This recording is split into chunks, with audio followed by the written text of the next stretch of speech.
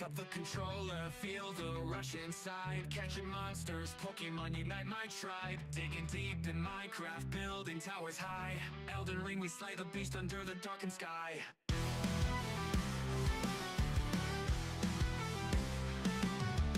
Call of Duty firefight, bullets screaming by. Halo in the starlight, aiming for the eye. Apex Legends jumping fast, sliding climb so high. Oblivion and Skyrim legends never die. Call of Duty firefight, bullets screaming by. Halo in the starlight, aiming for the eye. Apex Legends jumping fast, sliding climb so high. Oblivion and Skyrim legends never die. Amplified live stream, light into the night. Digging all around us, hearts filled with fight. Dragon balls and Dragon Balls, smash 'em with might. Amplified forever, keep that fire ignited bright.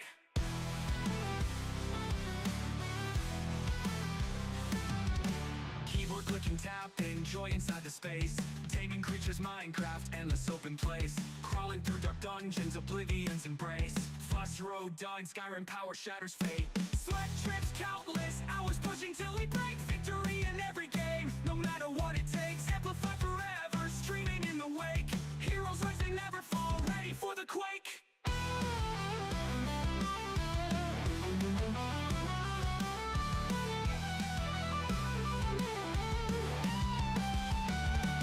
Amplified live stream, light into the night. Digging all around us, hearts filled with fight.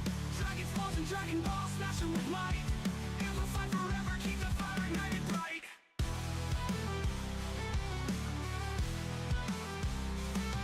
Bright.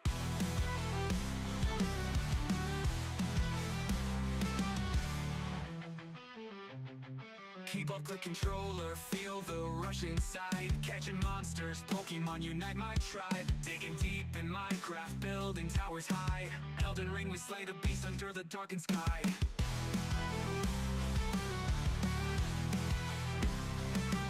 Bright.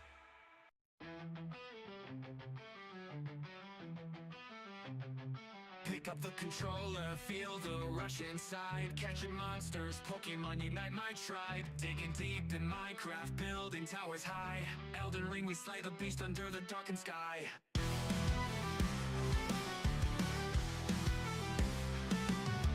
Call of Duty firefight, bullets screaming by. Halo in the starlight, aiming for the eye. Apex Legends jumping fast, sliding climb so high. Oblivion and Skyrim legends never die. Call of Duty firefight, bullets screaming by. Halo in the starlight, aiming for the eye. Apex Legends jumping fast, sliding climb so high. Oblivion and Skyrim legends never die. Amplified live stream, light into the night. Digging all around us, hearts filled with fight. Dragon balls and Dragon Balls, smash 'em with might. Amplified forever, keep that fire ignited bright.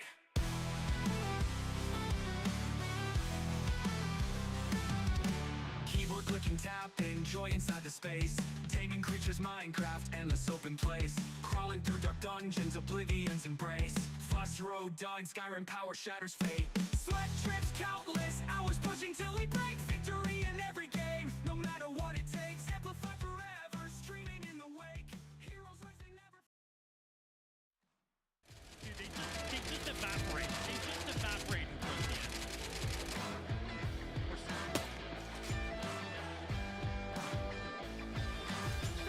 Oh, dude. Ash Ketchum ain't got shit on me, baby. You know what? No, still don't give a fuck. Good shot. I saw it. Nasty, bro. Holy shit. No stop rest for you. Oh my god. What?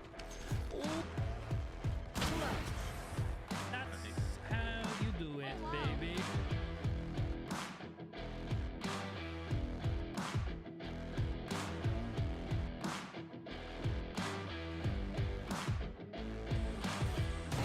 Ace, baby! There it is! Hey, hold this! I think you lost this!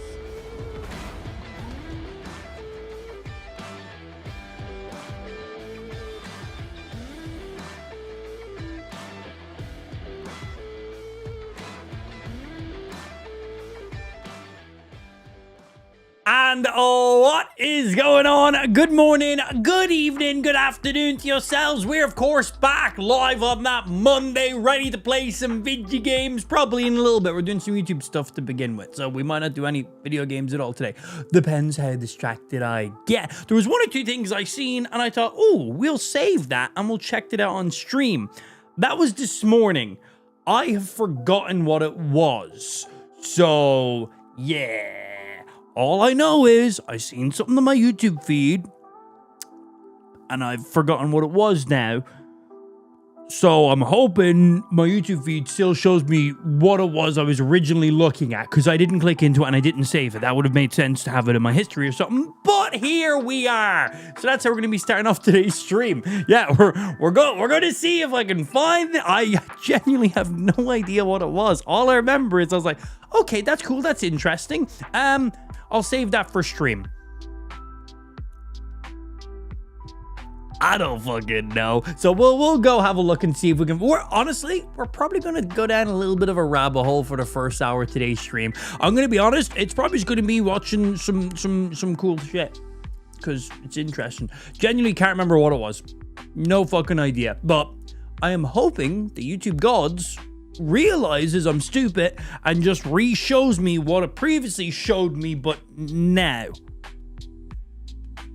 we will see. Anyway, happy Monday. It is currently the 29th. Oh, it is getting deep in there for the final days of the year. Where are we at on the calendar side of stuff? Tomorrow is Tuesday. We don't stream on Tuesdays or Wednesdays. And then it is Thursday, which is the 1st. I'm hoping to not be too hungover on the Thursday, so I can actually go ahead and get a nice little stream in there. But we'll see how that bad boy goes. Live stream first. Probably the 2nd. We'll play that one as we go. I don't really know what the plan is for New Year's, because we have Ash. We're not going to have a babysitter, so we're going to be at home. We might have some friends that might be coming around. They might not come around. We don't know yet. So our New Year's Eve, New Year's Day, we're kind of just like seeing how it goes for now. But the current plans are we should have 1 or 2 friends coming around and at least having some food. We're going to be having some dinner, probably some drinks, probably just might do some like Mario Party, fuck around, have some fun, a nice little casual New Year's, maybe some heroin, you know, keep it simple, keep it easy. I have no idea currently what the plan is, but we'll play it out by that. But I either will be incredibly hungover and playing tag with Lou on who has to manage Ash through the day on New Year's Day, or I'll be absolutely perfectly fine, and that we're just going to stream on that day. We'll kind of see how that guy goes, yeah. Must not be that interesting if you cannot remember it. The YouTube video that I didn't watch. Hard to remember something that I haven't watched. Fucking hell, Shresh coming in with Stream Elements? What the fuck? How does Stream Elements get a free sub to the stream? Bro, that's fucking rigged. Shresh just gifted a sub and I went to Stream Elements. That's literally one of our chatbots that we use. I use 2 chatbots in the stream. One is Ampbot, which is my local chatbot that I use for some stuff, like printing these off and shit. And then the other one is Stream Elements, which is used for like stream commands and random shit. I could honestly probably just import everything from Stream Elements over into Ampbot and just have one singular chatbot. But that requires me to do stuff. And I don't want to, and you can't make me. So I don't know why we're fighting about this, but I chose aggression today. Deal with it. Nice and simple. I could literally. Do I use Stream Elements for? Well, I use Stream Elements for like my sub goals and my overlays and stuff like that too. We do use it also as our chatbot too. But yeah, we could totally just migrate the channel commands all into just Ampbot easily, 100%. But that's effort. That's effort. I probably should just have them all in one place. But that's effort. So here we are. They do their own 2 things. I could definitely get away with just using one of them for a chatbot, but one of them was set up doing some stuff in the past, and then another one was set up for some future stuff. And could I combine them into one? Yes. Will I? Effort. I don't fucking know. Right, I am curious if I can find what this interesting stuff was that I seen that I thought was like, oh hey, we'll check that out on stream because that's cool, but I didn't save it or watch it, so it's not on my history. I genuinely have no idea what it is. All I know is this morning I was just on YouTube real quickly, seen a couple interesting videos that I thought would be really good to check out on stream, purposely didn't watch them, but also didn't save them or bookmark them or have them in my history because I never clicked into them. So yeah, now we just gotta, and I don't remember what it was because that was like hours ago. An amp brain small. So I'm just hoping the YouTube algorithm can show us some stuff. This was potentially one of them. This Optimum guy makes some great videos. 8K OLED VR headset. That sounded really interesting. I did want to check that out. It wasn't one of the main ones, but it was one I did want to check out. There's literally an option on YouTube to save to watch later. So there's literally an area for that history. I didn't even click into the video. It was just on my feed as I was scrolling. So I don't even remember what, I don't know why. Oh, yes. Okay, we're going down the rabbit hole. Yes, man. Yes. Yes, Jerry Rig. No way he got his hands on the trifold. There's no way it survived. Wow. The picture shows that it's not surviving. Look at it. Look at that screen. But his iPhone Air thumbnail was slightly misleading. It made it look like he snapped it in half with his hands. He did snap it in half, but not with his hands. So that thumbnail was slightly, he was cheeky. He knew what he was doing. I got respect for Jerry, so overall, I think he's fine. He knew it was going to be a banger of video no matter what. But I feel like that's not a clickbait thumbnail in the slightest. So yes, we have another one to check out. Excellent. What else? Show me algorithm. You'll see random children's videos in here because we use my YouTube account on the TV because I've got YouTube Premium. So just had to flex that in there real quick, you know. Oh, you use standard YouTube? I use YouTube Premium. Just because if we're ever watching any like kiddie series or something with Ash, she doesn't get some bullshit ads. Okay, for my parents out there, right? Is this just me? So, as I said, I have YouTube Premium, so I never really see any ads. I use that on my phone. I use that whenever I'm using YouTube. But sometimes Lou is on YouTube duty with Ash, right? Sometimes I'm driving and Ash has been a bit when we're doing a really long drive. So Lou hops in the back and she'll pull up an episode of something on her phone to just chill and break up the last 30 minutes of a drive. Whenever Lou is watching any form of children's YouTube channels and she gets ads, they're always about credit cards, debit cards, banking, investments. It's literally like, what are these ads? Why are these banking companies spending money to advertise on kids' videos? I'm aware that a lot of these ads are targeted advertisement and they are targeted, of course, at Lou with her whole YouTube account and everything like that. But it's like, these are also ads being played on children's videos. It's like,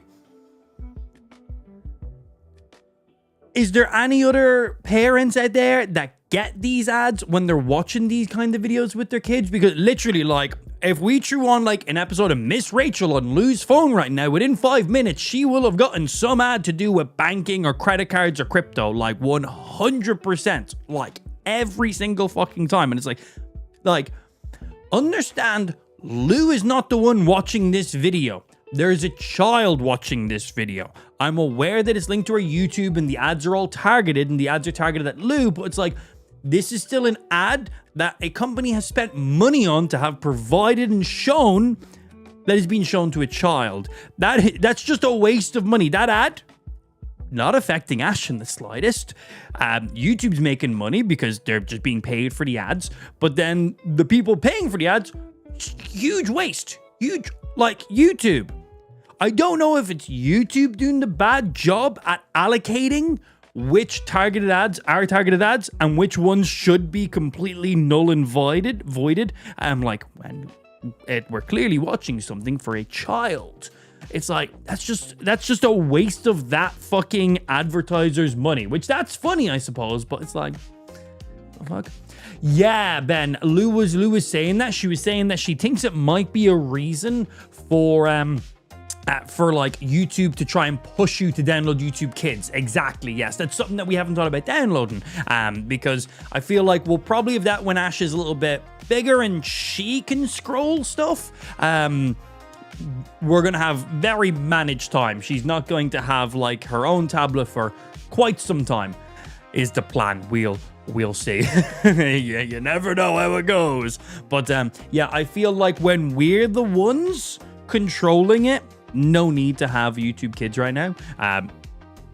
But when we're allowing, like, okay, here's the phone, right, blah, blah, put on whatever you want. We're trying to finish the end of our dinner. Fine, you can watch 15 minutes of Bluey. Then, yeah, here you go, hand that. YouTube Kids then is going to be a good idea. But yeah, probably as well for the ads too. But it's the majority of the time we will use my YouTube account. But yeah, it's just funny when Lou whips out her phone and it's literally like fucking those fucking stupid ads. I'm like, what the fuck? Right, what else?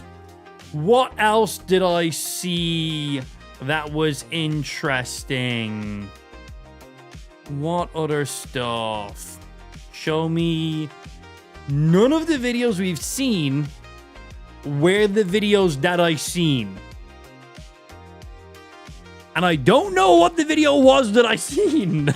So yeah, we're just kind of hoping the YouTube algorithm does something.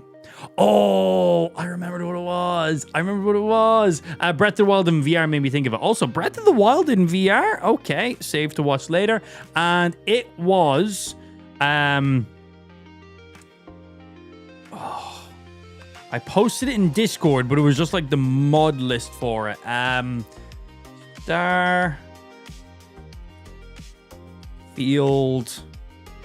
Wars Genesis. That's it, right? They started this over a year ago. Okay, I think Deity is the official YouTube channel for this. So there is a modder.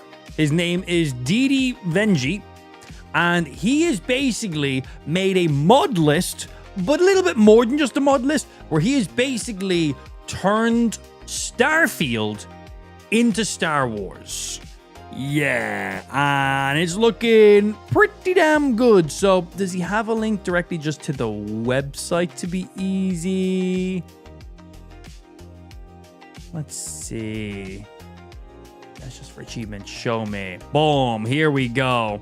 So this is Star Wars Genesis. You need a graphics card with 10 gigs of RAM just to play this mod. And I think it's like over 100 gigabytes just for the mod itself. Maybe 300 gigabytes. It just got its 8.5 update, which has added a lot of stuff. Rebel Alliance storyline, Deserter storyline, prop replacement overhaul, Temple Guardians, armor resist reworks, and more. This is a single guy by himself, which has basically compiled a big giant mod list, which is like loads of mods all work together, but then he's also modded the fuck out of them to really make sure they're all working properly together. This is a big long run then on all the things, and right now this is everything unique in this. Right now there's unique main story quest line. There is. Feel free to screenshot and look at it. The website is called genesismodlist.com. This is all the stuff. This is probably one of the biggest mods Starfield currently has. And I wasn't even aware Starfield had as many mods. But yeah, here's a quick overview of some of it. This is literally the first thing I wanted to watch today, because we might go ahead and be downloading this. So... this is Starfield. Yeah, and it is demanding. It's not just a few reskins. There's full new areas in the game, full new vehicles, full new mobs, full new mechanics, full new creation, full new entire quest lines, side missions, main story missions. They've basically tried to make their own Star Wars game inside of Starfield. And this is what we've seen. They've been working on this for a long time now, and I did not know this existed, but it just got its 8.5 update, which supposedly is quite a large update, and they've done a lot of stuff in it, and now this has been brought to my attention as of yesterday. Yeah, I'm currently downloading 828 mod pack. Damn, for Fallout New Vegas, good luck, my sir.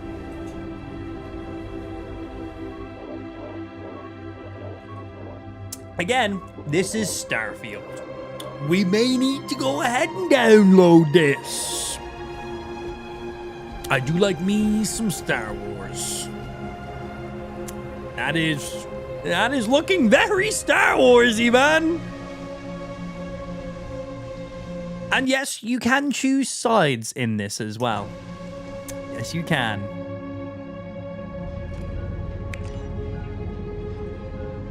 It's looking pretty damn interesting. So this is a really long overview video.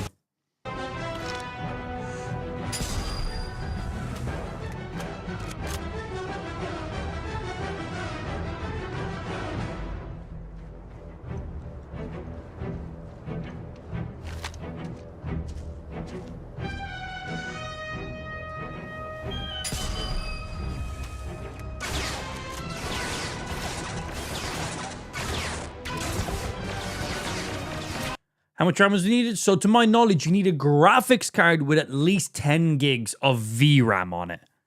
Yeah, so it is very GPU bound. The weapons look and sound good. Good atmospheric sound too going on. Armor and everything looks great. Supposedly there's a lot more open world stuff in it. Like you can fully explore much bigger areas as well. Fully custom made areas.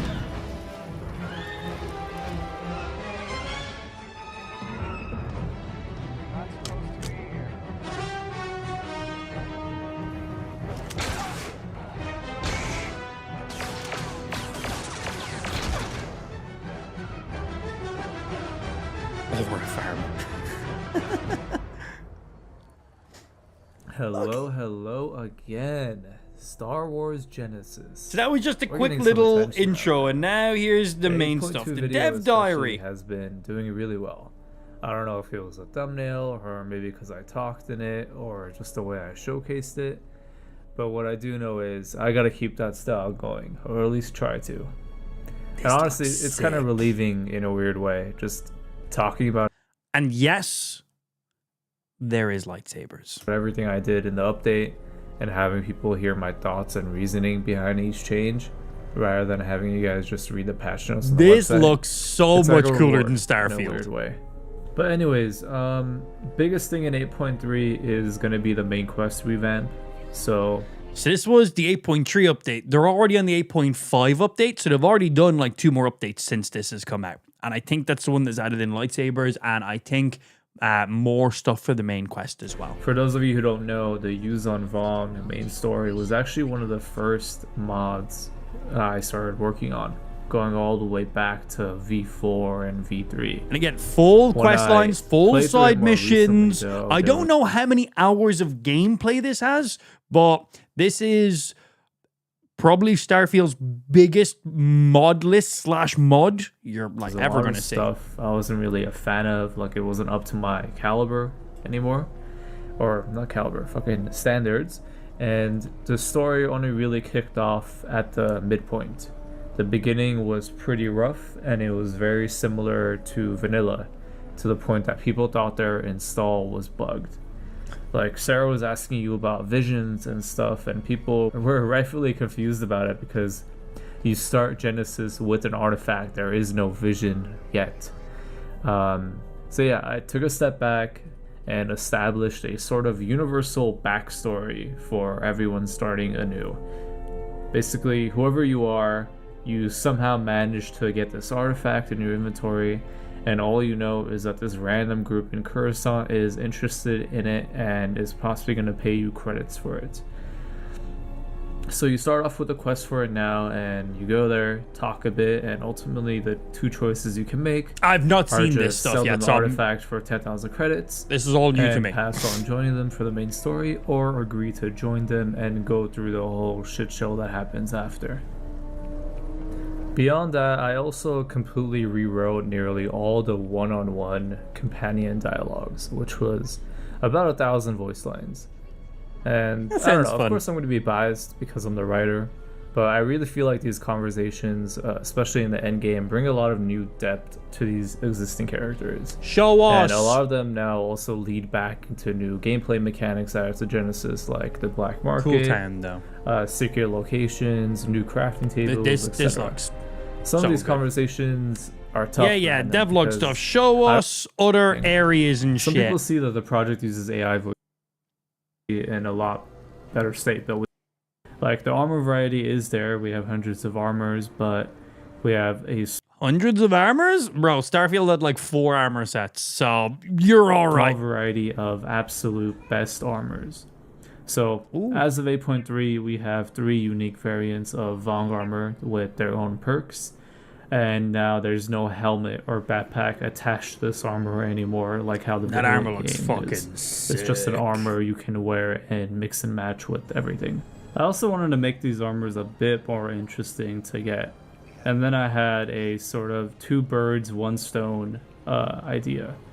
For the longest time, I hated the fact that the vanilla game loop to be able to craft something is to invest your perk points into, let's say, gastronomy. Then you unlock the ability to research how to make a specific food. Then you unlock the recipe. I'm going to be straight up here. This guy speaking is very boring. I feel like he hasn't really scripted anything out here. This is a very long video, and I get this is the dev's diary and stuff like that, but I feel like he could have probably planned this out a little bit nicer.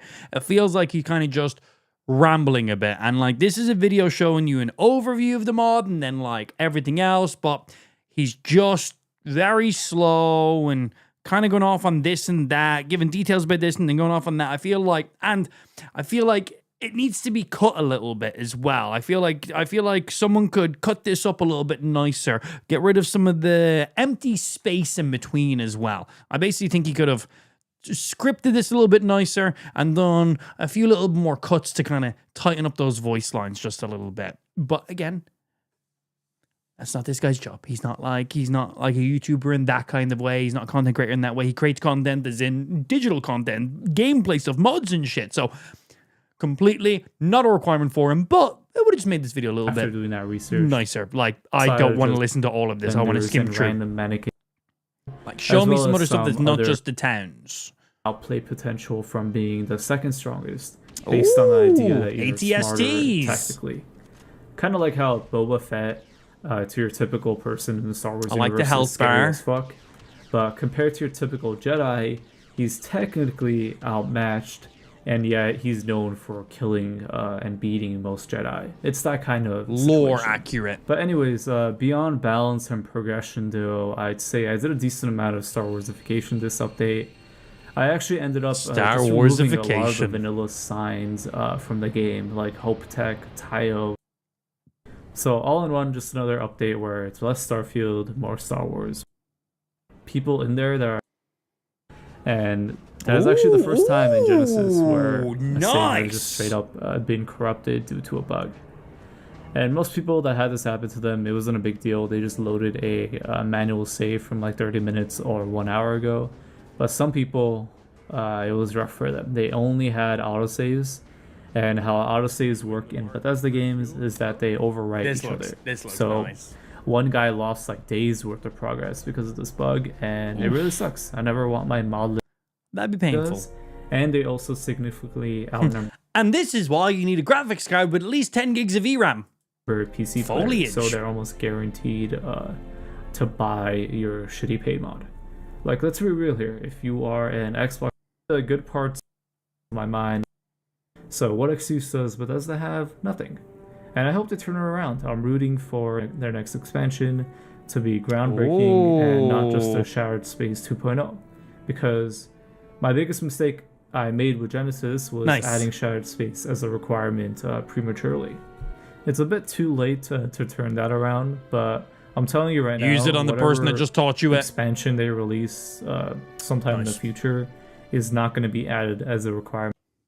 This looks cool, man. This looks really, really cool. Loud noises. So let's go back to the Genesis. And let's have a look through here. So was there any additional stuff? Because this is everything that's in the 8.5 update. This is everything that got going on right now. There is a lot of stuff. 300 plus repeatable sandbox missions. Go collect 2 bounties, blah, blah, so on. Skill revamps, better music, stealth improvements. And the game needed the custom HUD elements, of course. Name crew overhaul, unique main cast, lore accurate armor heritage, unique side quests with lore, iconic ships and vehicles, force powers have been added in. Like, there is a lot. Unique armor progression loops as well to be doing, different droids being added in, alien races, different voice lines being converted in there, notable locations and planets, which we just seen, more props, loads of all of the conversions going on, 5 additional Star Wars factions being added in, complete sound and music overall, which we hear during that, reduced loading scenes, vanilla bugs have been fixed. That's funny, vanilla bugs, loads and loads of stuff. Like, lots of fucking stuff, and obviously loads of lore behind it, trying to make it as accurate as possible. People have volunteered to help. But yeah, okay, here we go. PC system requirements. Recommended. They always show minimal specs. Honestly, minimal specs are probably unplayable specs. But yeah, you want to aim for least recommended if possible. But let's have a look at the minimal to begin with. For the CPU, they recommend minimum. Well, they don't recommend minimal. Recommend would be the next one. But minimal specs will be a Ryzen 5 3600 or an Intel i7 6900K. Damn, you need a 6900K? Okay. Graphics card will need to be a 3800, which again, 10 gigs of VRAM. That is the minimal amount of VRAM to run this mod. If you're using a GPU at less than 10 gigs of VRAM, you're not going to have a good time. And again, these specs are for playing the game in 1080p / 1440p in 60 FPS max. So yeah, that's what these are here. System RAM 16 gigs, Windows 10 or above, and then 250 gig SSD recommended. The HD overhaul, if you want to play with the max out settings and stuff, they'd recommend a Ryzen 7 770 or an or 7700, should I say. Intel i5 12600K, any 16 gigabyte plus VRAM GPU. So yeah, you'll need at least like a 40. I don't know what the minimal is for a 16 gig of RAM GPU right now. 32 gigs of system memory, and then 315 gigabyte SSD in there. So let's see. Mod list by itself is 100 gigabytes. Starfield is 140 gigabytes. And then if you're using the HD overhaul, 65 gigabytes. If you want to play this in the HD quality, you will need over 300 gigabytes of storage just for this mod. Wild. 300 gigabytes of SSD storage, as well as a minimal GPU with 10 gigs of VRAM. Yeah. Yeah, the 6900 is older than I thought, honestly. Yeah, like we're up like the i5. Forget how old the 6700K was. I had one of them. I 6900. I literally had one. That was a long time ago, so yeah, true. So yeah, if you want to play this bad boy, I would be aiming for here, obviously, because might as well. Over 300 gigabytes, minimal 32 gigs of system RAM, and a minimal of 16 gigs of VRAM, which we know at least is a 4060 Ti going off the recommended. Yeah.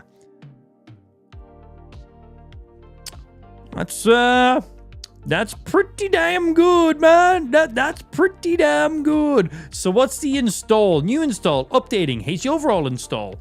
What if we're doing new install? What does it say here? Star Wars Genesis 8.5. The upcoming 8.6 update is a huge step for Genesis and coming very soon. It will add lightsabers, new backgrounds, necessary balance changes, dozens of bug fixes, an Imperial agent storyline, and so much more. ETA is late January or early February. I highly recommend waiting for that. Okay, maybe we just wait for that then. It sounds like 8.6 is going to be a very large update for it. So what you need is you need the Steam version of a non-pirated Starfield. So Xbox Game Pass or Microsoft one. No. It needs to be the Steam version. Shattered Space expansion, that is the DLC. You need to be on the latest update currently for it. Yep, anyway. It needs to be a brand new save file. You need to have your game set to English and the ability to read the guide all the way to the bottom. Nay! Nay, you cannot make me read! Yeah, it's a big boy. What is Wabbajack? Wabbajack's an installer you use if you're using Modless. I already have it installed for Skyrim. I've used it many times. Things you need to do before pre-install steps. Jesus. Increase your page files to at least 80 gigabytes. Jesus Christ. Any third-party stuff, disable. Yeah. So, hey, do all these things first. Before you've even downloaded anything, do these first. Then where to install, where to zip, where not to unzip to. Getting Wabbajack running. Yeah. Okay, well, we will leave this bad boy until the 8.6 update comes out, which is going to be like next month or maybe the month after. Because if 8.6 is such a big update and he literally says, I highly recommend waiting for this update, then we're going to go ahead and we're going to wait for that update then. But this is something I'm very interested in. Genesis, Star Wars Genesis, a Starfield overhaul. You need 300 gigabytes of space for it. You need a GPU with a minimal of 10 gigs of VRAM. Minimal. That's the minimal spec. If you want to play it in decent settings, a minimal GPU of 16 gigs of VRAM. Yeah, this is going to be a very demanding mod. I am very interested in it, and I cannot wait at all. Now, let's go watch Jerry Rig snap a triple folding phone in... that lands on my desk. I was going to say in half, but in thirds, I guess. I guess in thirds. That almost makes me feel bad for what's 300 about gigs? to happen. Yeah, a mod that will require 300 gigs to play. A minimal GPU with 10 gigs of VRAM. Minimal.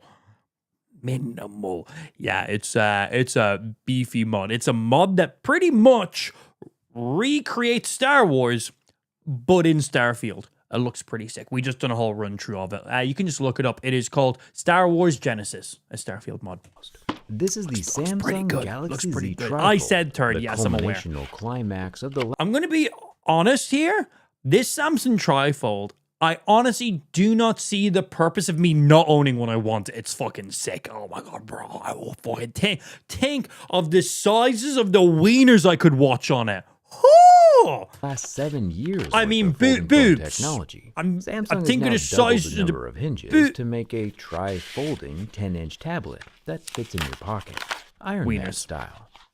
Wieners. I do have another one of these to give It's away. sick, so man. stick around. Look at this thing. It's a 10-inch tablet, right? Plus, this might be the most shockingest of all new developments. It comes with a charging brick. in It's the box. wild. Right off the bat, it So I don't think there's a price for this thing currently right now.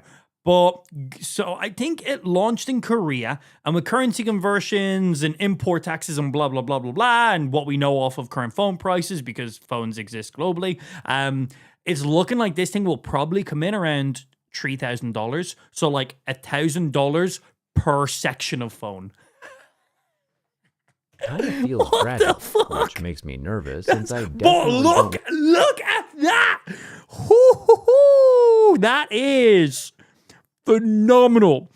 Triple folding. And it has another screen on the front. So when you fold it up, all of the soft screens are fully protected. They're fully enclosed on the inside. So you have a normal glass screen in the front, and then just the soft, non-protected screens are then folded up on the inside, fully protected. So if you drop your phone, it's never going to land on that soft screen. It's a brand new way we've seen, because there's already like 2 triple folding phones already. I think Huawei has done one. And has Oppo done one? No, not Oppo. Someone else has done one too. But the way their phones fold, the front screen is just one of the inside screens folded over on itself, which basically means there is always a soft screen out. just out. If you fold up the phone and put it in your pocket, there is always a softer, so I like it. Yeah, it is, you little bitch. There's always like a just completely soft, flexible screen always on display and a soft edge as well. And no one likes a soft edge. So very, very dangerous. Where with this one here, it actually folds fully in. You'll see it as he folds it. But the inside screen is always fully protected when it's closed. So there's another screen on the other side of the phone. You'll see it as it's folded. Hey, yo, life, what's happening, baby? Good afternoon. Happy Monday, sir. And without even But yeah, if you haven't seen Jerry-Rig already, this video is going to be potentially painful for you to watch. If you've already seen Jerry-Rig Everything's videos, this is going to be a fun video. This is going to be a fun video. the main Android menu, we're treated with a long list of warnings. You might be like, why is he holding this really soft, delicate phone and he's holding this fucking Stanley blade against it? Welcome to a Jerry-Rig video. Like, don't press too hard on the screen. Just this wait. phone is not dust resistant. Look Don't remove at the that protective size of film this on the main thing. screen, and a new one. Oh, I want to When play one folding, so always bad. Start with the So panel that bad. has no camera. I'd like to Starting own one. with the panel that Can't has a afford camera that. can damage your phone. Well, I think we should see what happens when we don't follow instructions. Lifting the edge that has So yeah, the you need to fold this phone a very specific way because of how it folds to keep the screens protected. If you try and fold the phone incorrectly, it will literally start vibrating and you'll get this error being like, hey, you're folding the phone wrong. I can slowly, scientifically, start bending the rightmost flap towards the center. Once it hits about 90 degrees, the trifold starts vibrating and Put it up your bum. pulsating the entire 10-inch display And pulsating. in a slowly Definitely put it up your red bum. hue. What's interesting is that Samsung has some kind of sensor in this hinge, since the phone's vibrations increase in vigor as the flap gets closer and closer. Jerry, I already want the phone. You don't need to sell me any more on it, like, happily. How waterproof is it? Closer to the center until it touches. Honestly, I think the trifold is being a So that's how it folds there. That's the actual folding way. So the soft screen is fully enclosed when it's done. You fold the left side in and then the other side over, and it's fully closer and closer to the fully center protected. So until all it soft touches. screen is fully folded in on the inside now, completely protected. Honestly, I think the trifold That's another screen. That's just a front-facing screen. That's a glass screen, normal phone screen. Just absolutely fine. being a little over dramatic here. The bend is still quite gentle, and all the hardware is fine. I wouldn't worry at all about accidentally. I folding want the one right so side first. badly. You've got plenty of But other yeah, it's things gonna be to like worry 3 about, grand. Like Also, fun fact, that looks like a chunky boy. Well, it is a chunky boy. Look at it. That's a fucking chunky boy right there. But fun fact, that is actually skinnier than the Generation 1 Samsung folding phone. The Generation 2 Samsung folding phone. 3, 4, and 5. This triple folding phone is slimmer while open and closed than the first 5 generations of dual folding phones. There's an additional fold in this with additional screen, and it's skinnier while closed and while open than the first 5 generations of singular folding phones. Samsung, what? That's pretty impressive. Yeah. Hey, what's going on, Betty? Good afternoon to yourself, Martha. You're still alive? Nah, I died a few years ago. I just created an AI version of myself before I went out. paying So here we are. taxes to pedophiles. But it Yeah, looks we're like mainly streaming Samsung over on has made kick.com opening the / trifold amplified. easier Mainstream. Check it by out. protruding Started out just the throwing out tiny multi lip streams on the first flap a that week or two opens. ago. It's also around here that I noticed that every single section of Look the at trifold that is a thing. different thickness. Not a Loud noises, that kind of scared me. That kind of scared me. We got Poe coming in, dropping some gifty subs. Poe, we got your gifty subs chilling right motherfucking there. Thank you very much for the 5 gifty subs and bringing us up to a whopping 1,355 active kick subs right now. Ooh, getting close to that spicy challenge. Thank you very much for those subs, my good. So yeah, don't forget, peep the current sub goals and incentives. We're doing some big We'll things get to this the year. larger center screen in a second. Are but you first, let's see serious? what the Okay. We got a couple. Okay, we got one or two more coming in there as well. We have Chippy being like, oh, that's nice. 5 from Poe. Cool. Coming in, dropping that double fucking digits. Thank you very much for the double digits. And welcome into those 10 brand new people receiving that gifted sub. You fucking losers. I don't know why you're losers. I didn't have anything nice to say, so I had to say something not nice. Thank you very fucking much for dropping the double digits. That's a few fucking subs. Can we get some love in the chat for fucking Poe and for Chippy dropping those gifties in there? Muchly appreciated. Betty, welcome over the kick. I see you there. Hey, you might get a gifted sub if you didn't just get one, depending on timing. Moto, I said give him some love, not fucking slap him. Jesus Christ. Moto's like, that's how I give love. Still a little sick, sorry. Bringing us up to a pretty damn nice 1,365 active kick subs. Don't forget, every single sub we get from the 12th, which is when we started the PC giveaway, up until the PC giveaway, we'll get you another entry in for our PC giveaway. We're doing at 2,000 subs. Basically, peep the sub goals. You'll see all the incentives we got going on. There's like 4 or 5 different incentives in there. The final one is a PC giveaway. That one will be a sweepstakes giveaway. Every sub, resub, or gifted sub anyone has sent between the time we announce the giveaway up until the giveaway will be an additional entry for that. It's a ticket giveaway. Easiest way of explaining it. So thank you, boys and girls. Exterior display is made from. Bend the fucking thing, Jerry! Bend it! Smartphone, Well, okay, 6.5 do your inches. stuff too. I'll He's got to remove get his the watch time, pre-installed right? Plastic screen protector. Got to get it. And we can work our way up through the Mohs scale of hardness. There we go. As Outside you know, screen. plastic I'm assuming this is scratches going to be at a pretty level 2 or 3, flagship fucking glass scratches at a 5 or Samsung 6, screen. 7 with deeper grooves and at 8, sapphire, right? which is some pretty amazing stuff. Who we got coming in there? We also got Rad coming in with a gifty. All right, Rad, I see you. And that gifty went directly towards Betty effing White right there. Betty, enjoy that sub courtesy of Rad. And thank you very fucking much. Yeah. Muchly appreciate you. Before I kick over Twitch, yeah, it's our main platform right now. Wouldn't make it my main platform if I didn't Just at enjoy it level more. 8 or 9. I just make more money on it. Diamonds are the only 10, aside from my wife. Oof. And just like we would expect, Jerry was on a getting lucky that smartphone night, made wasn't he? with Gorilla Glass Ceramic 2, this one scratches at a level 6 With deeper grooves at a level 7. Both marks at He said 6, the thing. 7 are definitely visible. Stop I am it, Jerry. So sorry. For the inner, I'll forgive larger, you. flexible display, I'll forgive this you for is what where you're about to things do. get interesting. Look at that. Oh, bro, that is like, boom, normal phone, fat phone, don't get me wrong, but normal, fat phone, decent bezels on the front screen, I'll give it that. But overall, absolutely flagship front screen. For the inner, larger, And flexible then- display, this is where things get interesting. Oh, I just came. 7 generations in, we Yeah, this one's not going to survive 0. 0. are Ah. still seeing scratches at a level 2, with deeper grooves at a level 3. Yes, it's Flexible a screens plastic are screen. soft, and there's no way You can literally dent these things with your fingernails. Literally with your fingernails. 91 viewers and 1,166 subs. How is that even possible? Because I'm just really cool and good. I've also been live for like 40 minutes, so we'll probably have more viewers in that time. It's a Monday. It's 3 p.m. for me, so for American viewers, it's probably quite early. But give stream a few more hours and we'll probably have a few more viewers than this. But I have that many subs because I'm really cool and people like to subscribe to me. Yeah. around it. But knowing that Or I'm really fucking stupid and people feel sorry for me.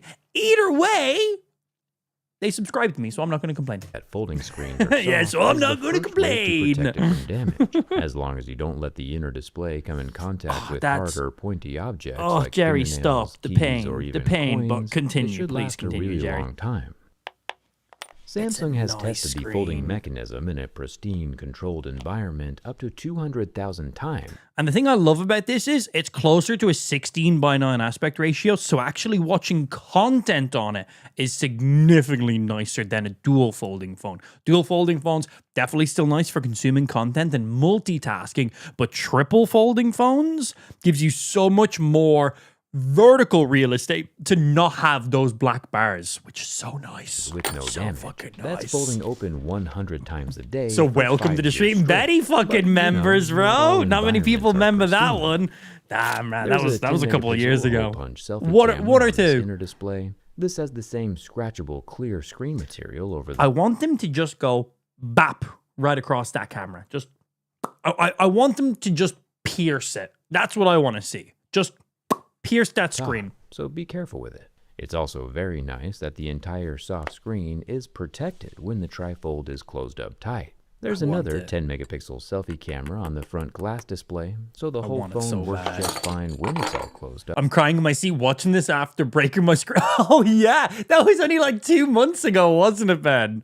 Ooh. Hey, you had your like fucking Samsung camera and stuff, so like, you're fine. But a little bit annoying nonetheless. Which is good news for later. For the frame, Samsung is using 2 materials. For the most part, everything you can touch with your hands along the It's so exterior nice. is the It's so super thin nice. armor aluminum. And supposedly there is some titanium inside the hinge, but we can't Again, this touch is like a that. $3,000 The fucking side-mounted phone, by the fingerprint way. scanner is made Yeah. from plastic, and the metal volume rocker is removable, but let's keep going. I can't believe how thin these frame rails are. For reference, at its thinnest point, Samsung has these frame rails slimmed down to just 3.9 millimeters, while Apple, at their thinnest point on their thinnest iPhone Air, is 5.6 millimeters. So Samsung's this literal triple screen phone is skinnier than the iPhone Air. trifold is a Impressive. full 1.5 millimeters more thin, while still having dual I also like that he said at their slimmest points because the iPhone Air measures itself at like the body downwards, not where the camera bump is. At the camera bump, it's like a normal size phone, but they just make up their own rules when it comes to this stuff. Yeah, still costs you $250 to replace with the insurance. Oh fuck, forgot you said stereo that. speakers. Get fucked. Yeah, that stings a little bit. which the iPhone Air didn't have room for. Amazing things can happen when Samsung decides to flex, and I think they should be flexing way more often. There's the dual Thank you for SIM those card subs, by the tray way. with a gray I mean, rubber like, I ring to help guess. with water resistance. The I Samsung guess. trifold is IP48, meaning it can does that be mean? submersed in water for short durations, but it doesn't have much in the way of Wait, you can submerge this thing in water? Like, you can't go swimming with it or anything like that, but you drop this thing in, like, the toilet? I don't know. It happens sometimes, right? You're taking a shit, you pull up your pants and it pops out of your pocket, bloop, straight in. I've never done that, but I know a guy called Lamp who done that once. dust resistance. It was We'll me. find out for sure here in a second. But no problem, all The right. most amazing part is that this USB One of my friends dropped his phone in a cup of tea before, so I think that's worse than dropping it into the toilet after you've done a shit. C port is Maybe not. basically the thickness of the phone. For example, my own USB-C charger is larger than the phone body. Samsung is literally playing around with the absolute tolerances of reality here. And it looks phenomenal, but I do have a bad feeling That's that cool. the bin test is gonna reveal some things. Zooming back out to Oh, the rear don't panel tease with me, its triple Jerry. camera lens housing, normally Samsung So it's like uses 5 glass cameras? back- Yeah, 3 in the back, 1 in the front, and then 1 on the screen on the inside. The on the screen one on the inside is going to be pretty poopy. It requires like processing because it's an on the screen display. So what it ends up doing is it turns off the pixels where the camera is when you're not consuming content or not using the camera basically. So if you have the phone open, it doesn't look like there's any camera there at all. And then when you open the camera doing something related to the camera, then those pixels will then turn off so the camera can see through them. But it still has to go through a layer of pixels before it takes that photo. So the photo previews are going to look really bad. But then obviously they have some processing built in because they know exactly the screen that they have to shoot through every single time.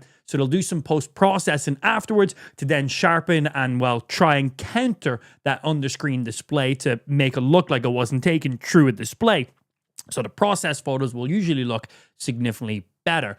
But if you're using that inside camera for like a video call or a Zoom meeting or Discord video call, it's going to look like shit because there's going to be no post-processing. You're going to see the raw content out of the under-screen camera, which is not going to be good. It's kind of just there to be there. But overall, the back cameras are going to be the best cameras. The front camera, when it's non-folded, is going to be your like front-facing camera, normal phone, and then that inner display underscreen camera is kind of just going to be there for times when you need it for like Face ID or something while the phone's unlocked. You don't have your phone unlocked and using some form of a facial recognition and then be like, oh, I need to close my phone to unlock this app I want to use to reopen. Gonna be stupid, but overall, I wouldn't really recommend using the under display screen camera. It's kind of just there just so that way you don't have to like fold your phone every time you want to use a front facing camera. It means basically no matter what orientation your phone's in, you're ready to go. But because this does have an outside display as well, it basically means you can open up the phone, use your back cameras, your really good cameras, and then still have your front screen and use that as a preview. So you could be looking at the front screen on your phone while using the back cameras on your phone. So you're getting the best possible quality out of that, which is really cool. So you got options. Back here, and they still are. And then because the way you can fold the phone, you can literally use the phone as kind of like its own like kickstand too. You could put the phone sitting down, open it up halfway, and then that's just basically working as its own kickstand for your camera / viewfinder. Some cool stuff you can do with it. For at least the 3 camera lenses, these are the same cameras on the Z Fold 7. A 12 megapixel ultra wide on top, the 200 megapixel slightly primary worse than the camera in ultra middle, cameras. and the 10 megapixel Not as much 3x depth. telephoto That's the zoom main thing. camera on the bottom, with, you know, a single colored LED flash embedded in the ceramic glass. Fold fiber it in reinforced half, armor Jerry. that Well, fold happens it in to be very scratchable. It's the multiple same color halves. as the redacted Fold it in Epstein turds. list, and the zigzag texture kind of reminds me of I a think zipper, that looks sick. which, Very carbon fun fact, fibery vibe. If you go ahead and check your own zipper right It's now, like a I bet composite I can of tell it, you the isn't 3 it? letters that are printed on the puller. And if I'm right, you gotta let me know in the comments. It's YKK, isn't it? YKK makes most of the zippers on the planet. Like, that single company makes enough zippers Is he to circle drawing the a globe zipper? 80 times every single year. So it's a pretty safe bet that you're probably wearing one of their zippers right now. I thought that was kind of a cool fact, but it's probably best to stop looking at it now.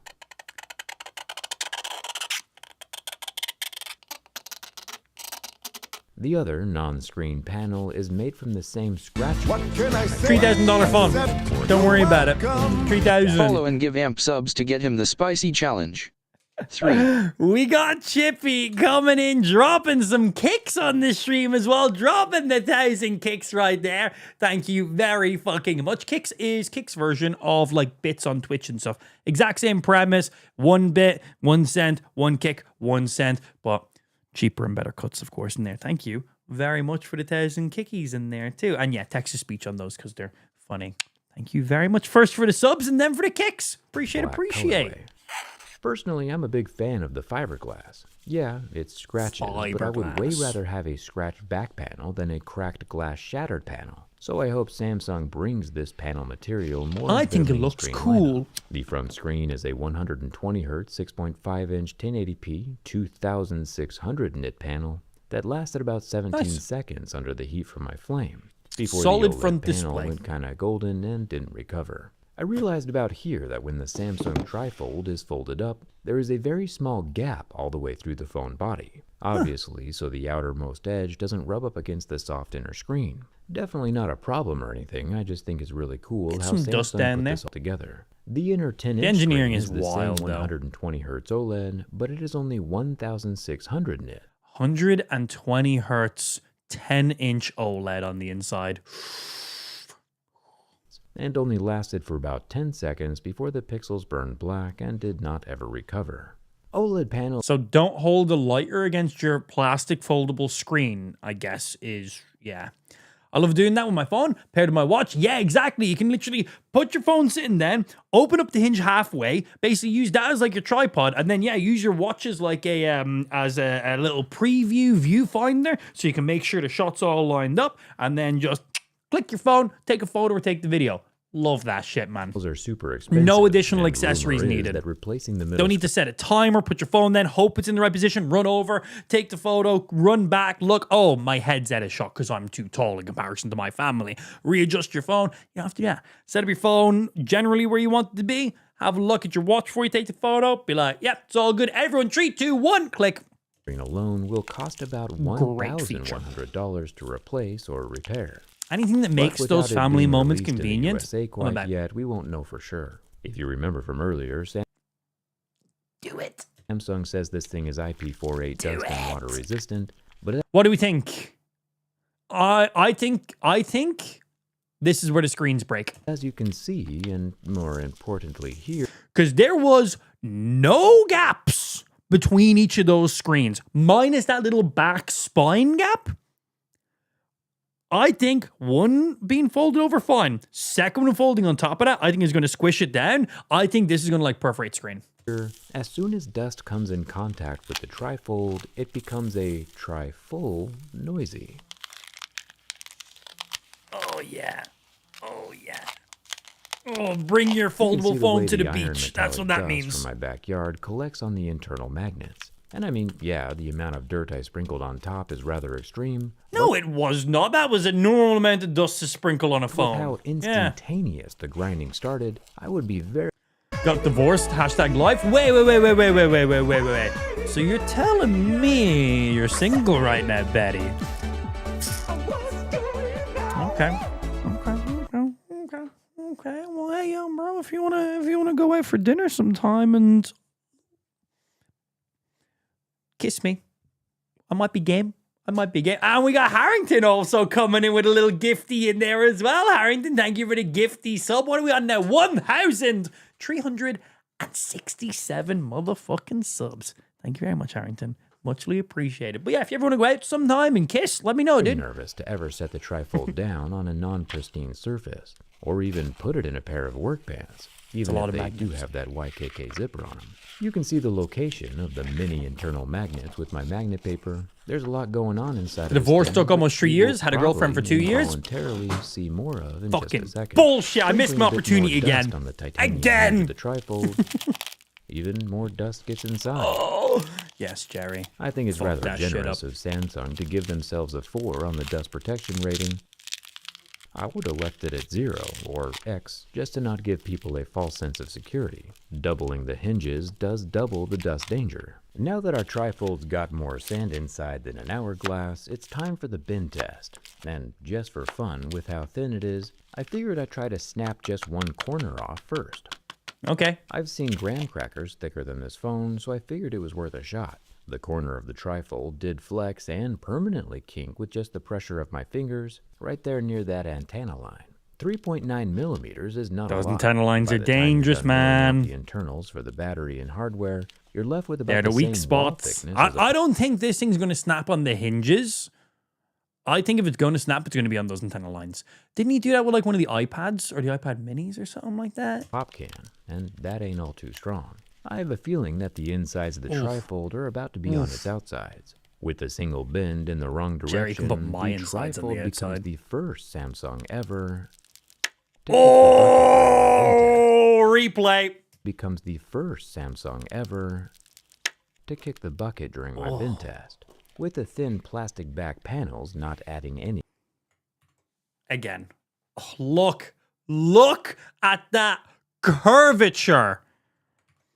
direction. The trifold becomes the first Samsung ever to kick the bucket during my bin test. Did it go on a The hinge? thin plastic back panels not adding any additional structural support. Antenna and the line. Antenna line splitting Fucking the antenna armor line, aluminum man. frame. Not on the The phone hinge. just buckles. But at least now we'll be able to see the insides. Thumbs up for that. The hinges are fine, of course. Samsung's got patented black magic all up in those bad boys. But the frame is so impossibly thin, it just can't handle any level of abuse. Definitely don't Any level of abuse. Jerry Iggs everything. Literally getting this fucking triple folding phone, putting across his knee and going, "Hurrah!" Like, this is not a weak man. It's like, yeah, it just can't handle any amount of abuse. Hurrah! Like, he is a strong, muscly man. Yeah, it's just so skinny it can't have any level of abuse. Fucking hell, Jerry. Might be underselling that. Maybe just underselling it ever so slightly. sit on it while it's open, which is really the key here. If you're going to treat the Okay, trifold Jerry, nicely, okay. It's probably the coolest phone on the planet. Do it again. But on if the you're other the side. kind of person who's loose and careful, Like, this is not a weak man, and he's literally shaking as he's trying to snap this thing in half. Like, look at on the this. planet. But if you're the He is giving that everything he can. kind of person who loses But he has tried to snap all the folding phones. He's taken out, like, I think all the Pixel folding phones. But he's never been able to snap a single one of the Samsung folding phones. This is the very first one.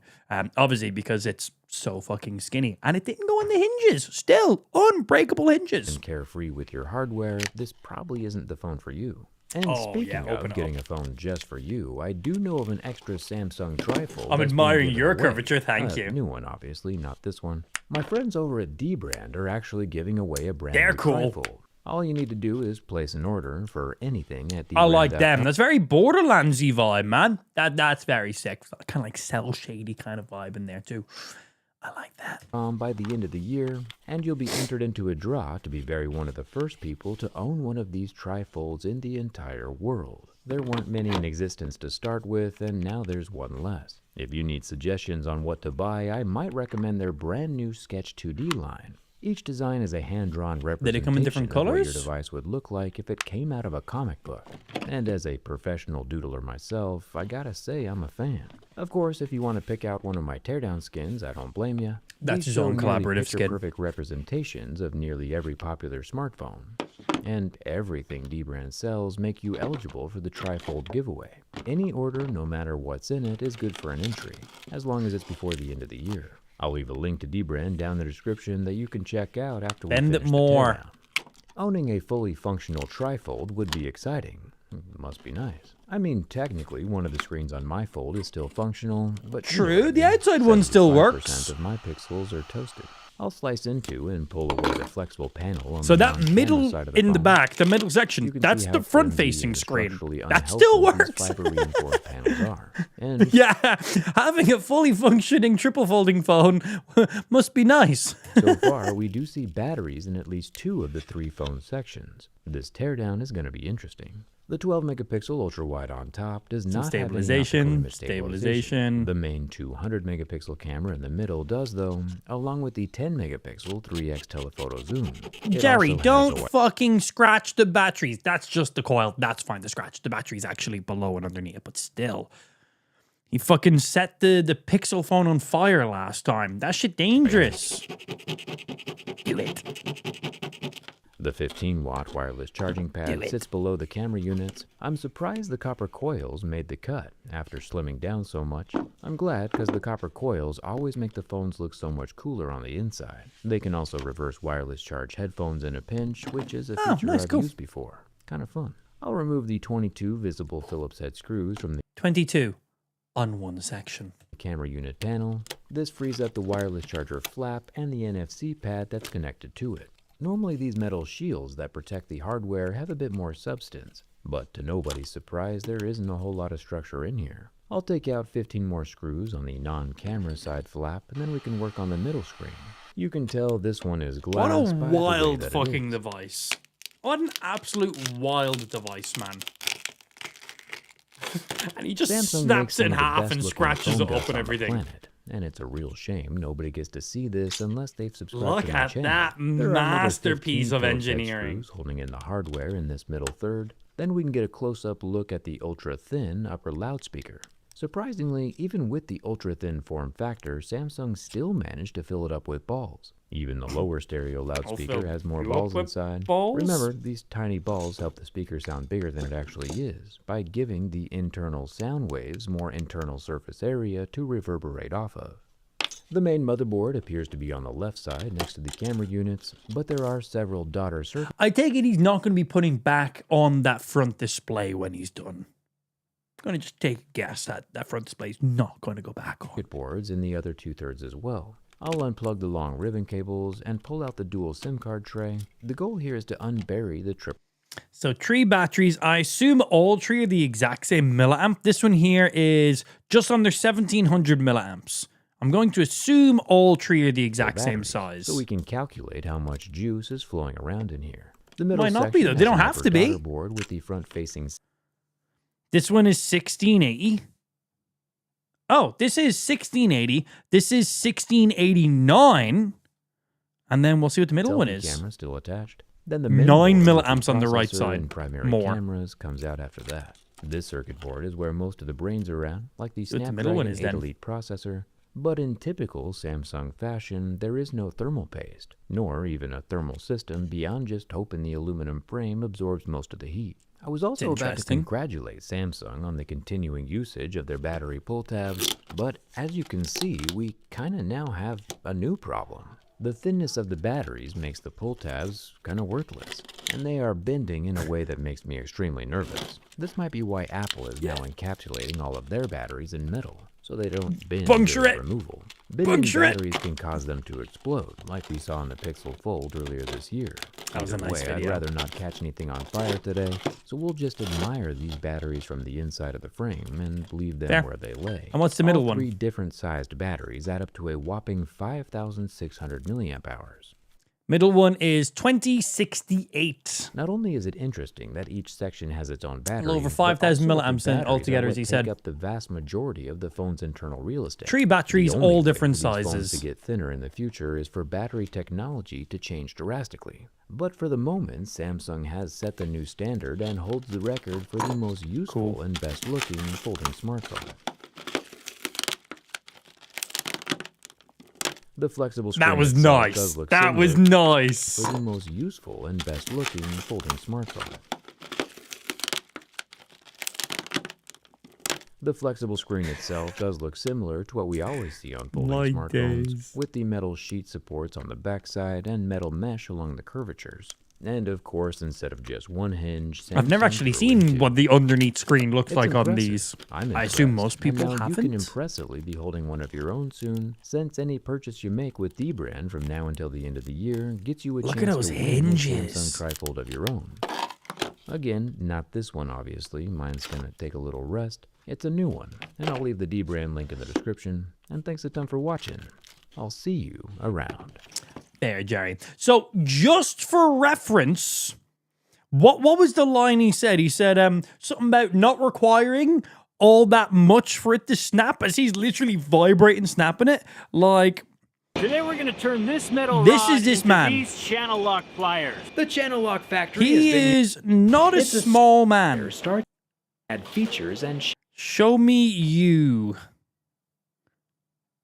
He's in a factory. He's going to be in a full top. That's probably a bad video for it. Show me it cleaned Jerry rig everything in a fucking tank top or something. Show me something. Was this your arms? Is this a long shirt? You know when you buy something Stand off up, the Jerry. internet and it arrives like 10 times too small than what you thought you were arrives like 10 times too small than what you thought you were getting? Well, I now have No. a Ford Lightning that is kid size. But let me take you on a tour of the factory. Pretty straightforward. Look at that man's arms.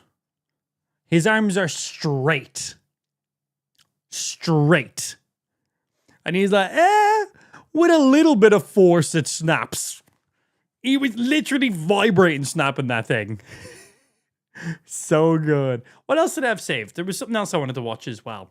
Oh, yeah. New VR headset. Is this the Beyond Reality headset? No, they make a different one.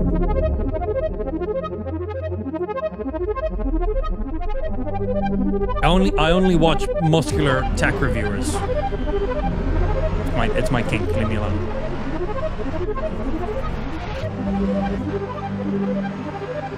This is an 8K VR headset. This is the VR headset that I've been using That's the with big my screen beyond. Overkill racing sim.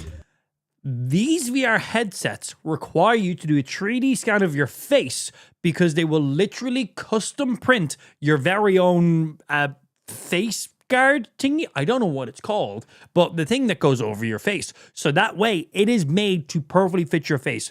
So the thing about this VR headset is you can't share this with a friend. If you have a friend that comes around, you're like, oh, you want to play on the VR headset? It's amazing, blah. It's not going to fit them. You literally scan your face, and yeah, kind of like the face foam or the face bracket or whatever it's called, but you will literally do a 3D scan of your face. You'll send them a video with a specific, they give you instructions anyway, but you'll literally get your own 3D scan. You'll send that to them, and they will literally custom print your own fucking face foam for it. So you have a perfect, exact fit for you. But then you can't share it with anybody. The big screen Beyond 2. It's OLED, has extremely clear This is the peak of VR headsets right now. It is not a standalone device. It doesn't have its own games on it. It's not like a Meta Quest or the Steam. What's the new Steam headset called again? Whatever the new Steam headset's called. All I can think of is Steam Machine right now. But whatever that's called, it's not like those where they have their own games you can play locally on them. They have their own operating systems. And then you can connect it to your PC, wired or wireless, to then play PC games. This is a wired headset. This will only plug into your PC. It needs your PC to run. It doesn't run anything natively on it. But this thing is still peak. Lenses weighs basically That's not what this video is about. nothing, and so far it's the best one that I've tested. But today, we're gonna see if that changes. Pimax just sent me their latest modules for the Crystal Super. So I remember Pimax basically had the highest resolution and furthest field of view out of any of the VR headsets. I think they had like 120-degree field of view or something wild at least. This Imagine is a playing VR Pokemon on those headset that you can devices. actually It'd be swap out amazing. the Yeah. entire optical assembly, the display and everything, and just upgrade to ones with different specs. And the two that I have today, I've been really looking forward to. One is an ultra-wide model. Been getting back into it. Been streaming on TikTok, waiting for approval for a stream key. Just signed up for Kick. I want to use OBS instead of TikTok Live Studio. Their shit is wonky. Oh yeah, TikTok Studio is terrible. I'm never going to use that in my life. If you want to use OBS to live stream to TikTok Studio without a stream key, if you have a stream key, obviously you can just put that in and do that. But if you use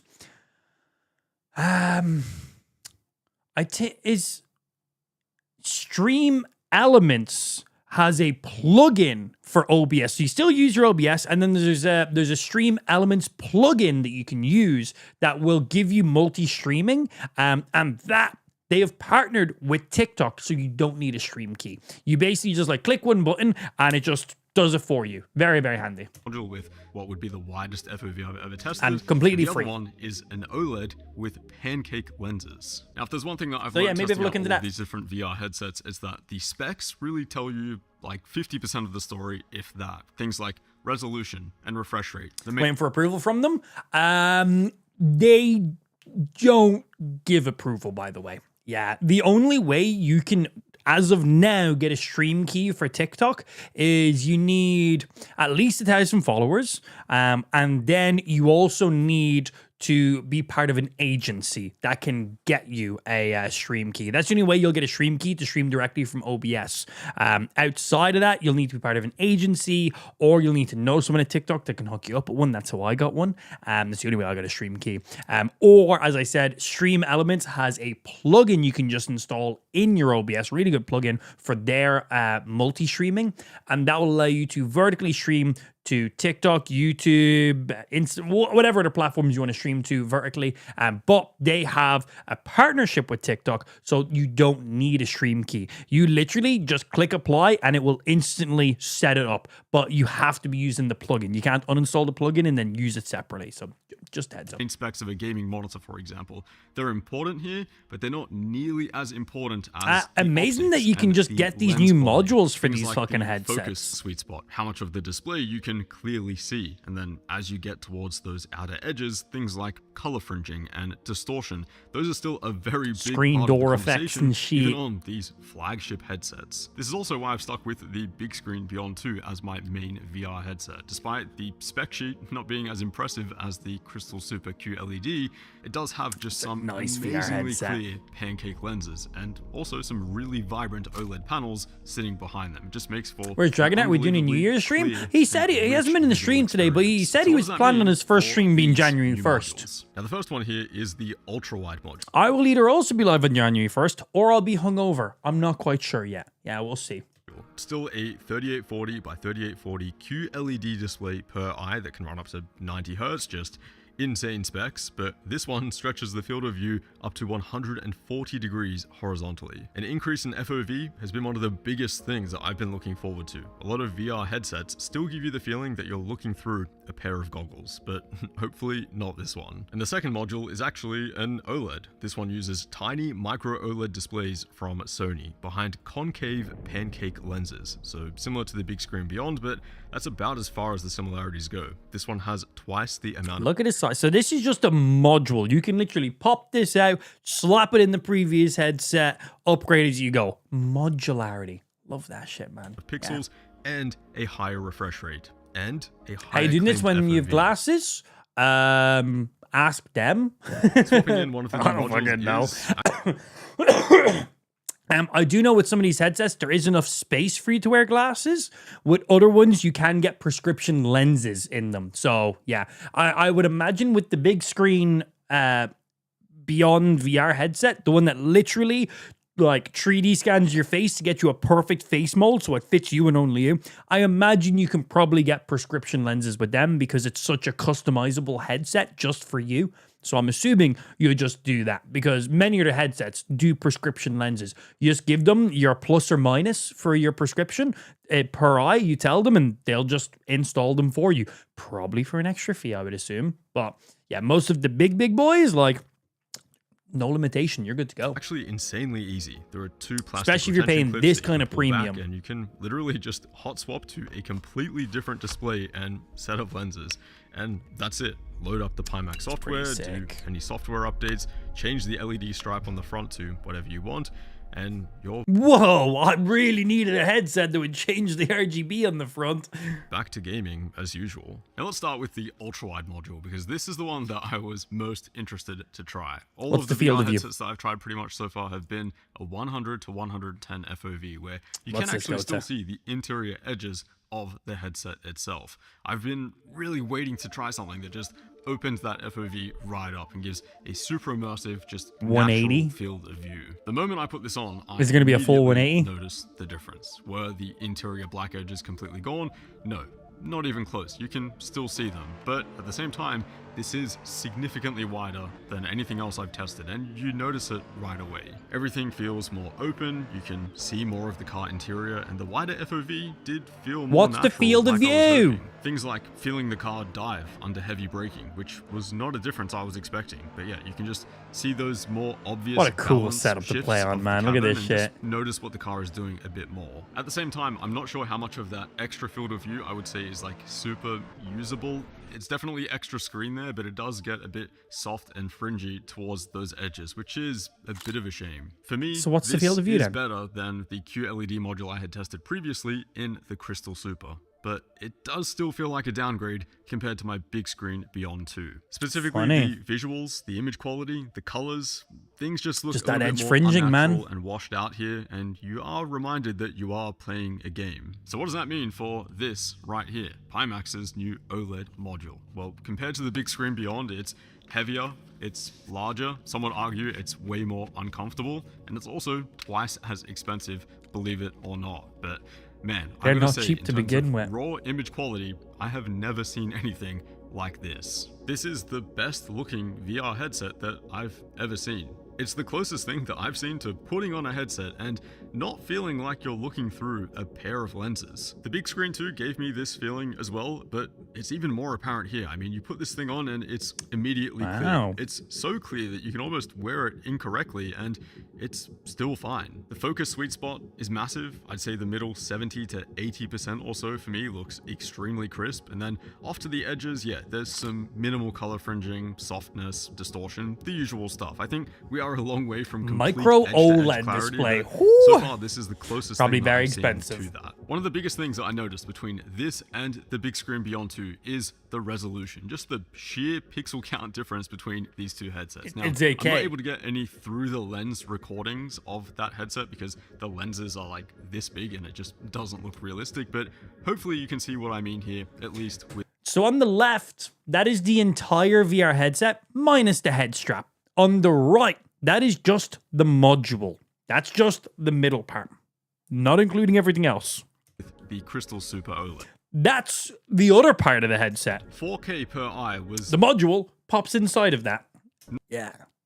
not something that I could fully appreciate before on their QLED modules, but on this OLED, it almost gives you retina level detail, the point where you can't see individual pixels. So all those super fine details and textures, they just But can you play Skyrim VR in it? And how bad does it look? look unbelievable. It'd be the first thing I'd on play this in it, headset. I obviously. found myself just trying a bunch of different cars, downloading new mods, and just inspecting the cabin in disbelief. I mean, just the steering wheels, the small scratches and imperfections on some of the gauge clusters, just the mental sharpness and detail. I've never seen anything like this. And then when you're actually driving as well, you notice a big difference there too. Ground Big shadows old on the headset. track, for example, distant fence lines, edges of car models. These things always appear a little bit shimmery on other headsets, but here everything is resolved very smoothly. But yeah, I think Pokemon 4 8K Skyrim, in VR there's, is as insane as it sounds. there And then there are the colors, which is remind no me a Pokemon lot VR of game, the though. Big Screen Beyond. Again, it's just the difference. There's a here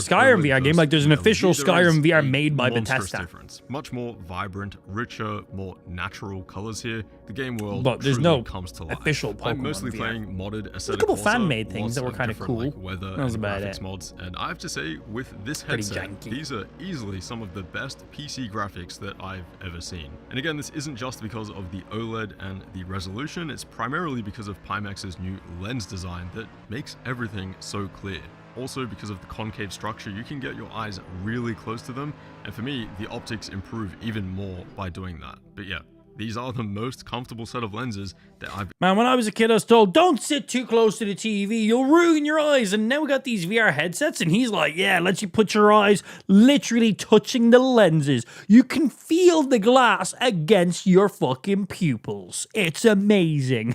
ever looked through on Which a is VR it? headset. Don't sit so Refresh close to rate the is also TV, you'll something go that I know is blind, coming or from put big the screen Here you've got in up to your 90 eyeballs. hertz, whereas I was Which running unit 2 the is it? Beyond 2 at 72 hertz. It does have a 90 hertz mode, but it does have to drop the resolution to enable that, which for me just wasn't worth it. At 90 Fair. hertz, you can notice a lot more micro jitters and subtle car movements, steering wheel and driver animations improve as well. The road the and transfer fences rate's gotta passing be around you wild look for a that lot shit. smoother, and the input lag feels lower too. 90 hertz is a noticeable upgrade if you can drive that amount. Look of at the frames. size That is a differences massive between those if. guys. I've been running 100% resolution scale in Steam VR, which for some reason turns out to be around 6K per eye, and it's pretty rough. In modded Assetto Corsa, I'm mostly getting around 70 FPS with a 5090, and if I turn on heavy weather settings, making the game look insane and incredible, it actually drops down to like 50 frames per second. The FOV as well Damn. is a touch wider than what I was seeing Well, on the dual big screen too. It does 6K feel fucking like you're rendering in looking for a VR. bigger pair Yeah, of fair. lenses. Nothing On a compared to the 5090. ultra-wide module, but for some reason, I just didn't really care that much. I had the same feeling on the big screen Beyond 2. I think it's down to the clearer lenses giving you more usable FOV, since there's a lot more in focus. Now, there are some drawbacks. It is a very expensive VR headset. How Twice much? the price of a big screen Beyond. $2,199 for the micro OLED version. Big Screen Beyond 2, $1,019. On 2, and also factor in that you need a very Damn. beefy GPU to run this thing. Anything less than a 5080, I don't think you're getting the full performance I feel like if you could afford a $2,000+ VR headset, you probably own a 5090. Yeah. out of this headset. Yeah, these are not standalone devices. You need a PC to run with these, and they have to be wired. I mean, I'm running a 5090, and I know I'm running fully modded Assetto Corsa, but still, that thing is struggling. And then there's the size and the weight. This thing is bulky AF, but I would say for a stationary boy. sim, it's actually quite comfortable. This top You're not running around the room playing VR in that way with these things. These are sim racer level kind of items. strap and this rear clamp actually work incredibly well. I did a couple really long sessions in Getting this a Meta thing, Tree. 5 Oh or man, the Meta 6 Quests hours, are and absolutely I didn't feel amazing. any For the pain. average consumer, the Meta Quests are absolute peak.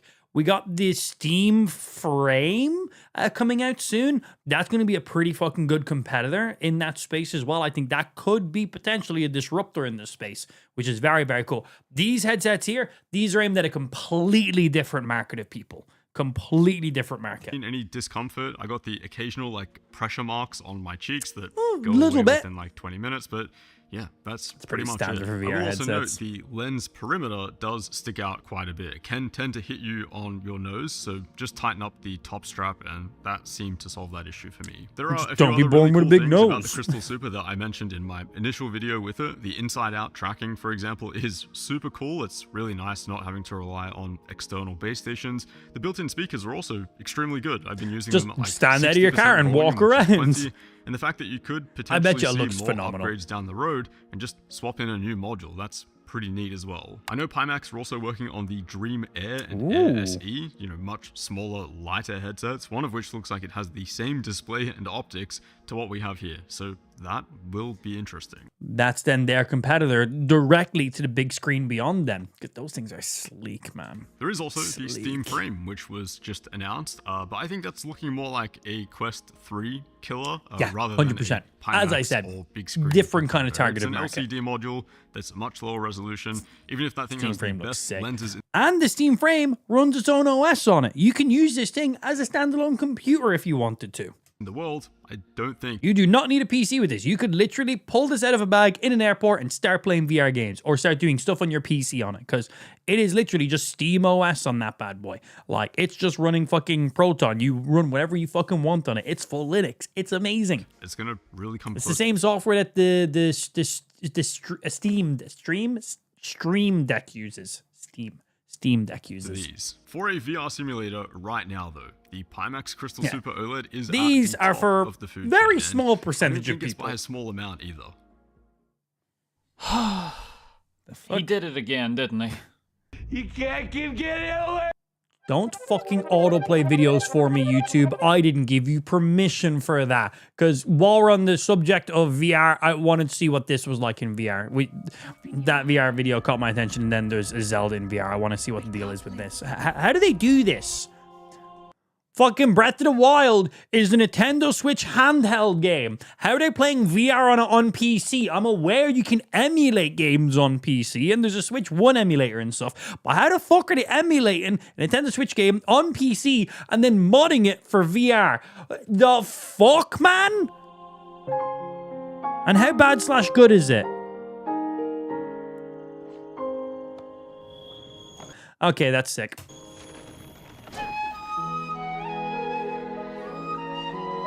The hood is nice as well.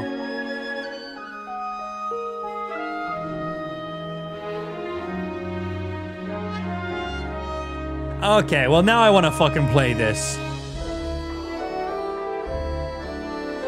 This makes Skyrim VR look like a piece of shit.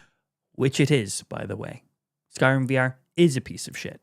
Really, really bad. Would not recommend. Now, Skyrim VR with a fuck ton of mods installed to fix all the VR issues. Pretty damn nice. There's literally like mods for better Skyrim VR, and it makes such a fucking difference. That's actually quite nice. But once again, the community finishing the game for Bethesda. Shocked.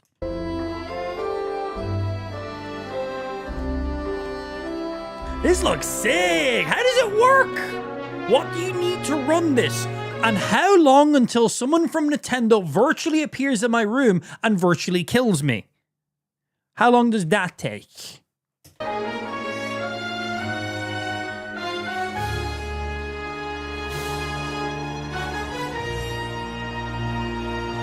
What's wrong, Link? Nintendo lawyers are in my house. Help me.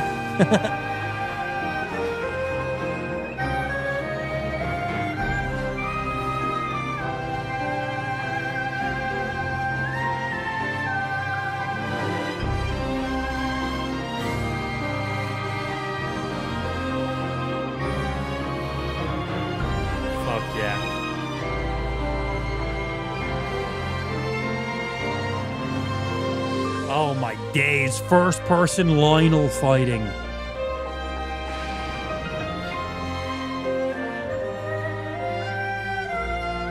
Oh, look at the map UI and everything. Better VR.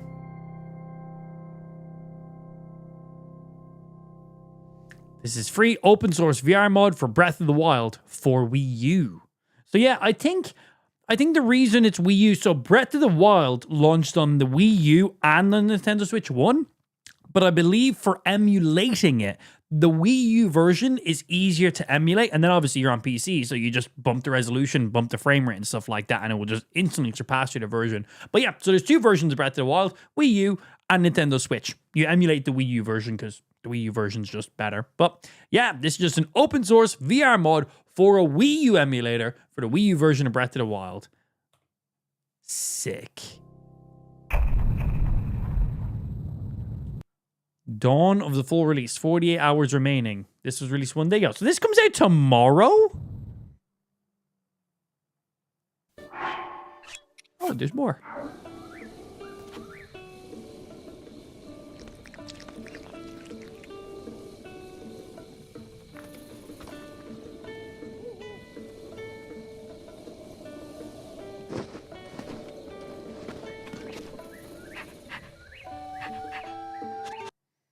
Every so often, Cool. there's a Stop piece of technology autoplaying! Do I that- have autoplay turned on clearly somewhere? Where do I turn off autoplay? Settings.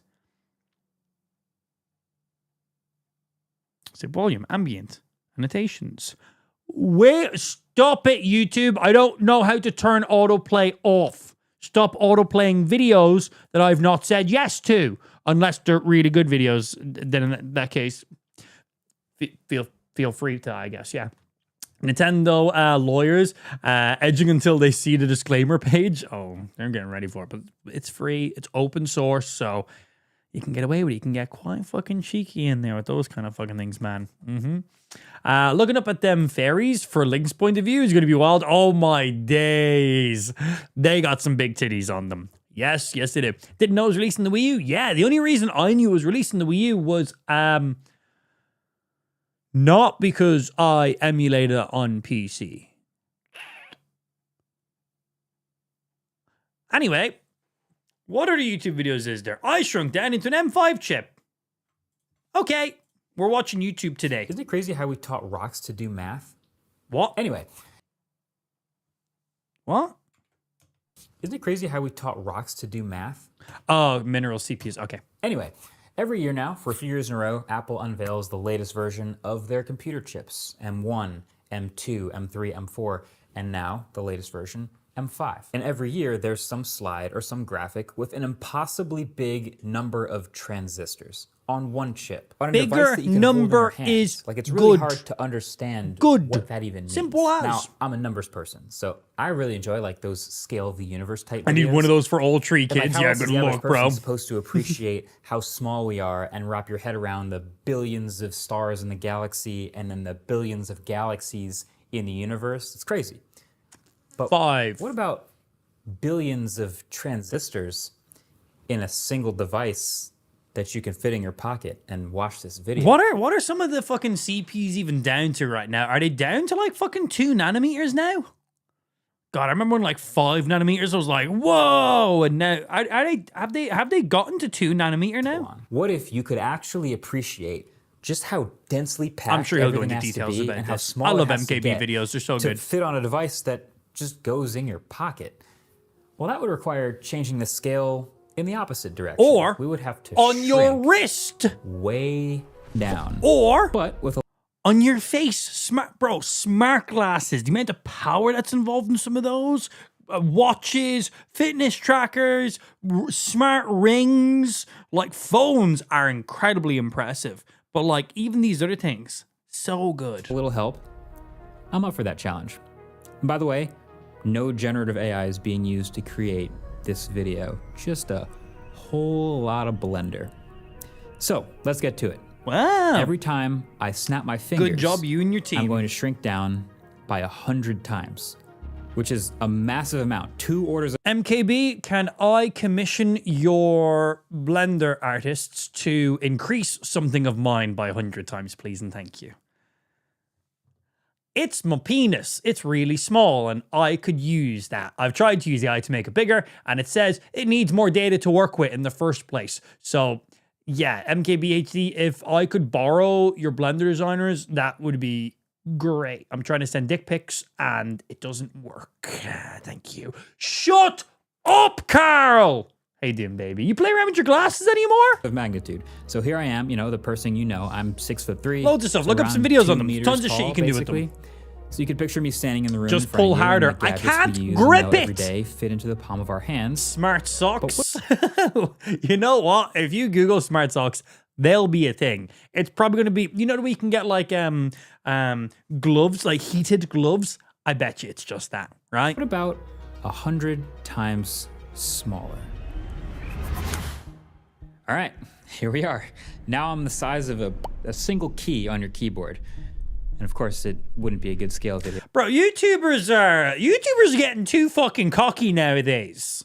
YouTubers right here doing what was that? Why are you doing that? This is why I don't make YouTube videos, man.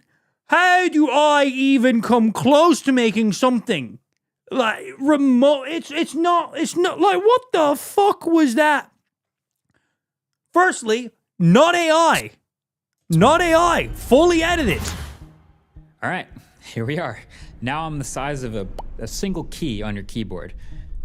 I couldn't even make that banana appear that nicely. Of course, it wouldn't be a good scale video without a banana for scale, so got that too. But at this size, okay, YouTubers are fucking I can walk wild. around on the keyboard deck. They need to calm the fuck down, okay? This size of Mr. an Beast out here already being fucking ridiculous. Then we got what is this shit? How complex all these. This is a fucking YouTube video about just talking about CPUs. This isn't like a fucking part. This is like a.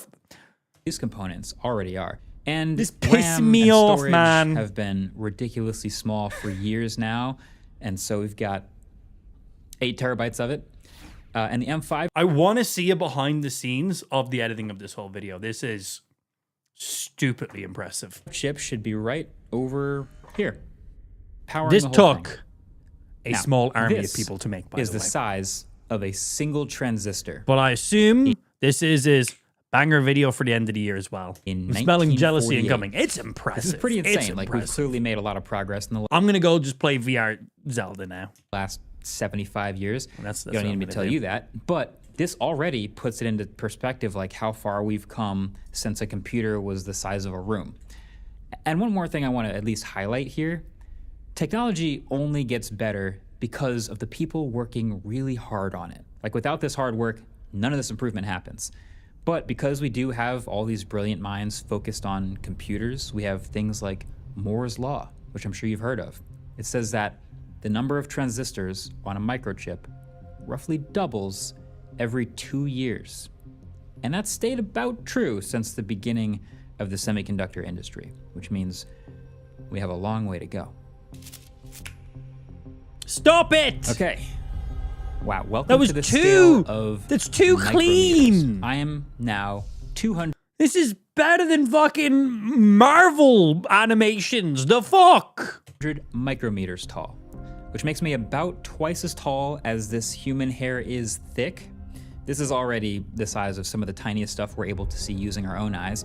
Look But yeah, a at typical this sheet of paper fucking shit. is about 100 micrometers thick. No It's AI. pretty This tall is to just me. pure editing. A glass screen protector, No AI too, used in this video. thicker than a lot of people realize. But what's crazy is that first transistor I told you about is now the height of the tallest building in the world compared to me. So here next to me now is a transistor from 1968, 20 years later. Moore's Law says that that's enough time for the number of transistors per chip to double 10 times, which means they've cut the size of a transistor in half 10 Every 2 times. years. Now, computers in 1968 were still primarily used by governments and research labs, and were still the size of rooms and cost hundreds of thousands to millions of dollars. This is still pre-internet, but they've already come this far since the earliest days of semiconductors. It's wild. Stop it. All right, another 100. Even the audio change. X shrink. So now it's getting ridiculous. I am now 2 micrometers tall. At this point, I'm actually literally invisible to the human eye, which kind of. I don't want to scare you here, stream, but I can see him right now, which means I have subhuman vision. That's why I'm so good at video. You guys clearly get. He just said it. I can see him right now perfectly. I knew I was special. I knew it. It makes so much sense why I'm so good at video games. For you guys, you're probably just looking at a blank screen, but for me, I can see him right now. But listen to him. Tall. At this point, I'm actually literally invisible to the human eye, which I can fully see him right now. I do have a really good monitor, so that might be part of it too. kind of feels like a superpower.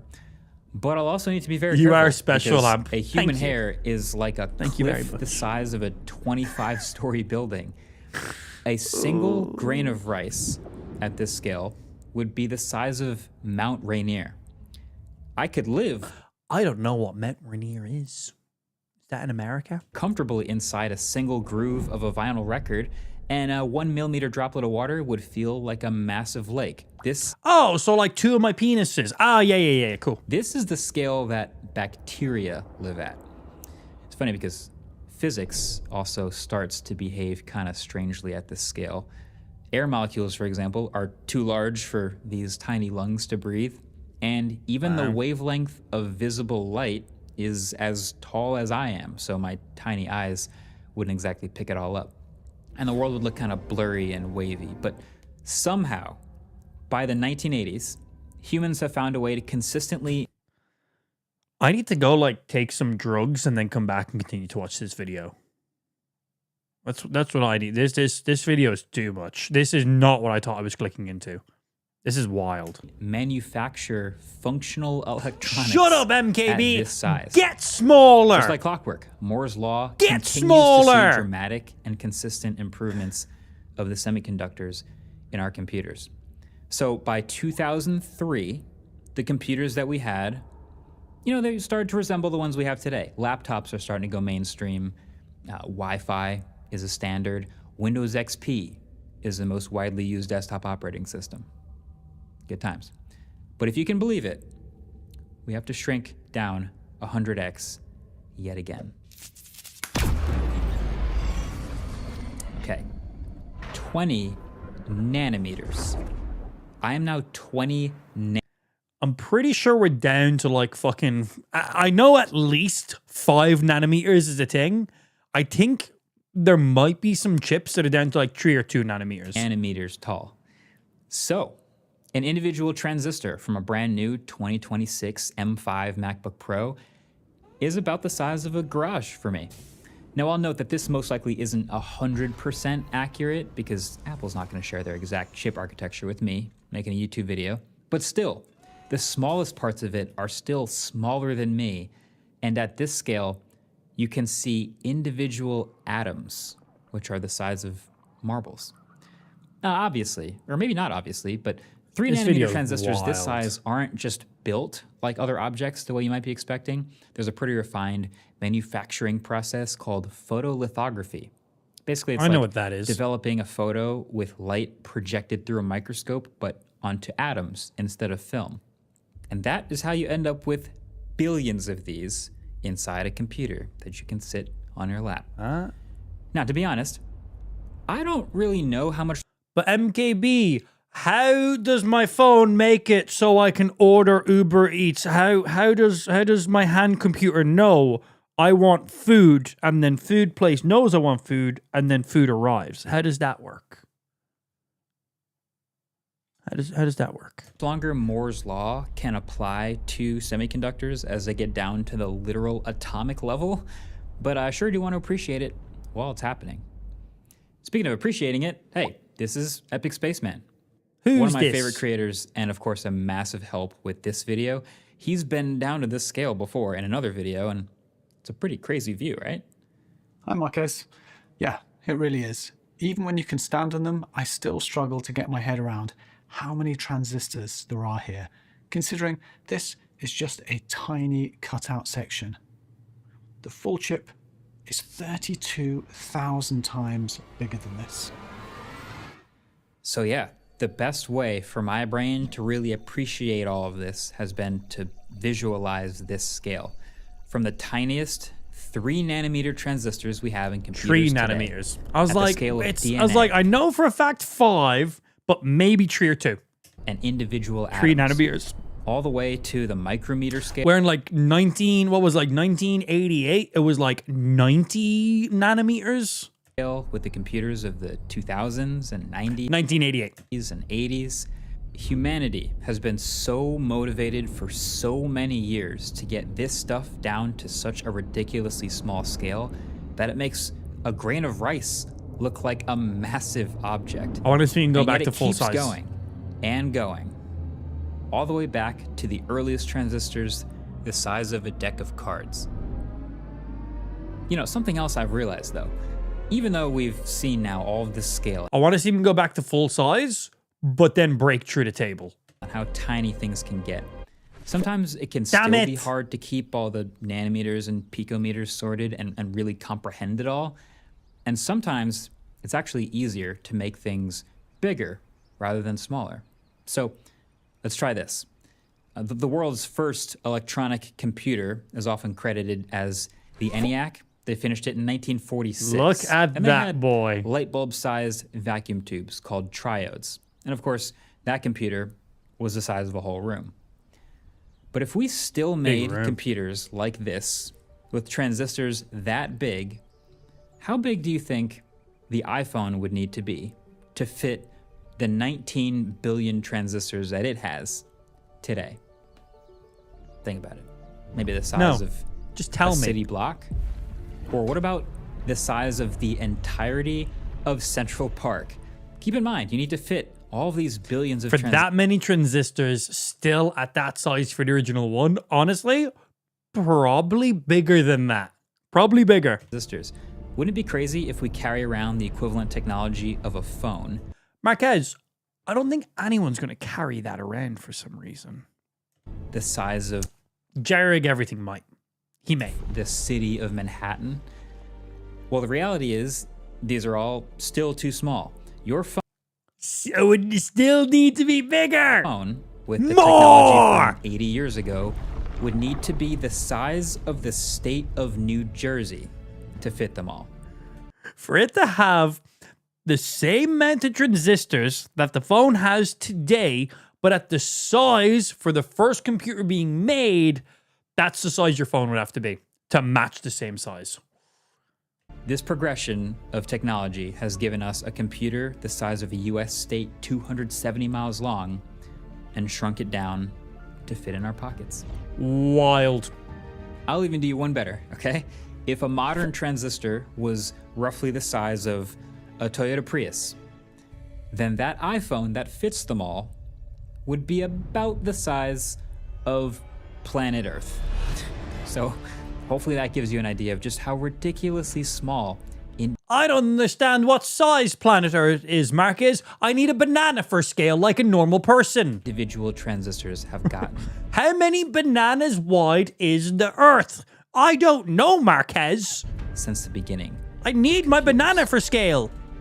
These He used it at the beginning. Why is he not using it now? What a stupid metric to measure in. Oh, I'm going to measure in the fucking Earths. Measuring bananas like a normal person does in these tech videos, Numbers are Marquez. crazy. You started the video in bananas. Why are you ending it in Earth sizes? I don't know how many that is. And sometimes Big. it's hard to appreciate when you just Big. see them flashed for 2 seconds on a keynote slide, so hopefully this gives you a better idea. The crazy part is that in the scale of the cosmos, Right, this it's video is still almost wild. nothing. Why has he Like our done Milky this? Way This is like some David Attenborough shit, but for tech. alone, you might know, Love it. has over 100 billion stars. But it costs And so then much there's to make. hundreds of billions of galaxies in our observable universe. So it's all pretty crazy. Get down But if from you'd the be space interested in station, more Marquez. videos going deep on this exact type of incredible scale, definitely check out the Epic Spaceman channel. His recent videos were 100% of the inspiration to make this video. And actually, his latest video dives more into how these transistors actually work, which at this scale is pretty incredible on its own. Go subscribe over there. I don't need to You're know how they missing out. work. My brain's going to explode after just Thanks this. for watching. See you in the next one. Peace. I hope you make more of them. That was nice. That was wild. That was not the video I was expecting. The title is I Shrunk Down into an M5 Chip. That's the thumbnail. I was like, cool, yeah, nice. They just obviously get a really big fucking microscope and go deep in on it. No. That was a lot more. A lot more than I was expecting. What other shit do we have to watch right now? We're doing YouTube stuff. We might play some video games later, but maybe. DJI Neo 2. Spike got one of these for Christmas. I'm not jealous. These little buggers are hard to get your hands on here in the US. This is the DJI. Oh, and as of a couple days ago, DJI is now officially banned in America, except for products that already exist. So no new DJI product. I don't know if it's just drones or all products. I think it's all products. But DJI is now banned in America. Yeah, just in case you didn't know that. Any old products will still exist and they are still purchasable. So you can buy this guy still now in the US. But as of like, I think it was like Christmas Eve, DJI banned. Yeah. They made some social posts about it. There was a load of shit. I'm going to be honest, it's definitely some Trump, racism, China stuff going on. Not for me to get into. There's a lot of other things going on with foreign countries, but DJI is the one that's gotten the biggest hit here. And this it's more than just DJI, but that's been like the main target for all these. If they can throw these rules at DJI, they can kind of cover anyone else in on it. But it's kind of like with the GPUs and the chip shortage we had a little while ago. It's kind of that, but slightly different, but also a little bit of like a Trump power thing and blah, blah, blah. Not for me to go into foreign politics and shit anyway. But anyway, DJI and many other foreign drones and China, specifically companies, are now banned. But any of the products that existed prior are still all good to go. But yeah, if DJI bring out any new microphones or any new drones or any new cameras or anything along those lines, you'll not be able to buy those in America.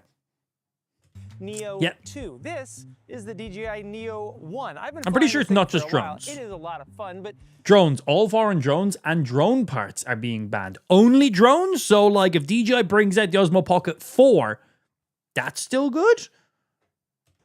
It's just mostly fun. With the new DJI Neo 2, DJI says that they've addressed a lot of the So yeah, this is a cool drone. We were watching this. We were watching the reveal trailer for this on stream back a month or so ago. And after that, Spike put it on his wish list for Christmas. And somehow Santa didn't have him on the fucking naughty list and he got one.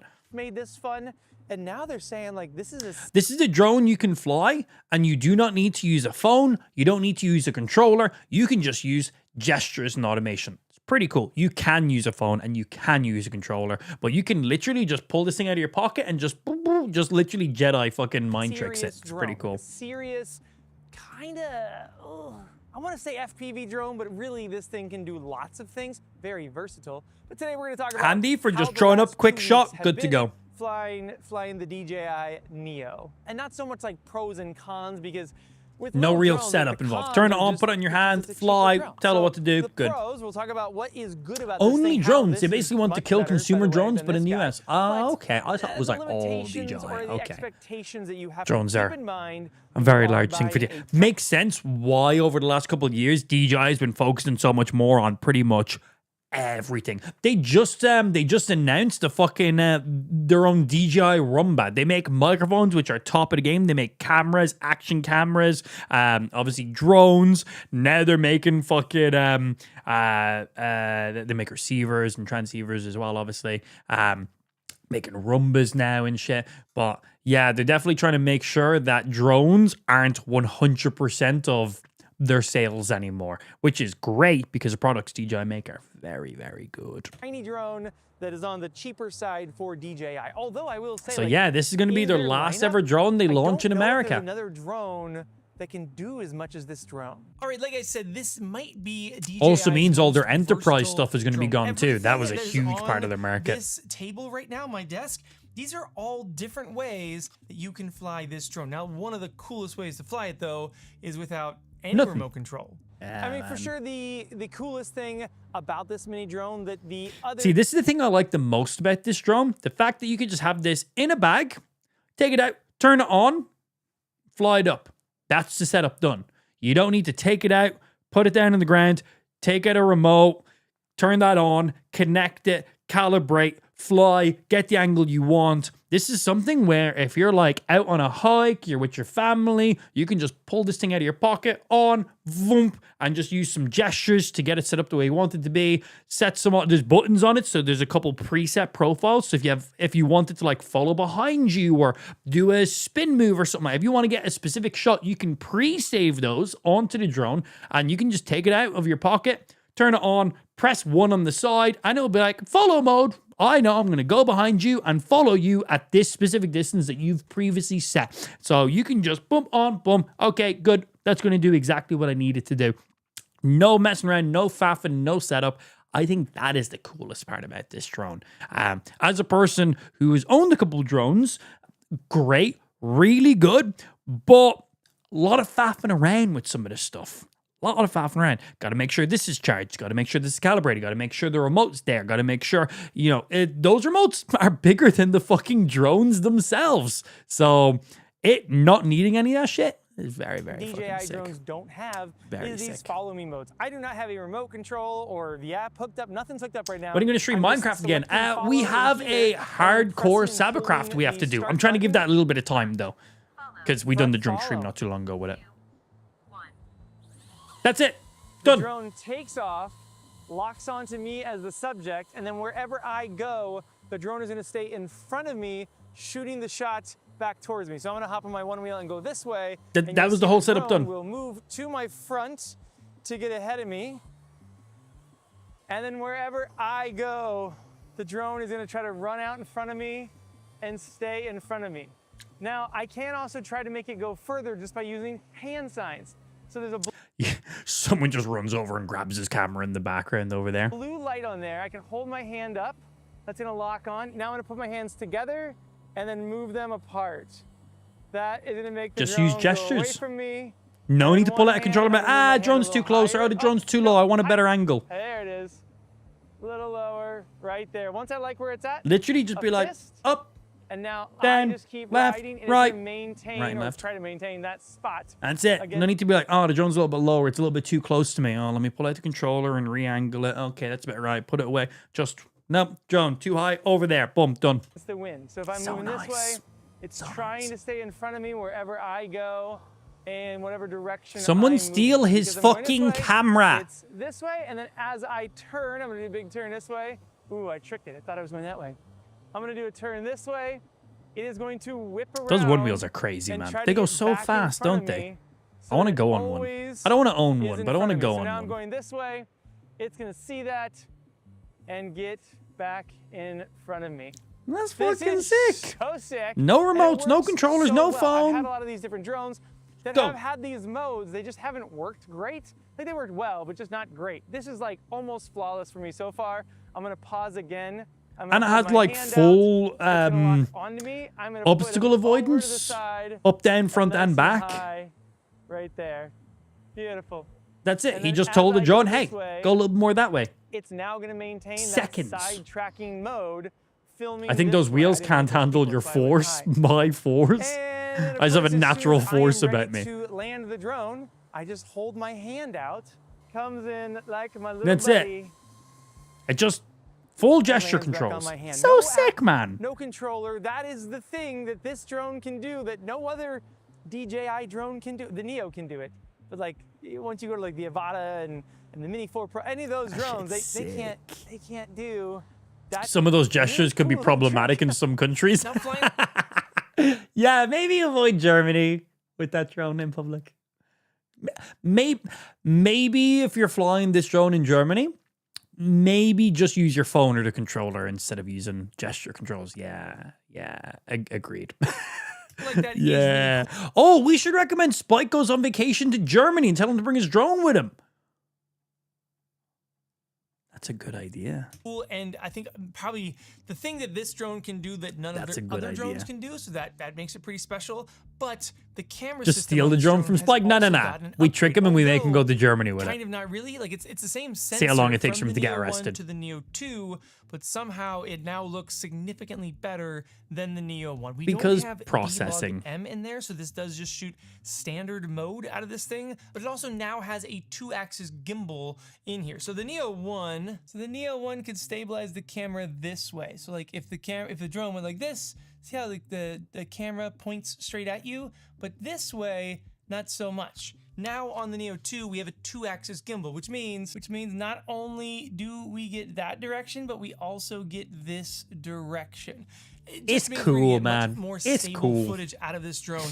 And because it is a little larger, the props are a little larger, has a little bit more power, this drone flies very similar to the Mini 4 Pro. So if you're looking at buying the Mini 4 Pro, The footage out of it is not amazing, but it's completely usable for like, I would not be using that as a professional drone. Like, I would not be recording someone's wedding with this. Like, I wouldn't use that drone for B-roll at a wedding, right? If I'm like getting loads of like wedding shots and doing loads of stuff and getting like, you know, drone shots of like the actual venue and shit like that, you'll be using a big boy camera for those kind of things. That'd be like doing wedding photos with an iPhone. You wouldn't be doing that. You're going to use a proper big mirrorless camera, probably a Sony, rocking that bad boy. But for consumer use, for sharing stuff on Instagram stories and on socials and with your family and stuff like that, this is going to be more than good enough. This is going to be better than most videos on pretty much any social media platform. So you're going to be definitely above that. Like, absolutely great. But not to the level of cinematic and professional level drones. But that's not what this is meant to be. This is meant to be someone like me or you having this in our bag. We're out, we're doing something, maybe recording some videos, getting some stuff for socials. I post my socials quite regularly. Follow my Instagram if you haven't already. ! Links into the stream chat. I got some Christmas photos and videos going to be posting very soon. Go check those out.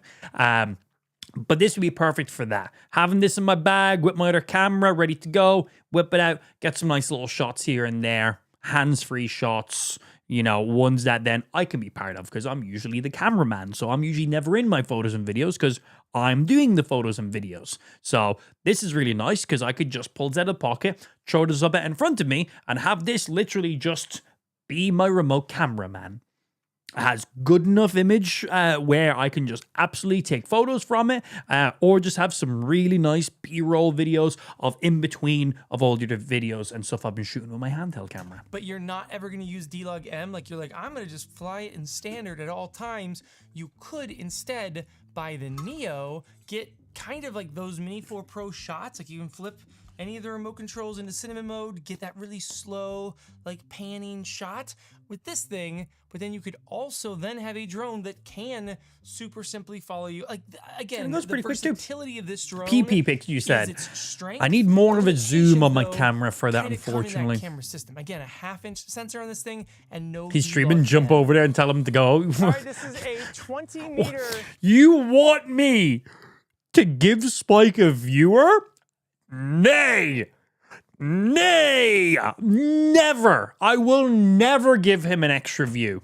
Piece of shit. So it's basically like head high, kind of where I I love launched chatting it, shit to and Spike. it It's went so out much fun. 60 feet, 20 Fuck meters. that guy. And now it is doing a giant circle around That looks me, very nice. And hopefully it won't hit that sand. That's like dune over video there. Oh, quality it got close. of like a It saw flagship it, phone. It adjusted. It went a little slower to make sure. But it didn't then hit fully it. stabilized because it's got that 2-axis And now gimbal. it So it is looks really coming nice. back. That was my bad. My bad putting the drone into a precarious position. But it's gonna go around, it's gonna do the circle, and then You it maybe just just comes right hit back something. to me. And again, this of the drones I've tried that do these sorts of tricks, this has been the most consistent and reliable at actually doing it. You gotta do the droning. I'll do it right towards the camera. Testing with the receiver. Yeah, you can just fly it.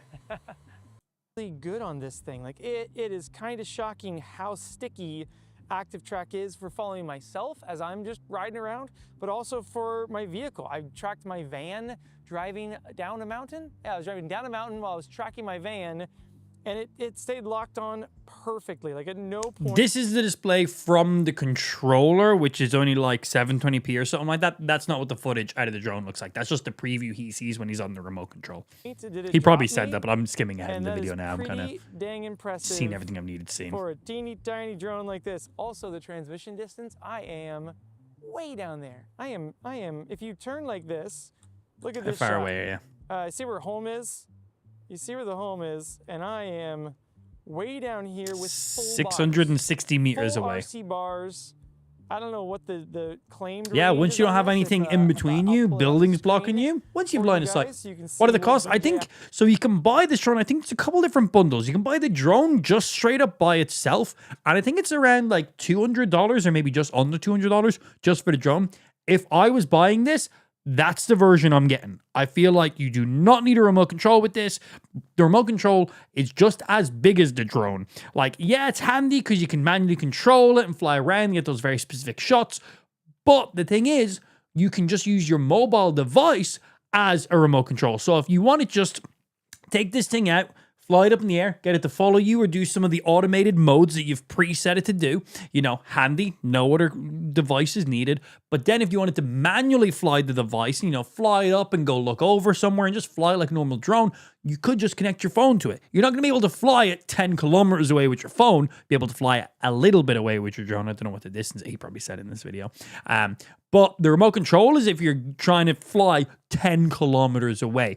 But the battery on these things, that means you need to be able to fly 5 kilometers away and 5 kilometers back before your battery dies. The battery on these things is like 20 minutes. You're probably not even flying that distance in that time. But for me, I would get this thing, no controller, drone by itself. If I wanted to do some manual shots and get the drone in very specific locations or just sit down somewhere outside and fly the drone around and just check out my vicinity, I'll just use my phone, use it that way. But overall, this drone for myself would be straight up for the automation of it. That is, I think, what makes this thing really, really cool. But I think it's like $200 or maybe just under $200 just for the drone. And then if you get a little like with the controller, that's probably like another $100, honestly. And then there's like you can use one of the FPV headsets, which is like VR but for drone racing or first person point of view. They cost however much as well. But so we can use all the accessories from what I'm aware of. But for me, it would be drone by itself. That's it. The joy of just having it, pulling it out, getting the shot you need. That's it. I want to have a camera, pull it out, get the shot done. Easy, right? I don't want to pull out the camera, set up a tripod, put on the ND filter. I want to literally pull that shit out, get the shot done. If I'm rocking a drone, I want to pull that shit out, turn it on, send it up. That's it. Get the shot done. I don't want to be playing around with all this additional stuff. Says the range is. I am very far away from where But it's nice that you can use it in all these different ways. You want to use it with nothing? You can. You want to have a little bit of manual control? Use your phone. You want to have significantly more manual control and range? Use the controller. You want to have that FPV? It does that, and so on and so forth. So I think it's cool that you can use it in any of those ways. And maybe you're loving your drone and you want to maybe like expand upon it. You could start off by buying the drone and then decide, hey, I want to use this, I want to use that. You can buy these things separately and later if you feel like you're really getting the use out of it. As versatile. So that's nice too. I am realizing though one of the issues of getting so far away is the fact that I only have about 4 batteries. That's what I was saying. So it can fly 10 kilometers away, but by the time you fly 10 kilometers away, your battery's going to be dead. You're not then making it 10 kilometers back. And that's not happening, like, in that time. He flew nearly 1 kilometer away, and he now has to make his way back. So, and I don't know what the distance is if you're using your phone. I would say probably 1 kilometer away. 3 levels low. There it is. So 44% if you need a drone that flies right now, really, really far, you're probably going to have a get big back boy here. drone. It's just that, yeah, flying that far away, I've got about 13 to 15 minutes of battery. That's what I've been seeing. If I'm like ripping sport mode constantly though, that goes way, way down. Look at that shot. That's beautiful. Really nice footage.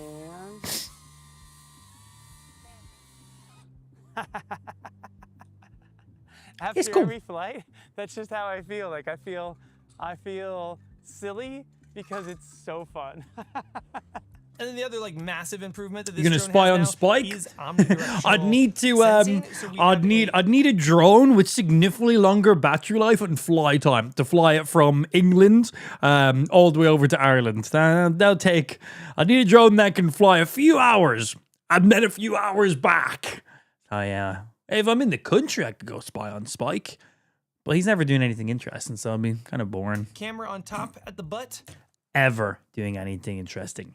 Ever. Never has, never will. camera on the bottom at the butt. It's over the and then ocean, out isn't it? front, Yeah, obviously man. The main camera, and then we have LiDAR right here. So this drone, Is he talking about the obstacle avoidance and stuff in it? You know what? There's a dude I love watching for all these reviews. His name is DC Rainmaker. And he never does sponsored videos. High wind test, bonus active track. Does he have just a yes. So this is a DJ. This guy, for a living, destroys drones. I like this guy. He does basically anything outdoors. Any action cams, any like DJI Osmo Pockets, any vloggy cams, any smartwatches, any sport watches, any drones, all those kind of things. That is what he does. A lot of outdoor fitness stuff specifically, and then content around it, which is great. But he never does any sponsored stuff. So he always buys these drones and the watches. He'll buy all the Garmin watches and everything the day they come out. And he will always buy them. He'll never receive them as a gift. So he can go ahead and do a completely unbiased review every single time. So he will push these things.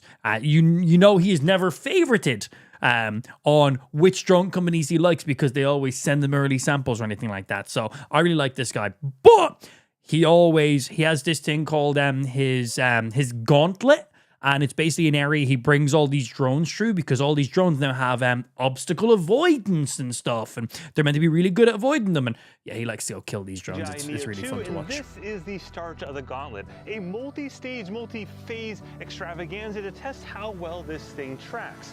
First off, we're going to start off in this slightly downhill section to the ocean, show some of the different positions that you can do with this unit. Never sponsored, and he wants to kill these things. It's great. Then from there, we're going to dive into the trails, kick up the pace a bunch, and he pushes them. Like, he brings them into scenarios that is like, well, what were you expecting? But he tests them anyway, which I love. If that all works out, it's time for the high-speed sections. And after all that, if I haven't killed it yet, we're going to drop into an abandoned resort down to the sea and just see how well things work in that tricky situation.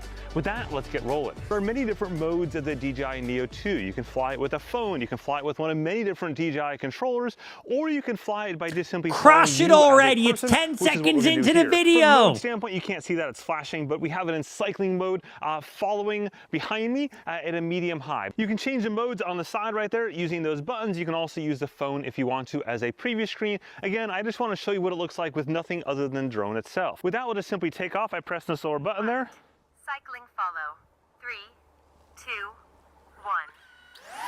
That's it. That's the setup. There you go. Amazing. You'll see the little light went on right there. In Belgium, they'll shoot down every drone. Oh, yeah, there's different laws in different areas and stuff like that. It also depends. Well, maybe not for Belgium, but I know in many countries, I know in America, I know in Ireland, I know in the UK, drones under 89 grams, is that what it is? Are pretty much good to fly in nearly any area. Obviously, there's some still restricted areas that you're not allowed to fly them in. And then drones over that weight ratio, I don't remember what the actual, what the weight actually is. That was just a random number I made up. It might be the correct number. But then you need to have a drone license for.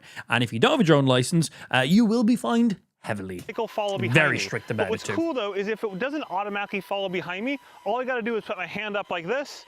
You'll see the blue light went on there. It's kind of hard to see. Jedi mind tricks. Look at this shit, man. I can say, go up this way. Go over here. That's it. You control it. No remote needed, bro. I love that shit. It's that easy, right? Now, in this case, I'm going to go ahead and stick it behind me. So there we go. Sick.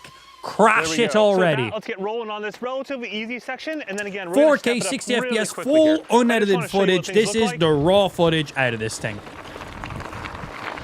From a speed standpoint, we're doing about 20K right now, 20 kilometers an hour.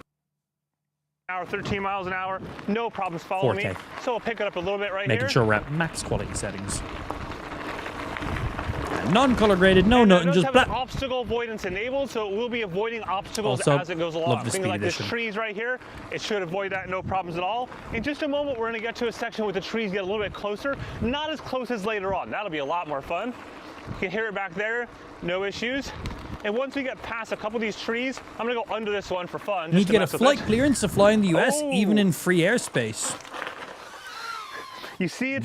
It briefly touched it, but didn't obstacle avoid that, did it? Since we messed with it already, let's move in front of me now. Here we go. Now it's a bit tricky because that bush is there. I'm going to tell it to go over here. Let's see if it gets there. We'll go up a little bit higher. There we go. Perfect. And now it should track me from the front. And now I will say, I think the obstacle avoidance.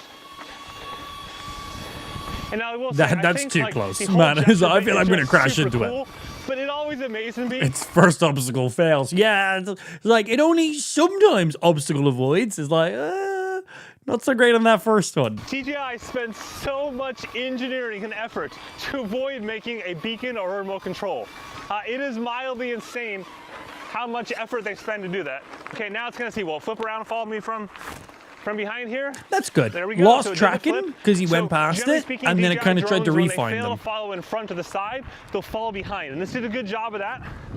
I'm gonna go ahead and pick up the pace a little bit through here. Hey, a quick interruption from later in the video. If you are finding this interesting, just simply watch it all the way through. That is the only thing that YouTube gods care about, and it really does help with this video and the channel quite a bit.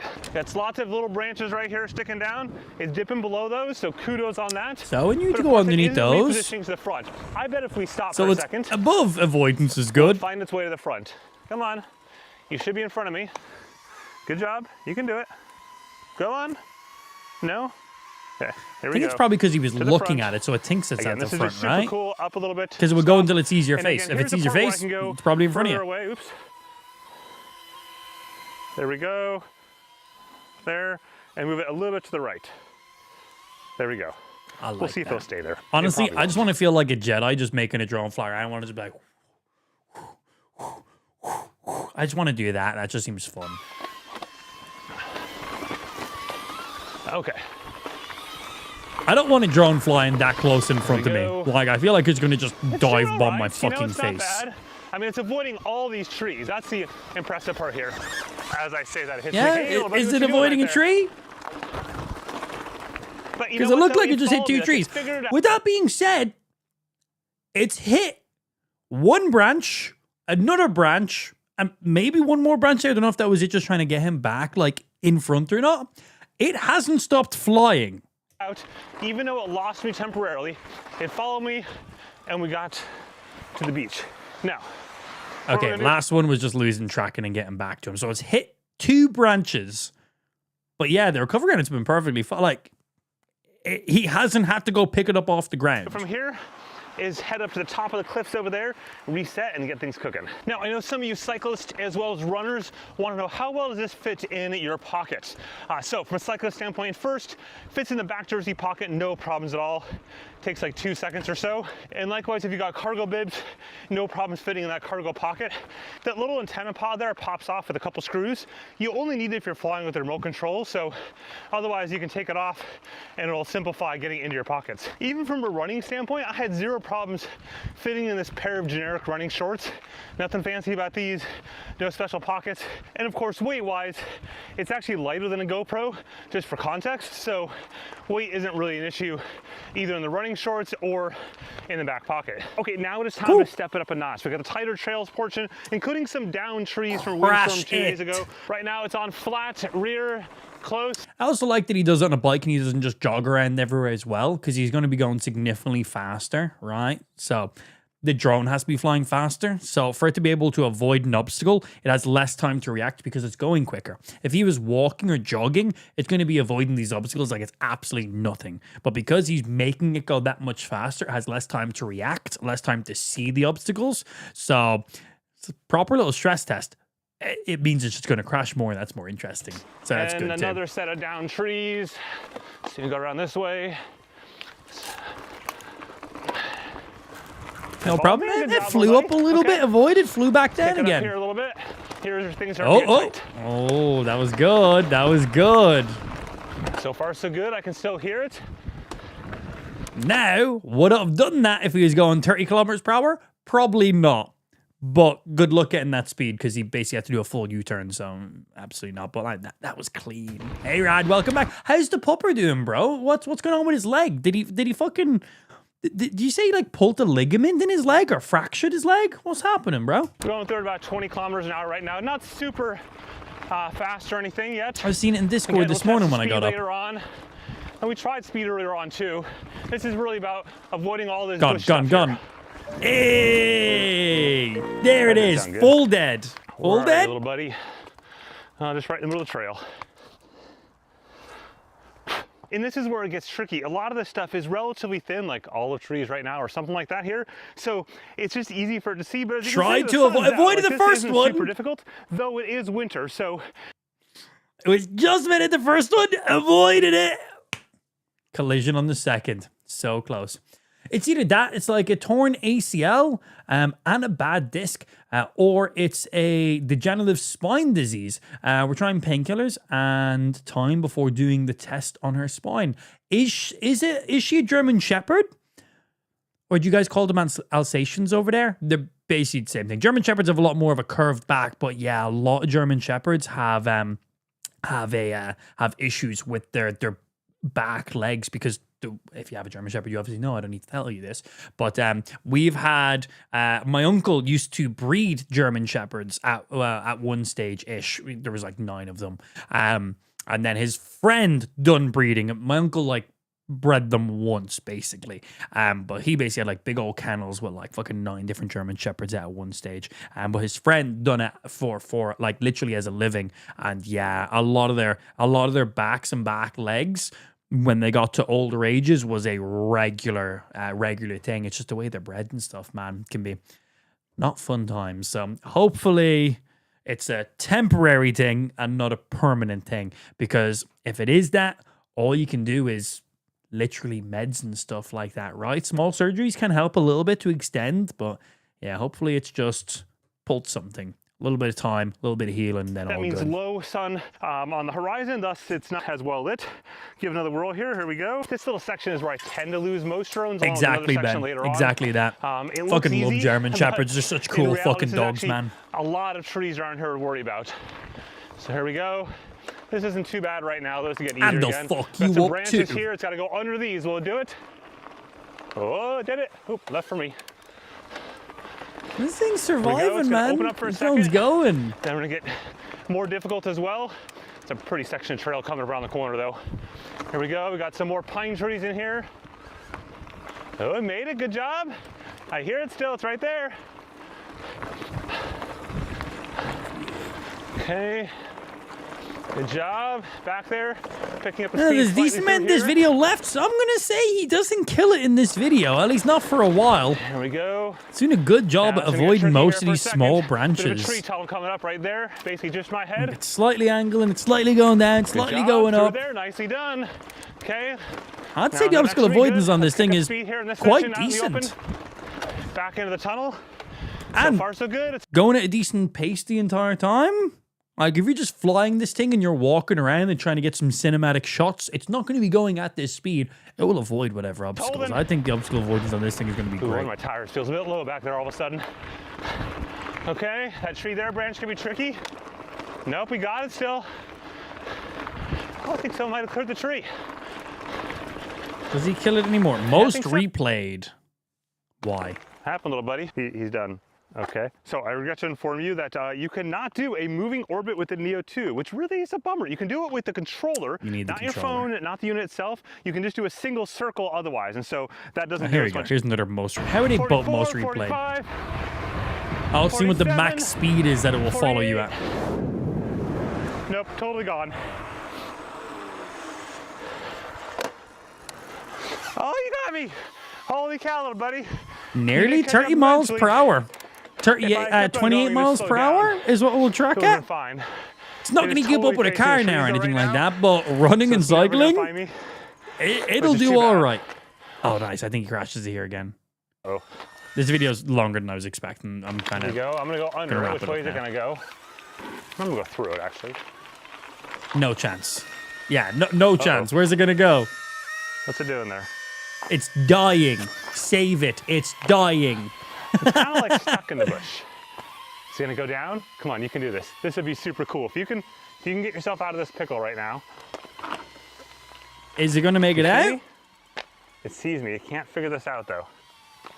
Oh, it's got a red light. That is a nice wall. Trying to figure its way out. Buddy.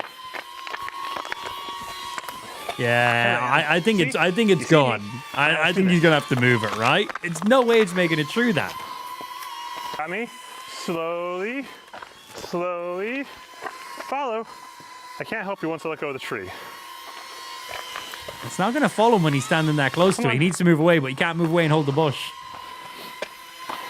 Nah, he's gonna have to grab it. Can I literally just bump you along? Don't touch me! Don't touch me! Yeah, obviously. Aircraft landing automatically. 2, 1. A collision happened. The whiting. Yeah, leave me alone. Don't touch me. Managed to pull it off. It went all the way down around that little bump and everything, but not today.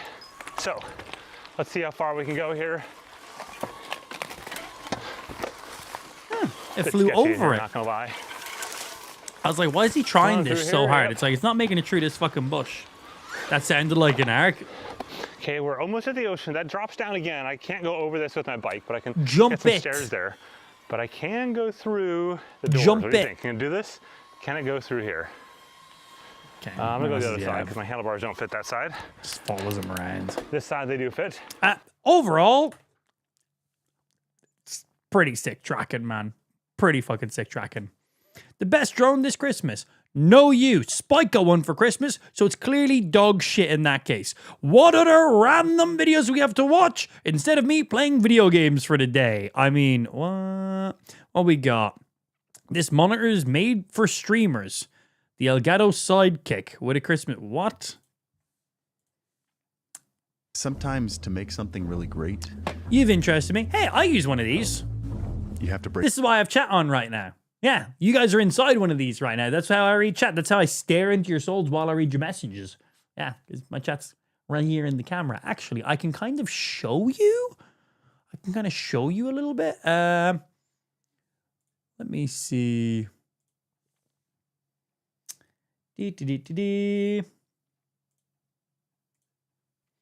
Bam! You're inside one right now. Yeah, that's you're inside that part up there. Well, that's a little too wide. That looks funny. Hey, stream.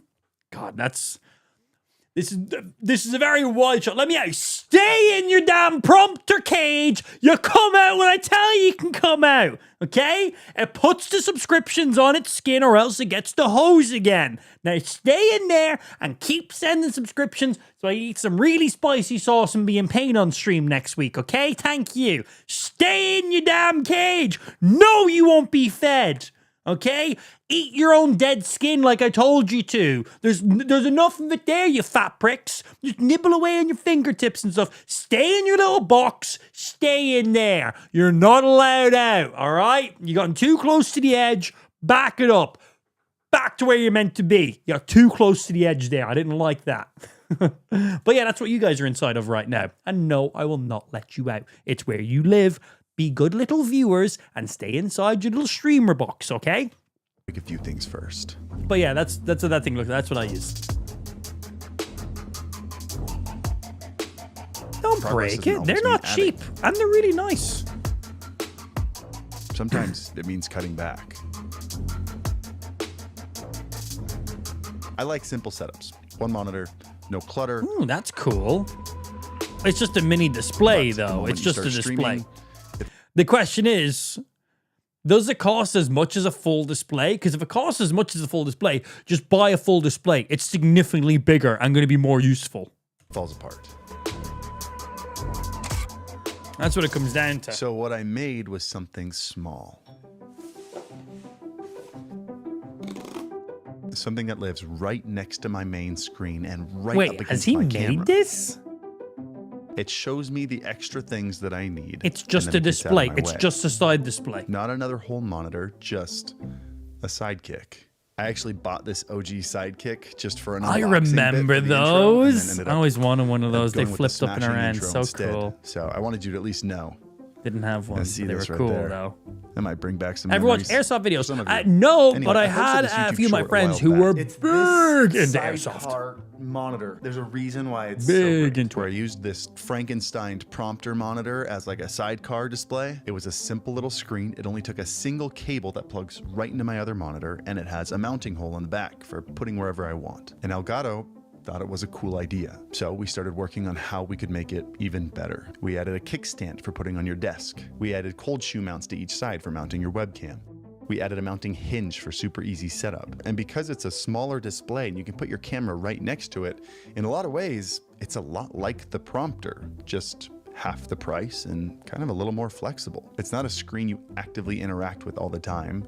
It's just a screen you glance at. All I put on there is my Twitch chat, my OBS preview.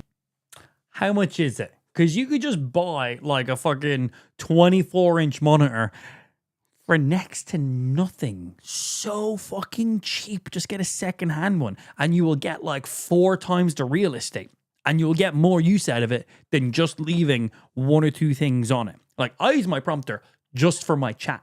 That's it. It's so I can make eye contact with the stream, be staring directly at you guys, and read the messages as they come in at the exact same time. And it means if I'm doing any sponsored content and they sent me over like some like key points I gotta read about, instead of me having to try remember what it is, I can literally just read a script off of this thing. It will just automatically scroll and I can just read it without being like, yeah, so this bad boy is 17 gigabytes and goes really fast. Instead of doing that, I can literally just read it while staring at the camera, like a prompter, believe it or not. So I don't think this will replace that, but do they have a link for this thing so I can see what the price even is? No, it just says Sidekick. Doesn't actually show, no links for it directly. Maybe I'll talk about it. And I'm my trying to alerts. just skip ahead of And them, now, being honest. instead of buying 2 to 3 monitors, I can put that entire monitor budget into one awesome monitor. It's just a prototype, but Elgato has made 90 of them for you guys for free. They want to know where you'd put it and what you would put on Up it. And my they're gonna be reading the comments, ass. looking for the 90 most interesting answers, and you will get it. Do you think up my ass is an interesting answer? Should I tweet that at Elgato? I'll put it up my ass. Think they'll send me one if I tell them that? A free one. So please leave a comment down below and look for a response from Elgato. Just, of course, make sure it's the official Elgato account with the check mark, not someone that asks for your WhatsApp. But tell me why you want one and what you do with one. I'd love to hear it. I'll put up my ass. Happy streaming.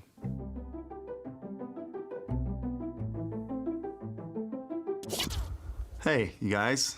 I just finished editing. Yeah, I want to kind of see more about this. I don't really see the purpose of it. Just buy a cheap side monitor, no? This video, and I think I wanted to come on here and just say thank you for watching this weird little dramatic video about a little sidekick, a little sidecar script. If you're new, whatever, just thanks for letting me do this. I'm sure there's a group of people that would really like it and it would be perfect for their setup, but just buy a display. It's just a really small display. Probably buy a bigger one for way cheaper. Anyway, what other random shit? What do we got? What are the funky shit? The best tech stories of 2025. Okay. I'll bite. I love TechLinked. TechLinked has some good shit. Holy Kris Kringle's tinsel, you made it! I've been expecting you. Let me get the door. I want to get something like that for my laptop for D&D nights. Have my character sheet on the side screen while the map is on the main screen. See, I think for something like that, I'd probably just 3D print something that sticks to the back of my laptop screen. Allow me to fold it out and just put my phone in it then. I think that's probably what I'd do in that case. Have my phone bump right there on the side. Just have something that adheres to the back of my monitor, at the back of my laptop, something that's flat and flush, and I literally just swing it around so it's then at the front. I then just mount my phone in it. When I'm not using my phone, swing it back around again so it's hidden behind my laptop screen. Bump, phone in, easy peasy. Yeah. There's also loads of like extendable displays you can just use for your laptop too. Lou uses one. Lou has a really, really nice one actually. She has like, I think it's like a 12-inch or 13. It's basically the exact same size as her laptop screen. One single USB-C cable just into her laptop. Boom, double displays. Super nice. Yep, and you can mount it above your snowflakes are laptop or to falling, the side of it or eggnog whatever is as well. Really flowing, cool. And RAM prices have pulled a reindeer. The mobile and character apparently screen learned is to shit fly dumb. straight into the stratosphere. And you know what that means. It means we've got a whole year's worth of stuff to remind you about that it happened. That's right, it's the 2025 TechLinked Christmas special. Good. Tell us all the random shit that went down in technology over the year.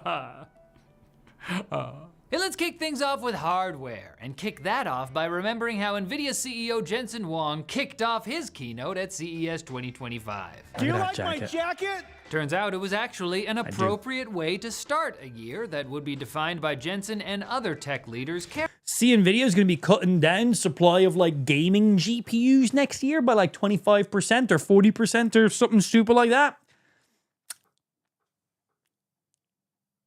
caring less about what the consumer thinks and more about whether their billionaire peers like their jackets. Overall, a lot of jacket talk. But Jensen did, amid a slew of AI and automotive gunk, announce the RTX 50 series GPUs and DLSS 4 with multi-frame generation. They That's more than represented single massive frame performance generation. gains over the Yeah. 40 series, like a box of Krispy Kremes represents a balanced Did you breakfast. see The Asus is picking up the 50 slack? series No, launch was I did not hear characterized by anything about this. What are they backlash over doing? whether fake frames should count in benchmarks. The somehow still ongoing melting power connectors saga, MSRP being nothing Is there but a still distant issues memory, with those and to top fucking it all single off, ports? driver issues that caused a rash of black screen reports. How gamers felt about all God, that imagine getting a doesn't matter at 5090 all, and then it just though, black because screen on you. gamers had nothing to do with Nvidia becoming the world's most valuable company and becoming the first to hit a $5 trillion market cap on October Wild. 29th of 2025. Because like a certain serial mascot, big tech just can't get enough of Nvidia's. Asus announced that they'll be building their own RAM for public sales. Really? So the thing with like RAMs and a lot of these chips and stuff right now is they're basically all made from the one place. Yeah, like the one single place. So people like Samsung, Apple, and Nvidia, they'll usually buy all their RAM 1 to 2 years prior. So none of their prices of their devices and hardware should be influenced by the current pricing system because they already bought their RAM at the previous price. So for Apple or Nvidia or whoever else I just said that I've already forgotten, Samsung, for any of them to increase the prices of their products because RAM prices have increased would make no sense whatsoever because they have already acquired their RAM 1 to 2 years ago. They're still going to increase the prices, by the way. Yep. These other companies increasing the prices of their stuff to match the market is because they have to buy it as it's like, you know, they're literally buying it as it's coming and that's it. But these other big companies, they already have it at that price. But yeah, they're totally not going to increase the prices of their stuff because of the RAM, right? They already own it. They've already bought it 1 to 2 years ago. So the price spike doesn't affect them. Yeah, I have a feeling that they'll probably increase the prices anyway. Sugar chips. We'll but see. AMD still We'll see how next year plays out. Although it was a bit hard to tell when Team Very Red interested in announced that, the actually. name of the Radeon RX 9070 and 9070 XT at CES and didn't announce anything else about them. People were sneaking around the show floor trying to benchmark it because AMD was being so coy. But AMD had nothing to hide when it comes to their CPUs. Team Red is still giving Intel a lashing in that regard, with the Ryzen 9 Man, the 9950 X3Es are reigning supreme crazy as the best CPUs. desktop gaming CPU. Speaking of good CPUs though, for Apple Silicon, we got on the M5 train this year, with the new chip arriving in an iPad, MacBook Pro, and Vision Pro in October. Fucking iPad. An iPad gets the M5. Why? I don't understand it. It doesn't make any sense.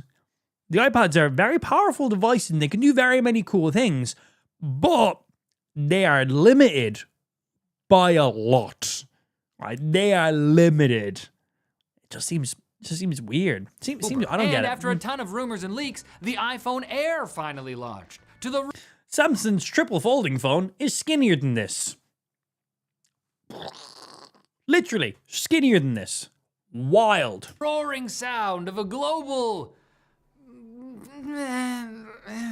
An apathetic sound I would have also made at the Pixel 10's launch if Jimmy Fallon hadn't saved it with his enthusiasm for the Tensor G5. Tensor! Come on. Unfortunately, the Christmas spirit has been whooshed out of the hardware scene recently due to the RAM pricing crisis, being driven ultimately by heinously high memory demand from AI companies and the memory makers who see a money tree down one road and a more money tree down the other and do what any self-respecting corporation would do. Take a chainsaw to that one. Micron announced plans to shut down its consumer-focused memory brand, Crucial. Rumors have pointed to Nvidia planning to reduce lower-end GPU production next year in favor of selling... Oh, only lower end. Okay, I thought it was like they were doing like a 25 or 40% cut on like all their gaming GPUs, but it's only on their lower end gaming GPUs because they'll make more of a profit selling the higher end GPUs because they can sell them at a better margin than their lower end ones. They got to sell the lower end ones at more of a competitive kind of standard to try to get their foot in the door with some of those gamers and people who are buying them, right? Get them at a reasonable price so they're not making as much profit. They're selling them at the lower profit amount for them because they want people to buy them, of course. But they're going to be cutting up on those a little bit so they can focus on just selling their higher level GPUs. Their 40s, 70s, 80s, 90s. The bigger, well, 50s, 70s, 80s, 90s, and their TIs. Yeah, no 40, 50s and shit. That they're going to be bumping back on those ones. Just the higher end ones. Focusing just on those because they can make more of a profit on those ones because they can sell them at a bigger margin. Higher tier cards with more memory. That makes and more an sense. IDC analysis predicts that high pricing of PCs and basically anything that uses memory should be expected to continue for at least a year or two. Oh, Why a did I year start with or computer hardware in this two? video? You call this comfort and joy? Hey, how about gaming and handhelds and stuff? You know, we all thought the Switch 2 would turn out to be just a legend like Frosty the Snowman or Lucky the Dragon, but no! Turns out it was real, and despite Nintendo's shenanigans around threatening to break people's Switches if they so much as thought about not paying $90 for Mario Kart 8 but bigger this time, the Switch 2 set sales records, becoming the fastest selling console of all time. It's a Christmas miracle, but not for another console, Xbox. Oh, I wonder how many Nintendo Switch 2 sales there was for Christmas. This is the big time of the year where a huge chunk of the Nintendo sales are going to be. Damn, I wonder what the Nintendo sales are going to be after the 1 year mark of launch. Obviously, you're going to get the huge spike of people buying it day one. And people buying them as stock comes in. And then, of course, people buying it for the holidays. And then people buying them after the holidays. And then it will taper back down to normal again. But yeah, I wonder what way we're going to see that spike, right? Day of launch for the first, month or so. And then balance out. And then, holidays, and then back down. And then January, February sales, and then balance back down. Yeah, I wonder what way the full year is going to be for them. Brand Microsoft seems to be purposefully not inviting to best selling console of all time. Xbox consoles were delisted. It's a good console. It's good. It's good. After their stock ran out, which could have been why Xbox sold less units during Black Friday sales than the Next Playground, a motion-controlled kids console that appears to ironically succeed exactly where the Kinect failed. We did get the ROG Xbox Ally I like and Ally that. X on October 15th, which were received kind It's of not well, an Xbox. Sort of. It's a Windows handheld that just has Xbox integration. My phone has an Xbox Cloud app on it. It's not an Xbox. It's my phone. My VR headset has the Xbox app on it. It's not an Xbox. It's a fucking MetaQuest, bro. My Steam Deck, you could install that on it. It's still a fucking PC, man. It's not an Xbox.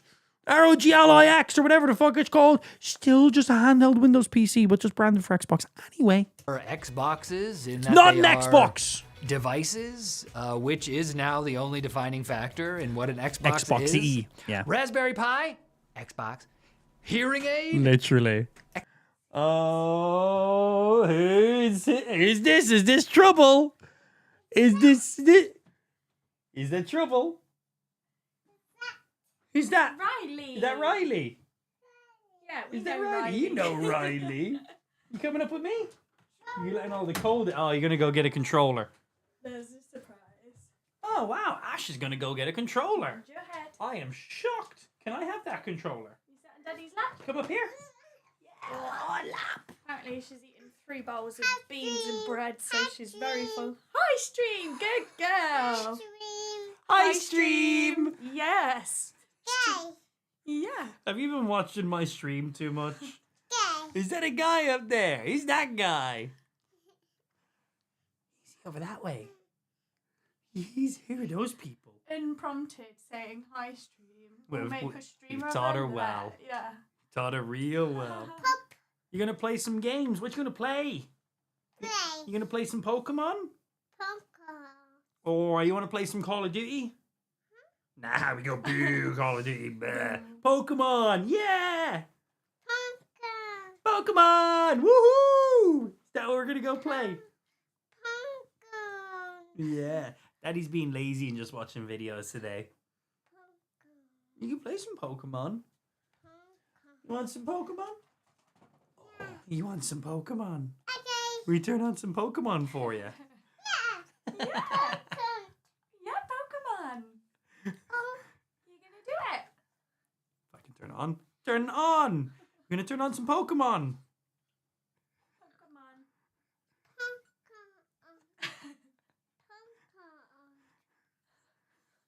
You're gonna play with the controller. You got some Pokemon. Ash. Who's that? Wow, is that Pokemon? I can't see any cute Pokemon. Sorry. Is that a Pokemon? Crab. It is a crab! Yeah. Snap, snap. She's playing Pokemon. Does the crab go snap, snap? Who else do we got? Oh, who's this guy? Is that a dragon? It is a dragon, yeah. Dragon go rah. Who else do I got for you? Oh. Who's that guy? Nearly an airplane. Airplane. He can be an airplane. He's like a whale bird. Is he a whale? Airplane. An airplane whale. Is that what he is? Is he a whale? Kyle, go. Whale. Is he cool? Will I get up in the big screen for you?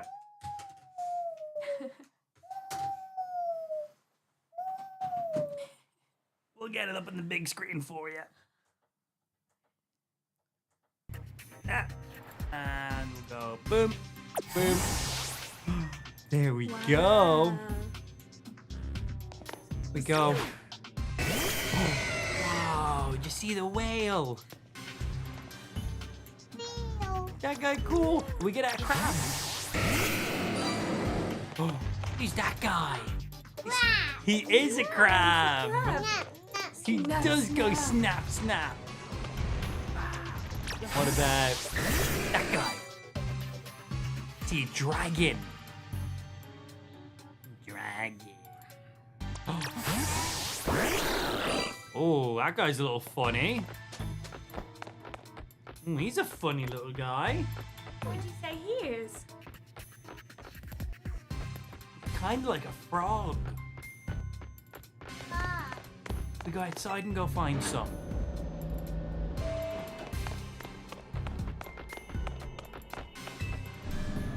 He's a funny looking frog, isn't he? Are you doing it? Are you playing the game? Look at that guy. What? Is he a crab? Nah. Is that what the crab does? He goes snap, snap.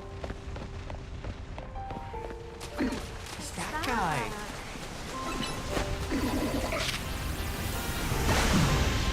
Whoa, did you just do that? Can you do it again?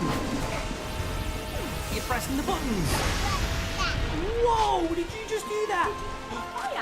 Who's that? Is that a sheep? It does go back. There it is.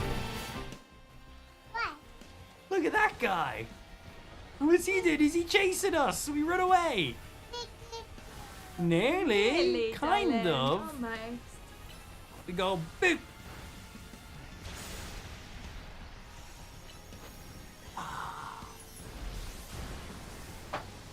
Oh no, you dropped one. Mammy's got it. There it is. Can you put it back on? Whoa.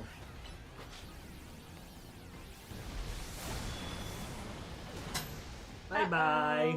You dropped it again. Uh-oh. It's okay. Where's it gone? It's on the ground. Throw it. Oh, it's right here. Yeah, we put it right there. We go boop. And it was gone focused. There you go. Can you put it back on? Oh. Uh-oh. Almost. Gotta be careful. Can you put it on? You can do it. Look at your face. What's on your face? Yeah, they've fed her bowls and bowls and bowls of beans. Whoa! Beans. Did you eat loads of beans? Did you eat loads of beans? Yeah, they were like, if she doesn't eat tonight, don't be surprised. Don't pull those ones off. Can you put this one back on? Put it on. Where's it go? I don't think it goes on that side. I think it goes on here. Wow. Cool. Is that good? Whose controller is this? Is this Daddy's controller? Don't talk to me. I'm busy. I'm busy. What are you doing? Did you just turn that on? There is a light on it. Doggy. Oh, you see the doggy. Jimmy on the computer. He goes, ruff. He went, row. That's what he did. He went, row. He went, row. He went, row. Jimmy went, row.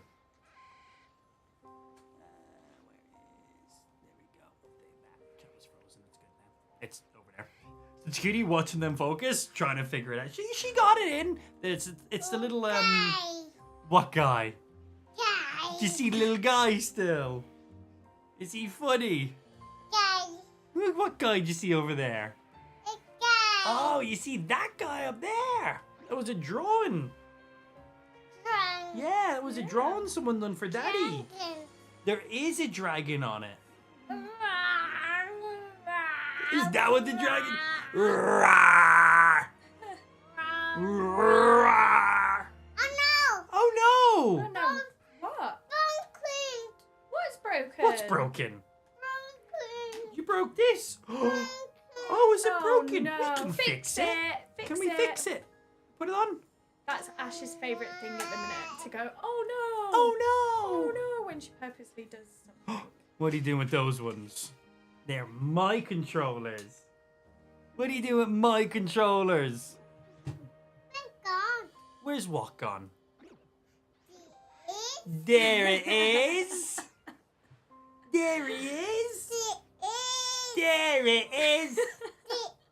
There it is. There it is. Where is it?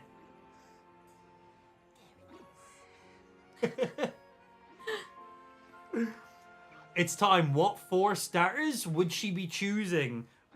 She's already stolen a Pikachu, a Snorlax.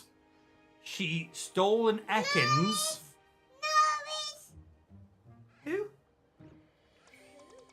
Yeah, she stole an Ekans, and she tried to steal a Piggy, which is Oinkalong, whatever he's called. But I think Ekans was the first one she stole. Yeah, Piggy.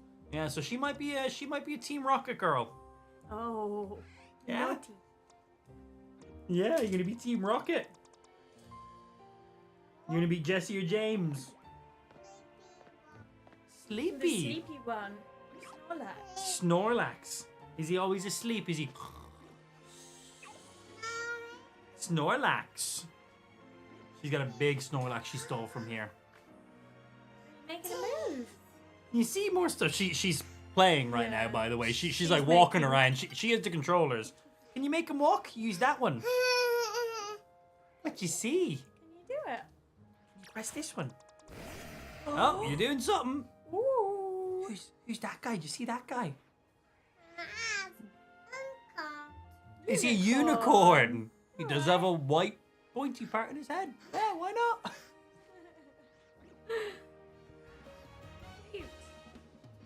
Is that cool? What else did you see? What about...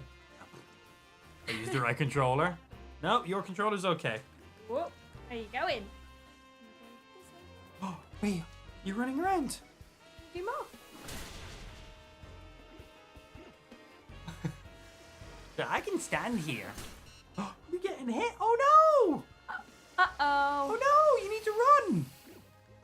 You gotta run. Run, Ash. Run. You gotta run. Can you run with this one? This one. You see this one? Look. Do it. Go. And that makes you run. She's like, oh, whale. Wow. You see the whale? That. You see that guy? You see a big whale? Oh. She has found how to spin the camera. Spin. I apologize for any motion sickness, but deal with it. You figure out how to spin? You're doing it. You figured it out. Woo. We need to give her motion controls.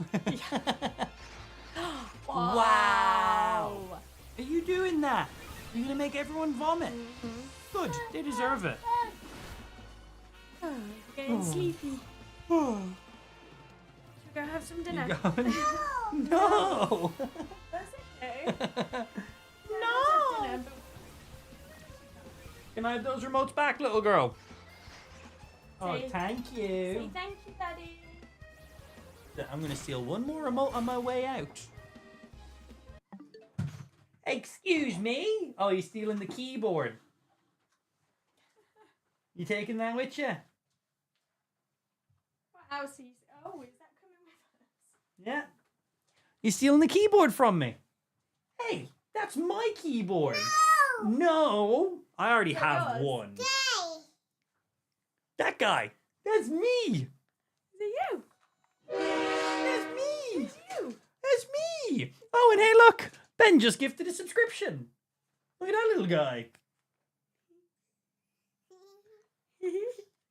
Is that funny? Yeah. Did Ben just gift a subscription?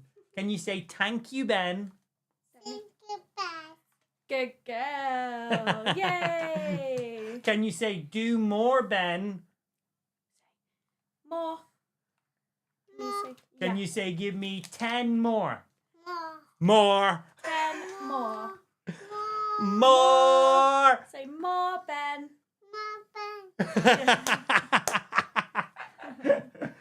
Can I have that keyboard or are you stealing it? Okay. My keyboard now. Your keyboard I'll now. try and Your keyboard slink it now. away at some point. Oh! What's that? More. Oh! And more! We got Harrington. Do you see little snowman? See little snowman? It's hard to see, but that's snowman with 5. 5! And then we have Ben with another one. Yay. He say thank you, Harrington. Say thank you. Good girl. I think Harrington might be a little bit hard. More. She learns young. She learns young. Boys, thank you for the gifties in there. She gets 7 subs. More. More. Okay, should we say bye, stream? You say bye, stream. Bye, Daddy. Yeah. Bye, Yeah, Ashy. we'll see you soon. You guys go have some fun. I won't play any more Pokemon. I wasn't playing any in the first place. Love you. Say love you. She heard the printer and said more. More. 5 more. More. Go. Bye. Have fun. She literally heard the sub printer because it makes a little bit of noise as it's printing, obviously. She heard the sub printer and more. Harrington dropping 5 more. Sorry, Sippin dropping 5 more. I don't know what to design him. My bad. Sorry. I just instantly thought those 5 were from him. Sippin dropping 5 gifties in there as well. Right, she's on the way out. Literally, she heard it printing. More. Yes, I have taught her well. Let me turn off my Switch. It was only on because she wanted to play a little bit of Pokemon, didn't she? Right, put that bad boy back on there. Swap back to you. Oh. And there is those sub alerts coming through because they don't play when I'm on the other screen because they still print it off in there.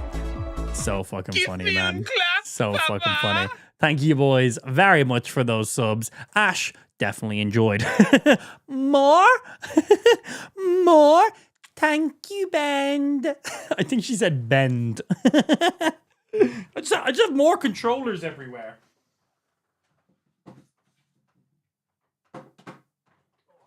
She loves coming into the stream room. First thing she does, straight to the bottom shelf. The bottom shelf in my stream room is just controllers. It's literally, there's a PlayStation controller, 2 Nintendo Switch controllers, an Xbox controller, a mobile controller, a mouse, controllers for a VR headset, and then a keyboard. There's no longer a keyboard there because she just stole it. She just stole it. Yep, that's what she just did. I'm gonna need that clip. I think if you just do !clip 120 with a space, that will clip the last 2 minutes of the stream. And if you do !clip space 60, we'll do the last 60 seconds. I think that's how it works. And even if it's too much time has passed, you can clip from VODs as well. So if you go back to the VOD and you just go to that moment in the stream, you can still clip from VODs too, which is really, really nice. But it might be able to catch it. That was probably within the last 2 minutes now. So that might catch it. And if not, as I said, you'll be able to grab it from the VOD anyway. What's that bring us up to right now? 1,379 active kick subs. Okay, I see you. We are 121, quick maths, subs away from doing our spicy challenge. Never mind, that number instantly now doesn't make any sense anymore. Because Chippy decided, hey, I already sent some subs as it is. But hey, here, have another motherfucking 5. Chippy, thank you very much for 5. Unfortunately, Ash is gone, but I will simulate what she would have said. More? There we go. I will simulate my daughter instead. It's 100% what she would have said. Chippy, thank you very much for the 5 gifties, bringing us up to 1,384 subs. 116, if I can count, subs away from doing our spicy challenge. In case you don't know what the spicy challenge is, we have 12 different hot sauces, starting off at level 1, going all the way up to level 12. Level 12 is Carolina Reaper hot sauce, the hottest chili in the fucking world. It's like 2 million on the Scoville scale. It's wildly stupid. At 1,500 subs, we are doing the hot challenge. We have a wheel that we spin. It's basically spin the bottle, but whatever the arrow lands on is the hot sauce we got to do a shot of. Should be painful. That will be active for the entirety of one singular stream. And basically, whatever game I'm playing, every time I die in that game, we have to spin the wheel, or every time we gain X amount of subscribers, because I might be playing a game that I don't die in all that much, so that could be kind of boring. Or I could be playing a game where I die a fuck ton and that gets a little bit out of hand. But either way, it'll be funny. So no matter what we're playing, if we're playing a game that we can die in, every time we die, we got to spin the wheel. Whatever hot sauce it lands on, we got to do a shot of that hot sauce. But as I said, chat will be able to also force us to spin the wheel a little bit more. We'll do every 5 or 10 subs forces us to spin the wheel, and we have to do more shots of hot sauce. Yeah, if we land on anywhere from 1 to 5, that's fine. They're just spicy. Anything past there is where it starts to get in painful territory. But that's the sub incentive for 1,500. We're getting close, man. 116 subs away right now. And again, all of our sub incentives are right there. The sub goal runs through them every 10 seconds or so. You'll see them rotate as it goes through. So you'll see all of our incentives that we've planned out for this year. So you have an idea on what's next on the list. And yes, last one is a PC giveaway. Every sub is an entry for that giveaway, by the way. Right, anyway, let's get back to being a lazy streamer and not playing any video games today, because we're a reaction streamer. The coolest thing about the Xbox handheld. We're watching a recap of the biggest tech stories of 2025. And some of them I already forgot about, which is kind of funny. Hey, we also got fucking Rudy, the smelly bitch of the stream. It's what he's known as. I don't just make this up. It's what he's known as, all right? Literally, ask anybody. Everyone will be like, Rudy, smelly bitch of the stream? I don't make these things up, except for right now in this very moment. Rudy also coming in, dropping a gifty. Enjoy that gifty right there by standard. Make sure you give Rudy some love for that gifted sub. Thank you very much, Marcel. One step closer. And another entry for that PC giveaway for yourself. Anyway, that's a much nicer number. 115 subscribers exactly away from that spicy challenge. I'm looking forward to this spicy challenge. I say that now, during the spicy challenge, I might be thinking differently. Made Windows suck a bit less. We'll Speaking see. of our rapidly We'll see. becoming less favored operating system, Windows 10 I think you're already died at a 2K. gruesome death on A October little bit 14th, away from that. 2025. A little bit away from The that. year Microsoft declared So close. year of the Windows 11 PC We need refresh. a few more by which subs they to get apparently there. meant the year Quite a of the few. Windows 10 official support refresh. Be nice to edit though. PC giveaway Because be after it became fun. apparent that people don't usually order their lives around corporate blog posts, and Windows 10 use was still quite high, Microsoft was like, hey, We'll bring it back from the dead. everybody gets a year of extended Windows 10 updates for free. But after that, we're serious. The problem is, They're gonna just extend it most again. people still can't really see a big benefit to buying a new PC just so they can Nice enjoy machine. the One new more to go. That's pretty black good. screen of death. It's different. And the upcoming agentic OS features that will lead to mice and keyboards becoming obsolete as we simply tell our keyboards what to do, and even enter the vibe working era. Hey computer, do work. Yeah, literally. Like, what am I gonna tell my PC? Click top left, click middle, type in here, no, back, click up, down. That's bro, just let me click shit. Just let me use a keyboard and mouse. Like, not everything has to be hands-free. Sometimes hands-on is good. Just ask your mother. So quick Google trying to find that Asus article for you coming up with a lot of Asus shuts down RAM production rumors. Fuck me. That's funny. That's funny. Asus bringing in their own RAM development. Asus, yeah, no, we're not doing that. No, we're not doing it. It's incredibly expensive. I think the only people who actually like make these like these specific chips in the RAM and stuff, I think it's like AMC, is that what they're called? What are they called? TLC? TCL? I think it's like TCL. And like the machines required for these things are oh, you know what? I think LTT actually done a video on it. We have our next video. Remind me when this video here is over, we're going to look up RAM LTT. Because if not, I'll forget, all right? I'll know what that means. They pretended to bring back Clippy. But there's a video I because it seen was recently actually about all just this. Animated AI fart clock. And it's why the RAM shortages are as short as they are, and why it's pretty much one company that makes all of it. It's an absolute monopoly. Yeah, absolute monopoly. But it's very interesting on why. You'll never be Clippy! You'll never have his sass and his knowing looks. Why don't they Although just Microsoft- make an AI Clippy? Why don't they just bring Clippy back? Microsoft, you own Clippy. Clippy was actually good. Clippy was good, man. I remember when I was a kid and I was learning PCs and shit. Clippy was a G. He helped out with so many fucking things. So good. Taught me some shortcuts. Auto-posted some stuff for me, bro. Clippy was the G. If you don't know what Clippy was, you're either too old or you're too young. Not sure which one's worse. Sorry. But Clippy was a G. He was a little animated character. He looked like a paperclip. And he'd pop up on the side of your Windows on Windows like 98 probably. And he just basically was like, hey, I'm Clippy. He'd help you out with some stuff. He was basically like your little AI companion on your PC before AI existed. But he was really useful. Just bring that back for people. No one wants Copilot. No one wants all this fucking auto AI web browser shit. Just give us an updated version of Clippy that gives us access to these things. People will eat that shit up. I'll use Clippy. I'll use Clippy all day. Did fix the update and shut down bug in Windows 11, not 10. Was never a thing. Update and shut down. Microsoft came out and confirmed this. Clicking update and shut down your PC just updated and restarted. It never shut down. They literally admitted it.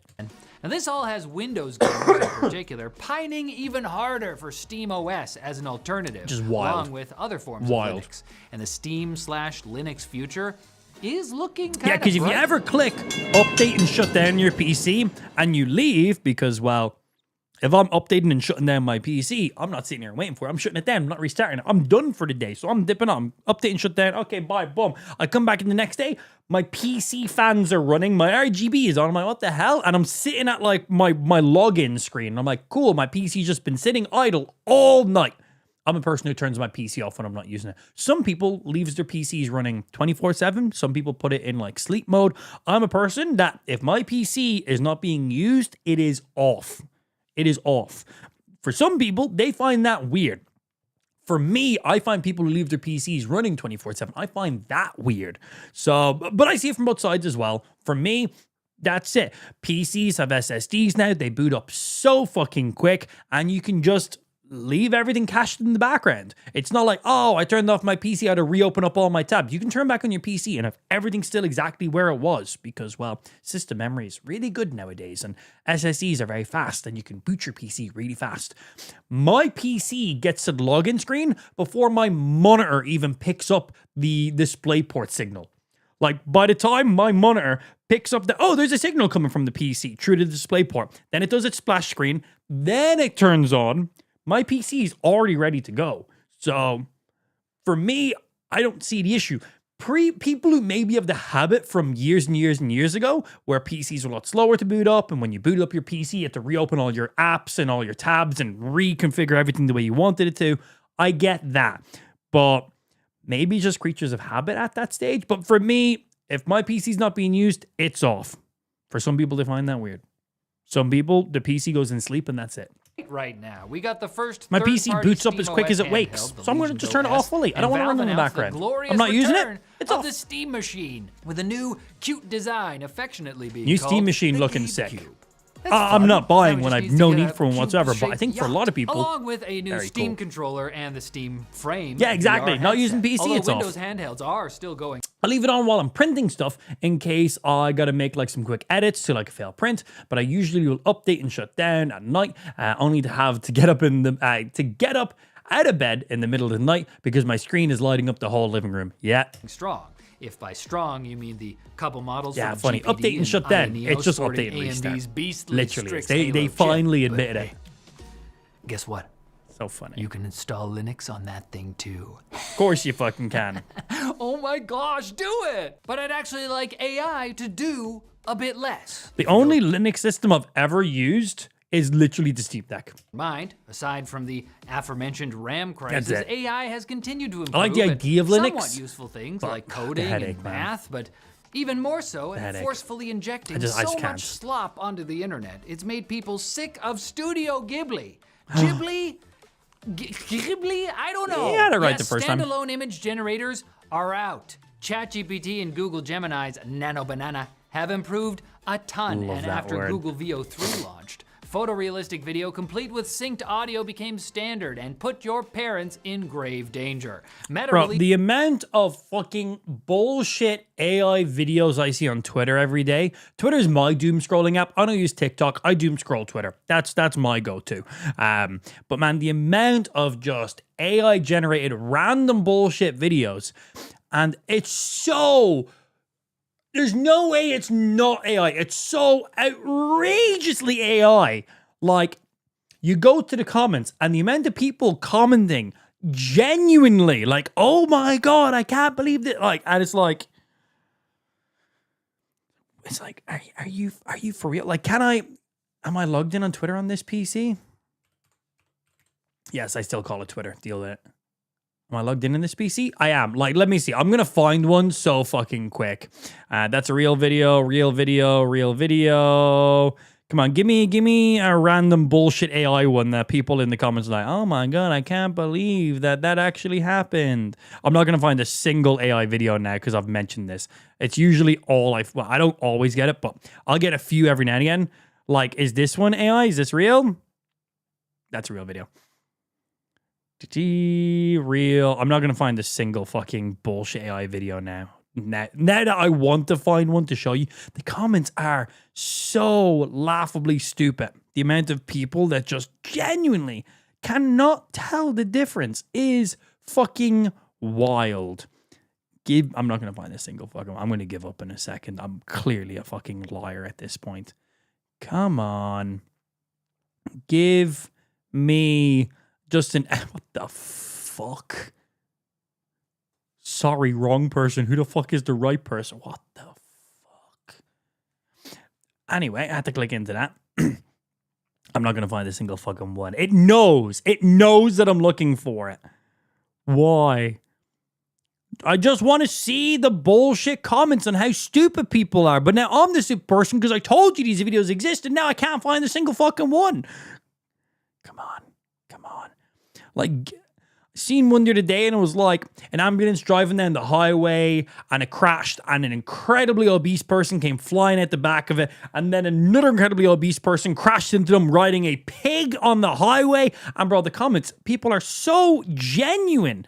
It's like, yeah, you think that was real? You think that was, yeah, yeah, the ambulance crashed and the person flying out of it and getting hit by another person riding a pig on the motorway? Yeah, okay. Anyway, these are the same people that drive vehicles around us. Like, these absolute fucking dumbasses. Oh, I've seen these, by the way. These absolute dumbasses who believe this shit. These are the people who are driving these giant vehicles on the same roads as us. We need to be afraid. I seen these today. These are fucking sick. Oh, look at that, man. Oh, look at the fucking secret little Mew. These are the Adidas X Mewtwo's, man. Ooh, that shit is nice. Adidas does some do some amazing collaborations. They've done collaborations with Dragon Ball, and now they got a Pokemon collaboration coming up. This is one of the sets. They usually do 3 or 4. They are phenomenal. For reference, some of these back here are Dragon Balls. These are the Gohans, because they're meant to be like Gohan's colors when he's kind of like paired up with Piccolo. So these, and got some Dragon Ball in the back in there. And then on the inside, even all the inside is all Dragon Ball. I don't think there's any other real sneaky stuff. It's just the yellow and the purple kind of going on in that design. But these are the Gohans. I have worn these once.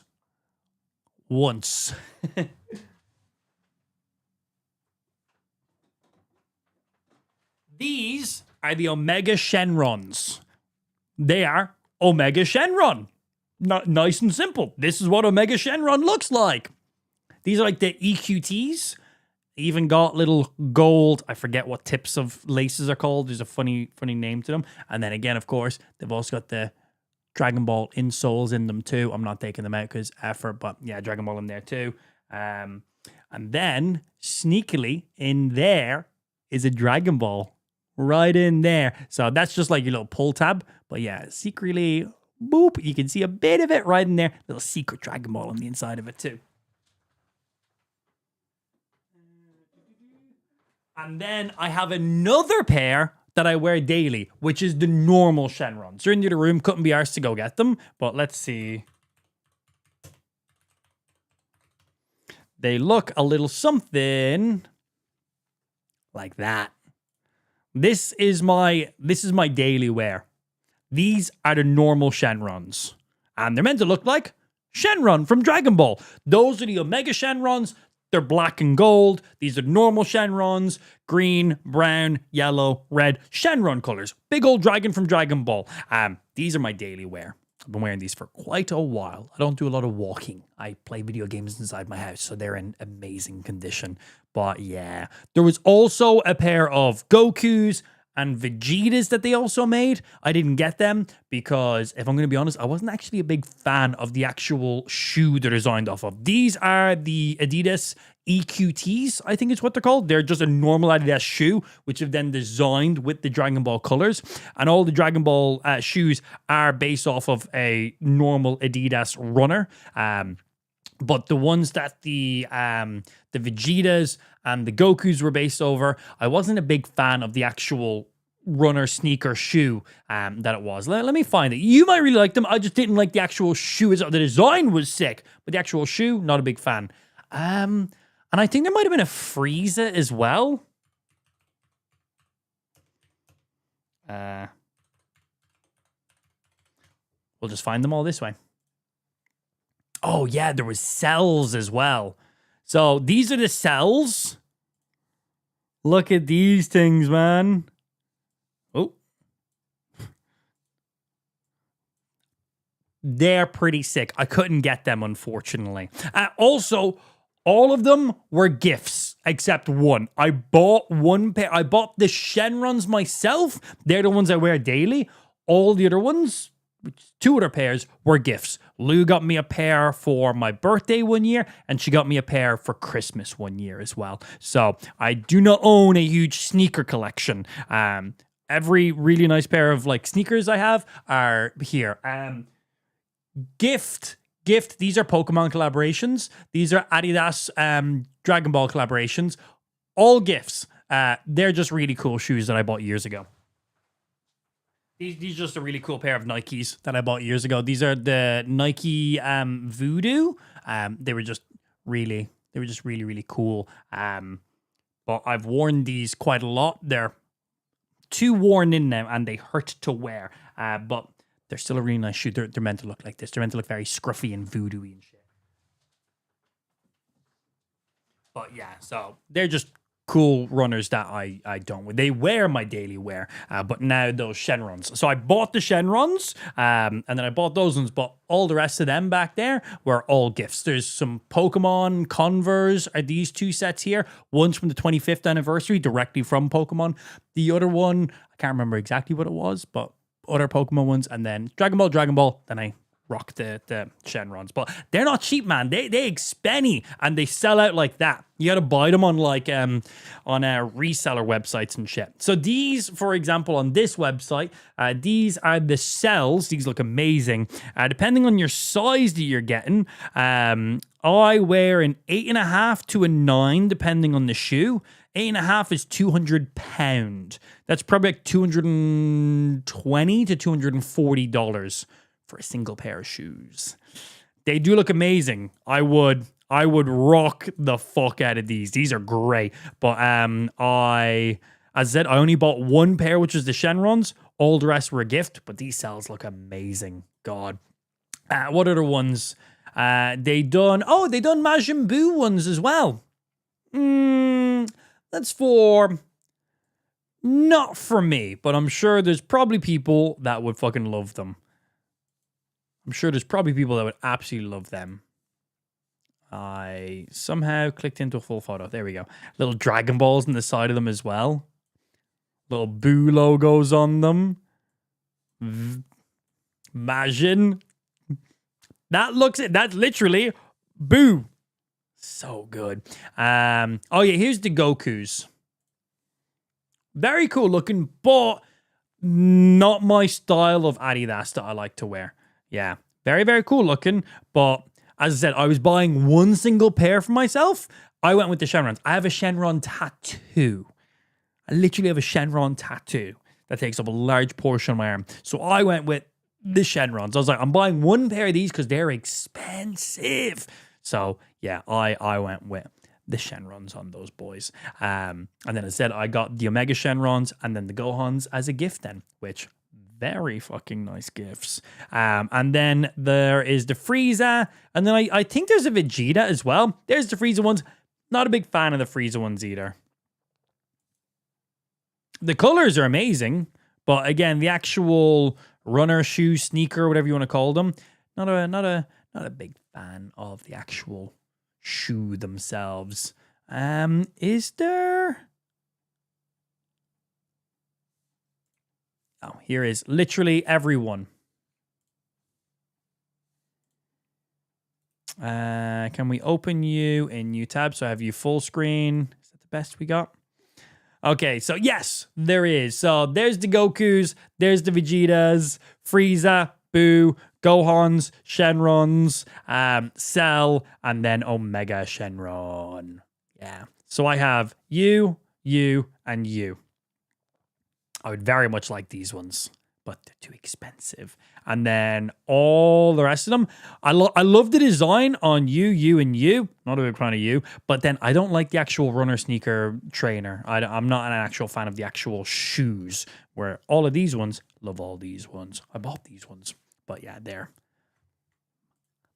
they're fucking sick. So we're about to see another Adidas collaboration with motherfucking Pokemon. The first one has been shown, which is the Mewtwo's. Look at those guys there. Not a big fan of the actual shoe itself, but damn, that design goes hard. Little sneaky Mew in there. That design goes fucking hard, man. I like that. That's pretty damn good. What was I doing on Twitter again? Oh yeah, people being like, oh my god, is this real life to AI shit? I'm not gonna find any AI stuff. Oh, it's a Jimmy. Whatever, I'm over it. I don't want to be on Twitter. Anyway, social app called they're Vine. cool. If anyone wants to buy me a late Christmas present, I'm a size 8.5 to 9 UK. I think in America that's like 9.5 to 10. I think you guys are like one shoe size up because you guys need to make your numbers sound bigger. But in UK size, 8.5 to a 9 is what I regularly rock. Probably go 8.5 for those shoes because of the shape of them. So if you're an American, you want to buy me a pair of those Adidas / cells, I would take a 9.5 to a 10. Probably go 9.5 though. For making and sharing video slop. Thank you. Followed by OpenAI. Everyone send those to me. Feel free. They're only like a lot of money. I don't want to be too much of a downer.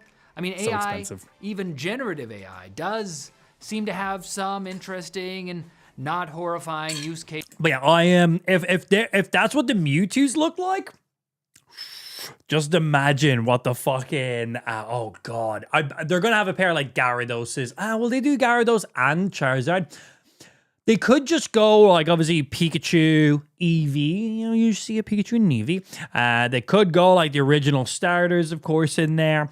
But they also could go a little bit wild. We see Mewtwo. We know that's the first one, so we might see some. It could be only legendaries. We might see Articunos. We might see Zapdos in there instead. We might just see Generation 1 legendaries. That'd be kind of cool, actually. That'd be cool because there's many Pokemon shoes out there, of course, in all of the starters, in all the Pikachus and all the Charmanders and Bulbasaurs and Squirtles and stuff. But yeah, maybe just Generation 1 legendaries. That could be pretty sick.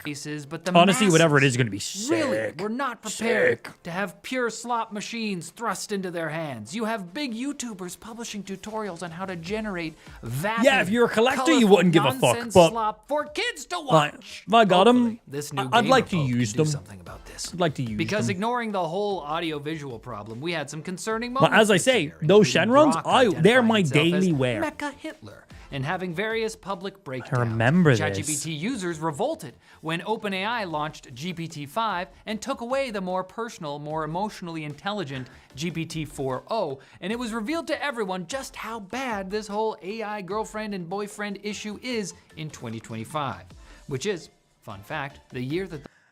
You guys want to hear a crazy story?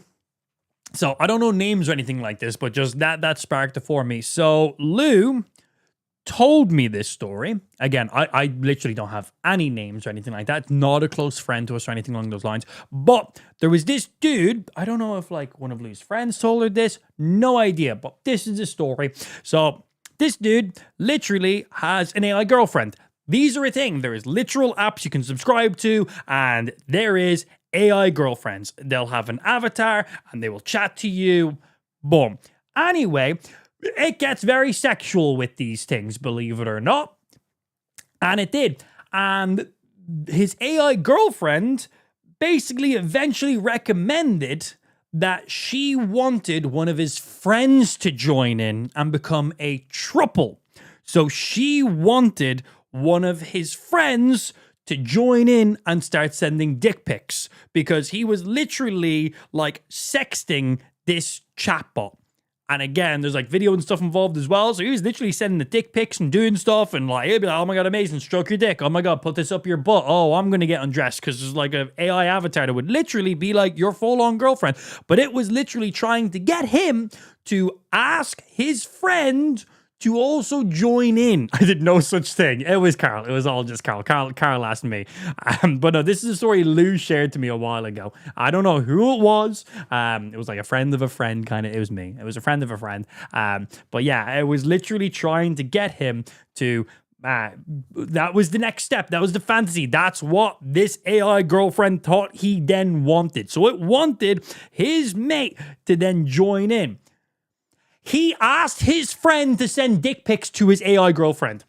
That's how the rest of this story got out. Because obviously this was a private thing between him and his AI girlfriend. And then he asked his friend about it, super serious. His friend was like, absolutely no. That's fucking weird. And then, well, obviously that friend told his missus, and then his missus told one of Lou's friends, and Lou's friends then told Lou, I guess.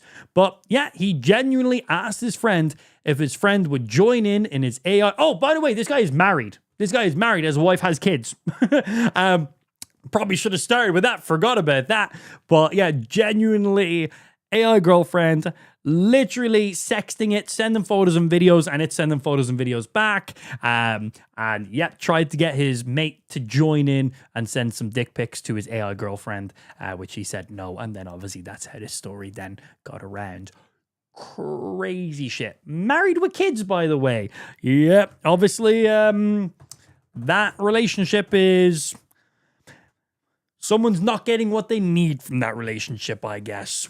Thought I'd just share that one with you when they were talking about AI the film partners and stuff like that. Spike Jones, if you or someone you know happens to be watching this, please make another. Did you hear about the guy who married his AI girlfriend, but the business shut down and his wife got deleted? Yes. I've yes, only I mentioned did. American companies here, but China's AI ambitions are going strong. DeepSeek's R1 model Pretty really funny shook though up as the well. industry Like you gotta this laugh at year. these kind of things. But Chinese robots are shaking a leg themselves. Excuse me. Unitree cannot, for the life of them, seem to put out Then the Grok today made videos of my parents backflipping.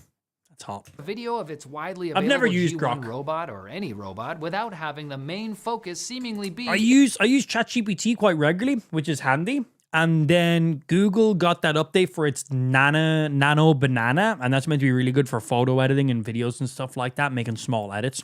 So I was messing around a little bit with that for a few thumbnails for some of my streams, and that was quite impressive.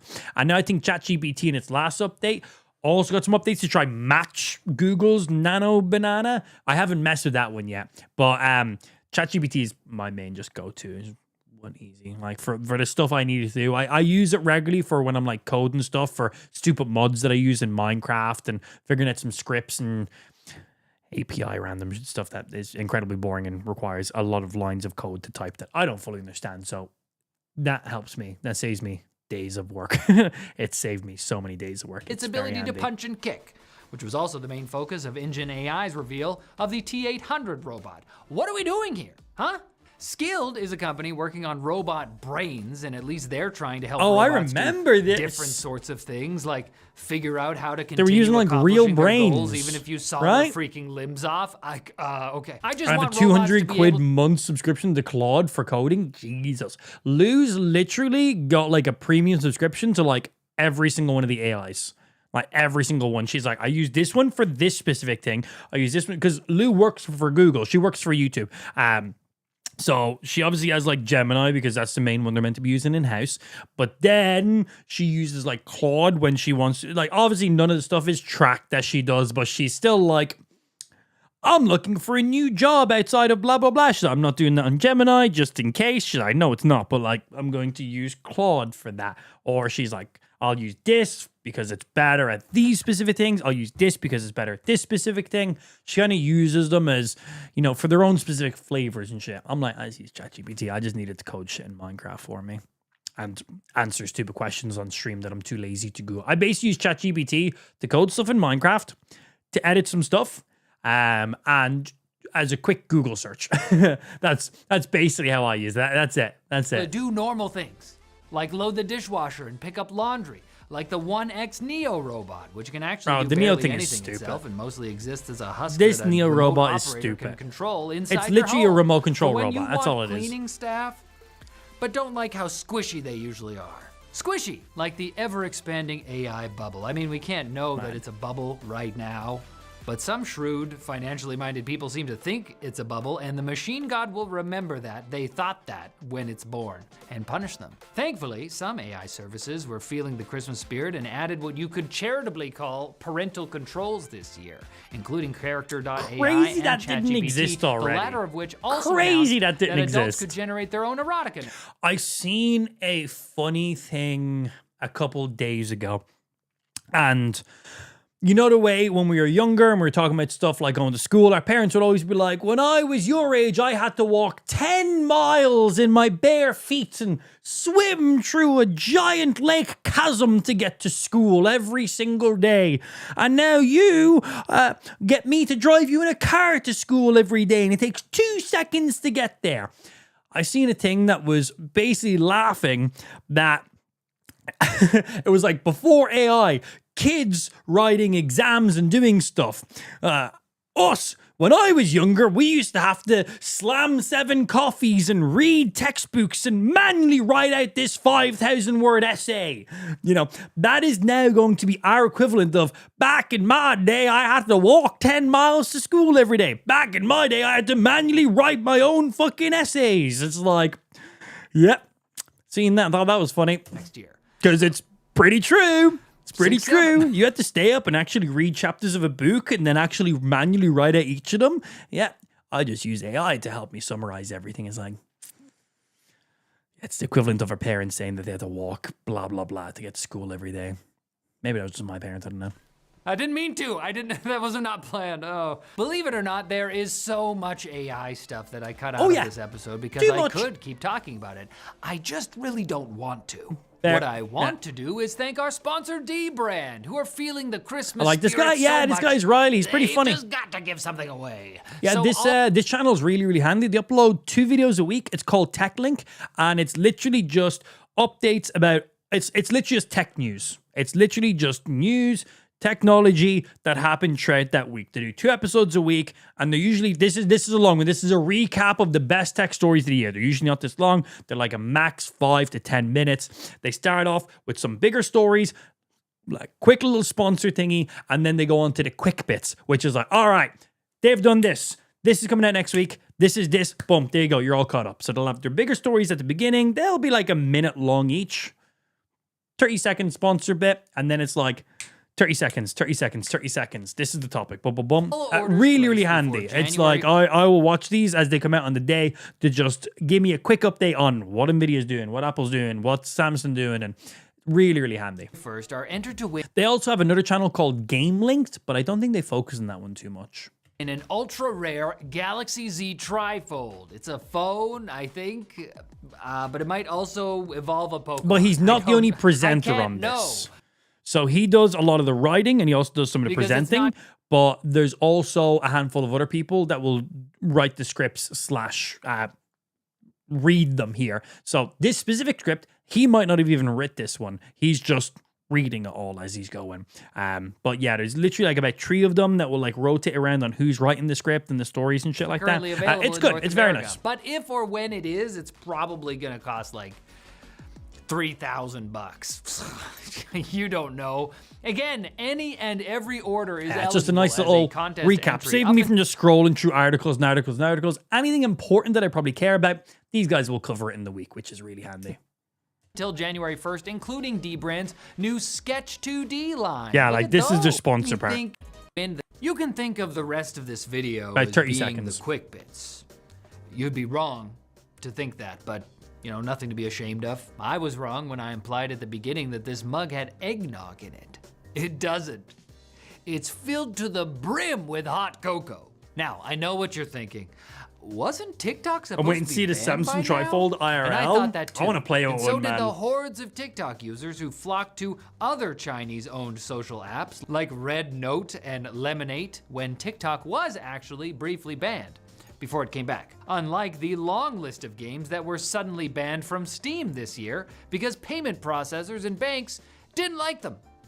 Just not their cup of tea, and now it can't be yours either. Yeah, this year marked a significant shift in how platforms deal with questionable content, as age verification measures started to roll out in many places. Even like Discord, you have to have like age verification in the UK. To major platforms like Reddit, Discord, Twitter, etc., leading to a surge in VPN use, which in turn has led regulators to consider banning VPNs in some US states, which are prepping for similar laws to take effect next year. Australia's social media ban for children under 16 went into effect just before. That's like everything, like pretty much like Twitch, YouTube, Facebook, Twitter, Instagram, WhatsApp, Messenger, TikTok, obviously, like pretty much every notable social media platform of any kind, even for live streaming, kicking everything included. If you're under 16, nope, can't use them. Honestly, might not be the worst thing ever. We'll let Australia test it out, and we'll see how their kids under 16 turn out in a few more years. We'll use them as testers. And then if all their like 18, 19, 20-year-olds in a couple of years, when they get to that age, seem like, oh, wow, these guys are functioning really well. And the rest of us are kind of like brain rotted to shit. And it's like, okay, maybe we bring that in too. Use them as testers first. For winter break, so they won't even be able to talk to their friends while they're snowed in. What else happened? Oh, Google decided they were gonna give Android fans a scare and block the sideloading of unverified Android apps. Weird, it's one of the main purposes to use an Android phone. Ever, but it's like a, it's really handy. You don't need it till you need it situation. Like I've underwear. sideloaded so much Thankfully, stuff. the outcry caused Google to come to their Weird senses, black and they market said stuff. they would allow advanced users to install unverified apps. And as an apology, Google somehow forced Apple's AirDrop feature to work with Android's Quick Share. So now iPhones Sick. and Androids can blast each other with fun little pics, and Apple can't do anything about it. Just make sharing photos and videos so handy. Love that shit, man. Fucking love it. It was kind of like how Epic Games forced Apple and Google to allow Fortnite back on both the iOS App Store and the Google Play Store this year. And all it took was willfully breaking their terms and conditions in order to drag everybody through years and years of legal quagmire. So many and years. Now, people who play Fortnite on their phone can buy V-Bucks a bit easier. This is progress. Oh, you thought I forgot to talk about President Trump's whole tariff thing with the announcing and the delaying and the machoiven. Part of the reasoning for all that was to try and force manufacturers to make things like phones. Yeah, that's true. There was a big leak from like Discord. The third-party stuff is bullshit, man. In India. Instead, fine then. It's like an said independent Trump, company, I'll and then build it's like, my own data damn breach. phone in the US. Nice. The Good Trump job. Mobile T1 phone. So fucking which went stupid, from being man. a photoshopped gold iPhone to being a photoshopped Samsung Galaxy S25 Ultra with a Spigen case on it. God bless America. Now, to be fair, after seemingly almost damaging trade relations with China beyond repair, the Trump administration and China agreed on a 1-year tariff truce, ensuring that electronics only become exorbitantly more expensive because of the AI RAM thing, not a lack of rare earths and minerals. And I'll also give the current US government another kudos for reportedly telling the UK to sod off with their whole "we demand Apple give us a backdoor into their encrypted user data" thing. No. The UK apparently backed down, only to return and make the same think they demand, did. but only for UK user data, Yeah. which I guess the US doesn't care about.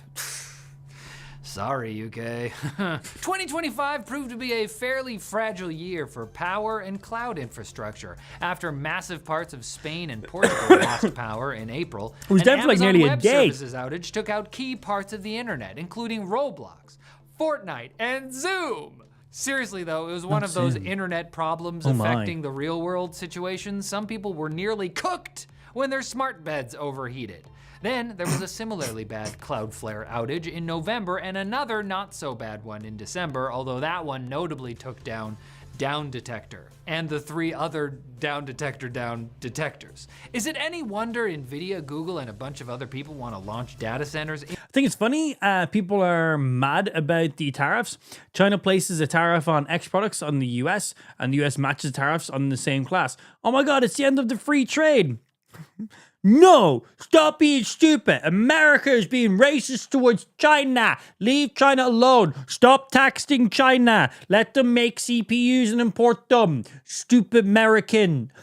None of this affects me, so I'm just joking. Well, it partially does, kind of, but like not really. But yeah, there's always going to be these tariffs on everything. That's how import duties and stuff work. That's how that's how countries still have money coming into the country, even if they're exporting their goods. Because, well, if I'm a big company and I can sell inside the UK and I can supply loads of consumers with X item for $1, or I can sell the exact same item, but to America for $2, I'm going to just sell everything over there. So to stop companies like myself from just selling everything out of country and exporting absolutely everything, that's where those tariffs and VATs and import duties come into play. So that way the company still gets some money out of it. So everyone isn't just exporting 100% of the goods.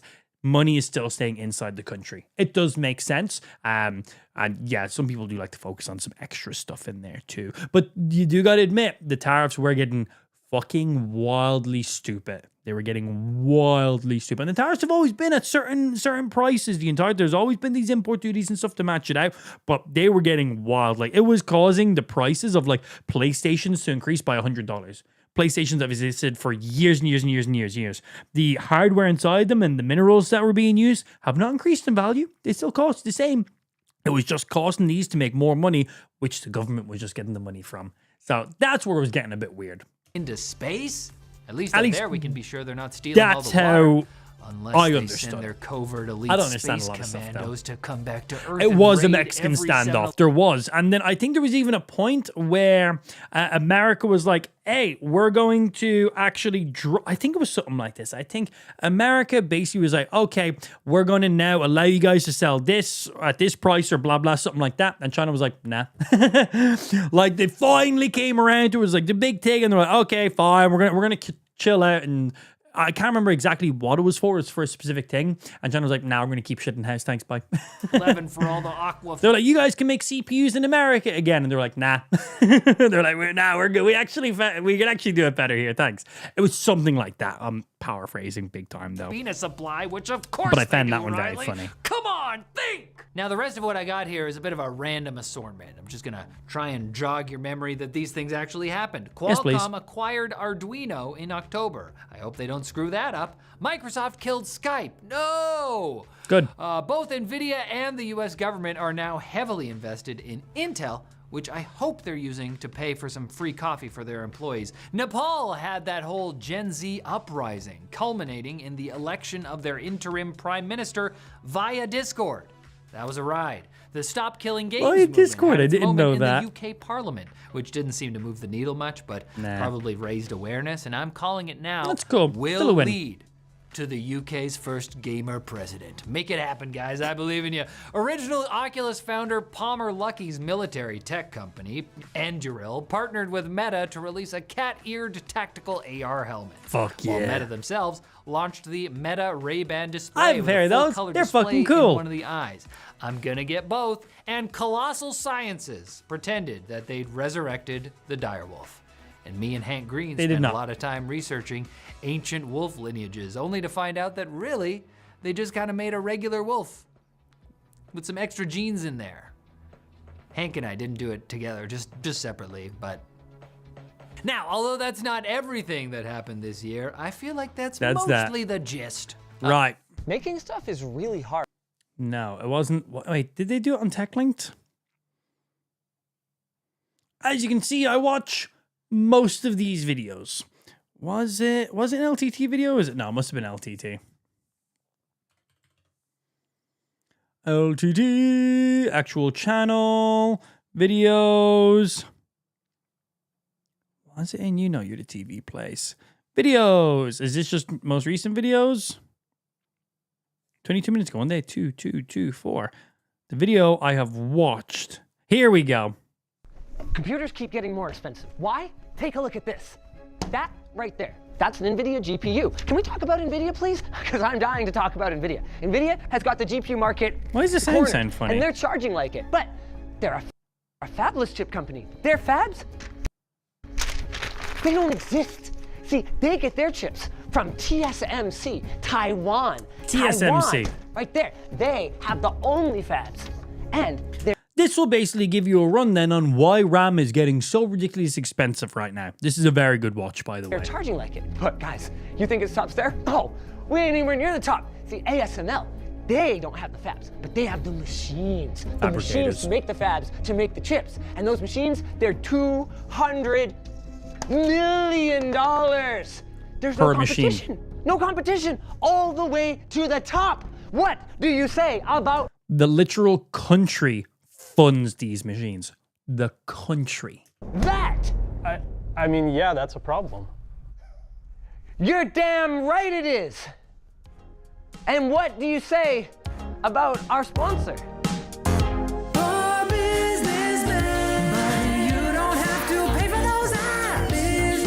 That's an ad, by the way. That was your man Riley again. Here's the less manic and more thorough version. Over the last 20 years, NVIDIA's market share of discrete GPUs has climbed to 92%. Now, that 92%. 92. World dominance alone doesn't make them a literal monopoly, but what it does pretty do much is does. it allows them to act like one. I mean, think about it. AMD has fallen to a measly 7%, and Intel only just broke the 1% barrier after 3 painful years in the market. Wild. So who's gonna stop them? Nobody. So thanks Leave the at Intel least in arc part, alone. to their dominant position in the market, NVIDIA has dramatically ratcheted up their pricing over the years, pushing their flagship AMD 7%. 7%. That is wild. The next best leading 7%. consumer GPUs from just $500 back in 2010 to $2,000 today, with premium variants that cost much more than even that. I mean, Oh, it's but no they're wonder nice then that looking consumers are GPUs resentful, though. even angry They're about very it. nice. Not angry enough to buy a Radeon, mind you, but AMD angry Rocks, enough my to complain last online. And PC I get it. was full We've AMD. become hooked on CPU, ever cheaper GPU. technology, even in the face of high inflation. That was it. That's all you need. As it turns out, there's actually more of a reason for NVIDIA's pricing than just their desire for more money. See, neither Hey, yeah. AMD nor NVIDIA actually manufacture They don't make these. GPUs. They The don't chips. make these. They don't even own the fabrication plants Yeah. that make Like the way like Apple makes the like the M series chips in-house and stuff, like the Apple Silicon and stuff, like NVIDIA and AMD do not make these GPUs. They don't have the machines to make these GPUs. Like, it's not how it's done. It all comes from one single place. Even Intel, who does own fabs. These machines are so expensive and so particular. It's not worth the hassle for NVIDIA or AMD or Intel they can buy these machines, they can buy these fabricators, but the amount of money, time, and the failure rate, that's the big thing. The failure rate on this process is so high that it is literally cheaper to outsource. This is a $5 trillion company where it is actually cheaper for them to go outside of house to fabricate what they make. They have the infrastructure. They could buy these machines. They could learn all the processes. It is still cheaper for them to go outside a house and pay someone else.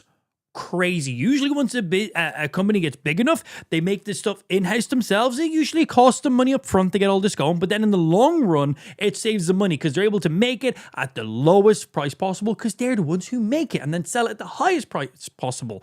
But with these fucking chips and everything works, it's literally cheaper for them to just go outside of house with it because the failure rate is so fucking high. This is a really good video. Doesn't manufacture cutting-edge GPUs in their fabs.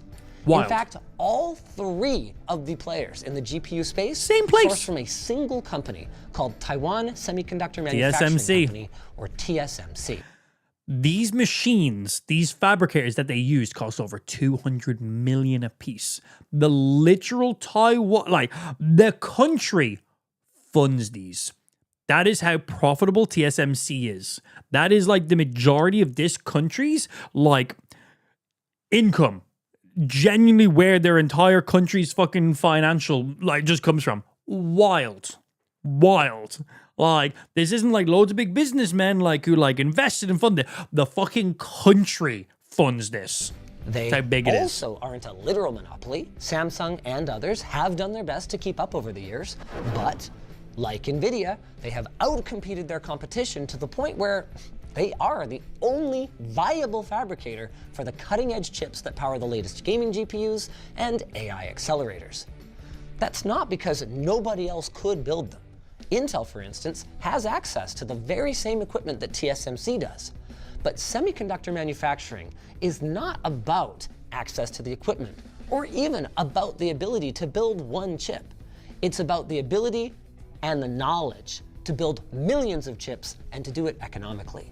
So the process control has to be darn near perfect. Too many defects, and even if you could build it in-house, it might actually be cheaper to outsource the production. even not if worth it the goes to a hassle. competitor. But how did TSMC You do become it. so dominant? They don't even have their own CPU brand. Well, that's They don't actually a big need to. part of it. By not competing with their customers, they became the Everyone can ideal just come partner to them. for fabless chip companies around the world, which gives them the volume of business they need to continually reinvest and even outcompete. Like, they could have made their own CPU, GPUs at any stage possible, but if they started making their own CPUs, GPUs, well, then these companies wouldn't be coming to them to make their own ones. So instead of them making their own ones and making them the best, they just get all these other big companies to do that work. Then they come to them, and then they just make what they want. That's it. Vertically integrated And companies that makes them the most money. like Intel and For them to AMD. not make their own CPUs and GPUs is better for them. And for these companies to have them make their CPU, GPUs is better for them. It's so smart. It's so smart. Used to own their own fabs, but now are just one of TSMC's many customers. TSMC also bet very early on a technology that completely overshadowed the rest of the semiconductor industry: EUV lithography, a chip fabrication technology that is, to put it mildly, They use pretty like incredible. EV light. It's crazy. EUV lithography creates and uses extreme ultraviolet light, an incredibly short wavelength that doesn't naturally exist on Earth, by evaporating drops of tin with high-powered lasers and then forcing its electrons into higher energy states. That light passes through a photomask, which you could think of as kind of like a high-tech stencil, with cutouts so fine that they're measured in nanometers. Go true. Those cutouts form a chip's pattern.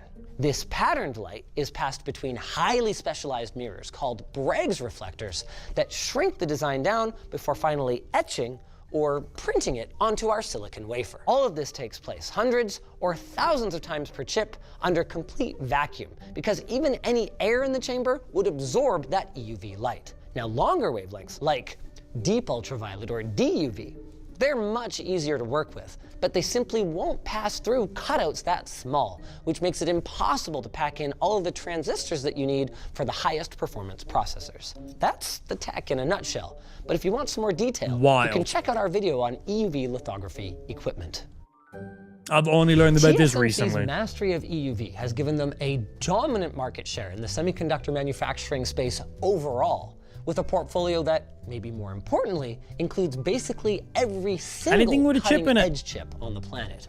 And while their pricing is shrouded in secrecy, what little we do Anything you use that has a decent chip inside of it of any kind of level, these guys made it. know is that it has only gone up over time, and that's a trend that is widely expected to continue. So then, TSMC is the big bad? Solely responsible for our gaming GPUs becoming unaffordable? Yeah, hey. Not even close. Let's talk about ASML. Every time TSMC, or anyone for that matter, wants an EUV lithography machine, they need to dig about 200 mil? $200 million out of their couch cushions and hand that over to ASML. Why ASML? Well, at risk of sounding a bit like a broken record here, They didn't want to make it. because they're the only ones who make them. This time, the monopoly is a literal one, not a de facto one. And EUV equipment has made ASML so valuable that the mere suggestion that it could move its growth outside of its headquarters in the Netherlands for better infrastructure and talent acquisition prompted the Dutch government to spend $2.7 billion in infrastructure to keep them. To make sure it stays there. I think there was a story going around recently, and I think, I don't know if it was Korea or Japan. I think it was Korea, but they were saying that they basically scouted a few of the experts from like the Dutch people, like who, I don't know what their roles are, but basically the people who do this EUV lithography and have fucking nailed it. Supposedly they have like scouted some of the top guys and brought them over there, and they were having their hand in the EUV lithography. But then some stuff came out and I was like, they're chatting shit. They just bought some of the old systems that we're not using anymore. That was it. It was kind of weird. It was as if they were saying like, hey, we're going to start manufacturing all this. We're going to do it good. We have the machines. We have the people who have perfected this. We're going to be the dominant factor. And then like they literally came, I think ASML came out and they were like, they just bought some old machines that we're not using anymore. Anybody could do that. They're like, NVIDIA and stuff could do that. They don't want it because it's stupid. Just let TSML make it. TS, whatever the fuck they're called. In the country. It's also given. So yeah, that was an extreme interesting latitude one. when it comes I think that was to Korea. pricing. Its new high NA EUV lithography fab, which is I don't capable think it was of producing China. an I think it even was smaller Korea. wavelength No, but for even kind of denser funny. chips, will apparently cost $400 million, double the cost of the current low NA EUV. Even TSMC is balking at that price and has said, TSMC. You know what? We'll grab a few for R&D purposes, but for now, I think we're gonna stick with the old systems for our 1.4 nanometer chips. With that said, it's not like they're gonna be able to put off buying the new hotness forever. And when it's time to pull the trigger, they won't be buying just one. I think current chips are like Production Tree, facilities which we've seen need earlier many on. Fabs cost billions of They are. dollars and We've take seen that earlier on. years to ramp up production. So Who's got money like that makes in the couch? sense that the new chips Yeah, just gonna go cost dig more out an than average 200 mil. But wait, you don't have 200 mil of just pocket change that's falling out in your sofa, in your couch? that's not the only thing putting pressure on consumer pricing. The Wild. big thing is that at every level, there's a complete lack of competition to put pressure on these major players to keep prices low. And the worst part is They that don't it have didn't to. have to be this way. EUV was kind of a joint venture with Intel, who invested in ASML for EUV development back in 2012. But they like pulled out or something, lost a fuck ton of their investment, and then ASML then fucking started killing it. Yeah, Nvidia ended up, Intel ended up losing a lot of money because of that. Very funny. Poor Intel. I just keep making those silly mistakes, man. But then, Team Blue grew skeptical of EUV, got cold feet, and divested from ASML when it started cutting assets in a series of cell phones during that time. And before that time. And more recently. 10 Intel, billion. sometimes you really are the smartest nincompoops in the entire industry. And the really bad news is, unfortunately, They things are lost likely 10 to get billion. worse before they Invested a fuck ton. Wasn't seeing it working out the way they thought it was going to work out. Diluted their investment down to only 3% of what originally was. And then ended up losing 10 billion because of it. 10 billion because of it. If they just didn't touch it, they would have made so much money. get better. If they get I think it was shortly in around that time when the Intel CEO was basically forced to step down. better. The AI boom has gotten to the point where the very silicon wafers, like the big discs that they make chips out of, even those are in shortage. Why? If AI. you guessed, because the production is controlled by a surprisingly small number of players who, like everyone else, feel they ought to be entitled to a bigger slice of that delicious AI money pie. You guessed right. Now, competition in cutting-edge chips is coming, but not in a way that's guaranteed to benefit consumers, at least not consumers outside of China. Chinese fabs are ramping up new facilities that use creative approaches to, ostensibly, make competitive products without EUV technology. This matters because Western sanctions make it difficult for them to purchase ASML's cutting-edge machines. The other thing is that even if their efforts pan out, building new fabs takes a long time, and there's no telling where the rest of the industry will be by the time they're pumping out chips at scale. Closer to home for many of our might viewers, be like Intel already is behind in investing that heavily case. in ASMC's new high-NA EUV fabs. But any payoff from that is going to be a long way away. And realistically, until a certain bubble pops, we're likely to be stuck with the skyrocketing prices that Or at least another year or two. But hey, at least now you know where your headache's coming from. Maybe from too many segues. To our sponsor. Man, this business guy really needs some help, 'cause he's paying for all those apps and wow. Wait, let me tell you about this thing called Odoo. It's got every app you need it to go to, so I think that all you Literally just an ad on the way out. What other random stuff can we watch instead of me spending time doing stuff? New gaming chair. I've seen this one. I think it like sucks you off while you sit in it.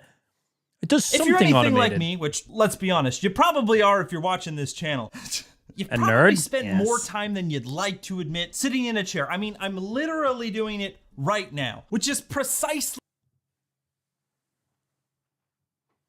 Oh, yeah. It might look like I'm standing up. I'm not standing up. I just have spectacular posture. I just sit really, really good. I've also got a giant dildo up my ass, so it forces me to sit straight. But yeah, a lot of people come in the stream like, why are you standing? I am currently sitting. I have a chair. I just sit incredibly well, because dildo in ass forced me to sit very straight. It's like a thing Lou likes to do. I don't know what it is. Anyway, but I do sit in a chair every day. It's a very nice chair too. Lou got me this chair. Has a hole for the dildo to go in it. Why I've always had the mantra that just like a bed, which you... But I've seen this chair. This chair is cool as shit.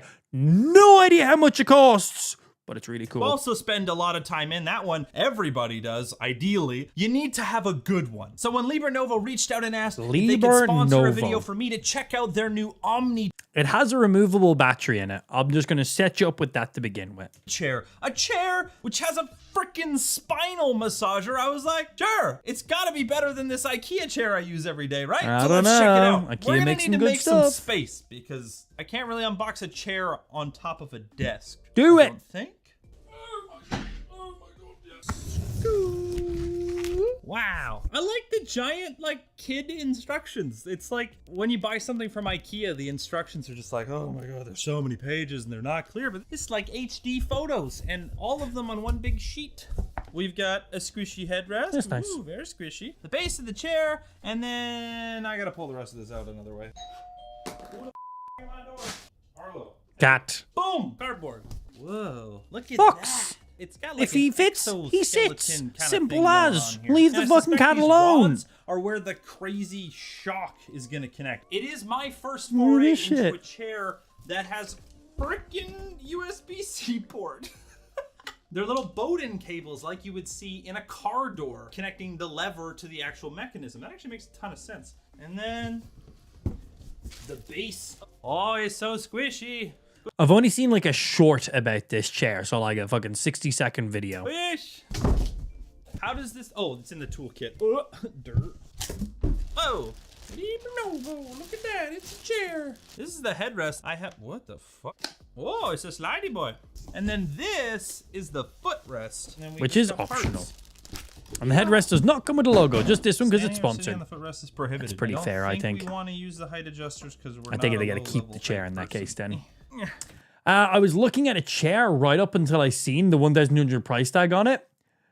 Which chair were you looking at? One of these chairs here? Yeah, man. Some of the big boy chairs are expensive. One, do not fall for the gaming chair. A gaming chair does not exist. It's just random bullshit, all right? Gaming chairs are not a thing. A chair is a chair. Gaming chairs are just some random marketing slang so they can take a bucket seat, throw some nice bright gamery colors on it, and then go from there. Do not fall for that. You want to get yourself, one, stay away from leather chairs. Most of the gaming chairs are leather or pleather or of that kind. That is bad. You need something that has breathability in it. You're going to be sitting on it. You're going to be playing games. You don't want it to be getting too hot or too cold. Leather, very cold when you first sit down.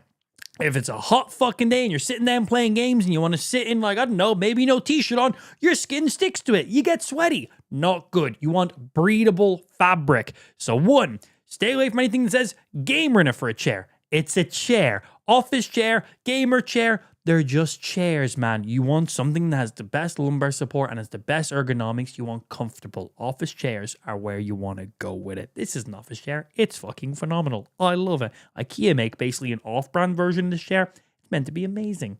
I don't know what it's called, but look up like IKEA, like Herman Miller alternative or something, and you'll get basically this exact chair for like a lot cheaper. It's a lot cheaper of a chair overall, but it's still a very good chair.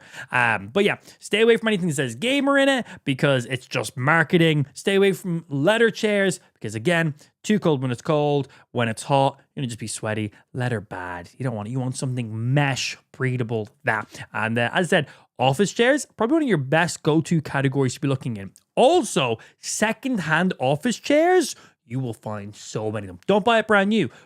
A good chair is expensive, man. I think this chair cost nearly like $2,000. Yeah. This was a gift. I did not buy this. I couldn't afford this. This was a gift. So just saying as is, getting a second-hand one of these chairs, it's probably $600. Still very expensive, but this is like peak. This is the Herman Miller embodied chair. This is pretty much the chair. This is the chair. There is very few chairs better than this. I love this chair. I've had this chair for years. It is spectacular. When do you guys ever hear me talking about my back or being like, oh, my ass is going dead? I sit in this chair hours and hours and hours and hours and hours for days. And when do you guys ever hear me being like, oh, my ass cheek is dead, or oh, sitting funny? Never. I do have amazing posture prior to the chair, but shit's comfy as fuck, man. It is very, very nice. But yeah, Marketplace, Facebook Marketplace, the amount of office chairs you will find, refurbished chairs you will find. There is basically companies who will buy hundreds of office chairs in bulk.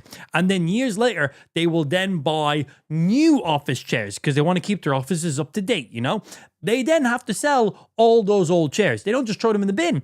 They end up on marketplaces and other websites like that. You will find them for a fraction of the price. That's where you want to be looking. Don't be looking at IKEA. Don't be looking at Amazon. Marketplace refurbished Herman Miller chairs. Okay, and there's also websites that literally buy in all of these companies' fucking stocks of chairs and office supplies and desks and stuff. And their job is to literally resell them out to other companies and other individuals, and you will find fucking bargains there. That's what you want to do. Yeah. Lou got me this chair for one of the Christmases back during COVID, man. I think we were still in lockdown when I got this chair. And this guy goes in and something like that. Put the thing in. Yeah, we were in Ireland and we couldn't actually get this chair in Ireland. So she ended up buying it from Germany, but they wouldn't ship it to Ireland. So Lou was like, where will you ship it to? So I believe they shipped it from Germany, and I think they're like, the closest we can ship it to is somewhere in France or something like that. So she was like, okay, ship it to there. So they shipped it then as close to us as possible, and then Lou got a courier to go pick it up. I thought that was going to be mad. She got the courier for like next to nothing, man. It was really cheap. So she bought it in Germany. They shipped it X amount over. A courier met it. They picked it up, and then they brought it the rest of the way. It was there for Christmas. Yeah. And then we just screw the little. Was it from Germany? No, I think it was further than Germany. It was further than Germany. Wobble. Did they deliver it to Germany? I think she bought it somewhere even more west. And they'd only go as far as Germany. And then Lou got a courier from Germany to Ireland with it. I think that's what it was. But yeah, so she bought the chair. Delivery from wherever it was, Germany, was free. And then the courier from Germany to Ireland was like 100 quid. She was like, it was incredibly cheaper than I was expecting it to be. She was like, it was actually really fine. She rang up courier company and was like, hey, can you go here and sign for this and then deliver it to here? And they went, yeah, 100 quid. She went, cool. And that was it. And she was like, it was incredibly easy. It's like, sounded like it was a nightmare, but it was absolutely fine. I know this is not how really you use nice. the headrest, but like, you got a problem? Now the chair. Maybe to the Netherlands? With the base. Netherlands definitely closer. It says there's Maybe. 8 I can't steps. remember. It was years ago. My Crocs off. But yeah, Herman Miller and Body, go on Marketplace, find refurbished ones. They're literally just office chairs that companies have updated their stock and got rid of the old ones. That's literally all they are. You will get them for a fraction of the price. So good. An adjustment lever, a hex head screwdriver to put the chair together, and then of course the battery, given that it has massaging functionality, unless you want your chair plugged in all the time. You need Look a at battery. this fucking Apparently guy. The battery life is pretty good. This piston confuses me. That's for like the fucking spine massage. Take the cap off. Or is that? Oh no. Done. So very important. That's that just you for the long upsy screw a downy. long screw. If you don't long screw the long screw, Yeah. the screw won't screw in. That's the piston. That's Align that the piston seat part. Sorry. on mod 4. Whoopsie. I've been putting it on backwards. Oh, wow, that was so easy. It definitely. I bet you looks this the chair part. is Like, this thing fucking looks heavy. Spicy as all heck. This drops into place. Got a This couple chair is heavy cushions as there, fuck, a little and it's USB-C sleek. cable in So I can only and it imagine how just heavy that screws. thing I'm really is. glad they include a screwdriver, man. The amount of times I bought IKEA furniture and it's been like, use this Allen key. to tighten 40 bolts. The last Oh, yeah. screw goes in Been the there. front, and I always that's just like grab the something from my own connection kit point for the every time. armrests up here, and that holds them in alignment. Cool, right? As for the controls, they just click in like that, pull the cap over, and then the knob, which I'm pretty sure adjusts the tension of you leaning back and forth. Now we get to put the crazy looking back on. On the top, you pop off. I want to just see this thing in on the top, action. You pop off the cover, whoop, so that the chair This doesn't doesn't look go too full bad to willy build, on you. actually. Honestly, I was just kind of excited to have a new chair on the set that actually like looks the part. It's also available in a black color if that's more your jam, but I figured the kind of off gray white color was the way to go, and I think I like that the was black. right choice. Oh, that means we're at the last step. Install the neck rest and the battery. Whoa, whoa, whoa, gee. Okay, hold on. Flips hold it. on. Hold on. But can you do this? I love chairs that just let you lounge. I don't know that I've ever sat in a chair like this before. So if you look at the back, you notice how I can just kind of lean? It doesn't try to fight you Pivot. into keeping your body straight like an arrow, like pretty much every other chair I've ever used, which might not seem like a huge deal, but imagine having 2 monitors, even 3 monitors, and you end up doing a lot of this. and a How lot of far that. away are It's your like fucking built to monitors, accommodate bro? that. It's really 1, 2, 3, 4.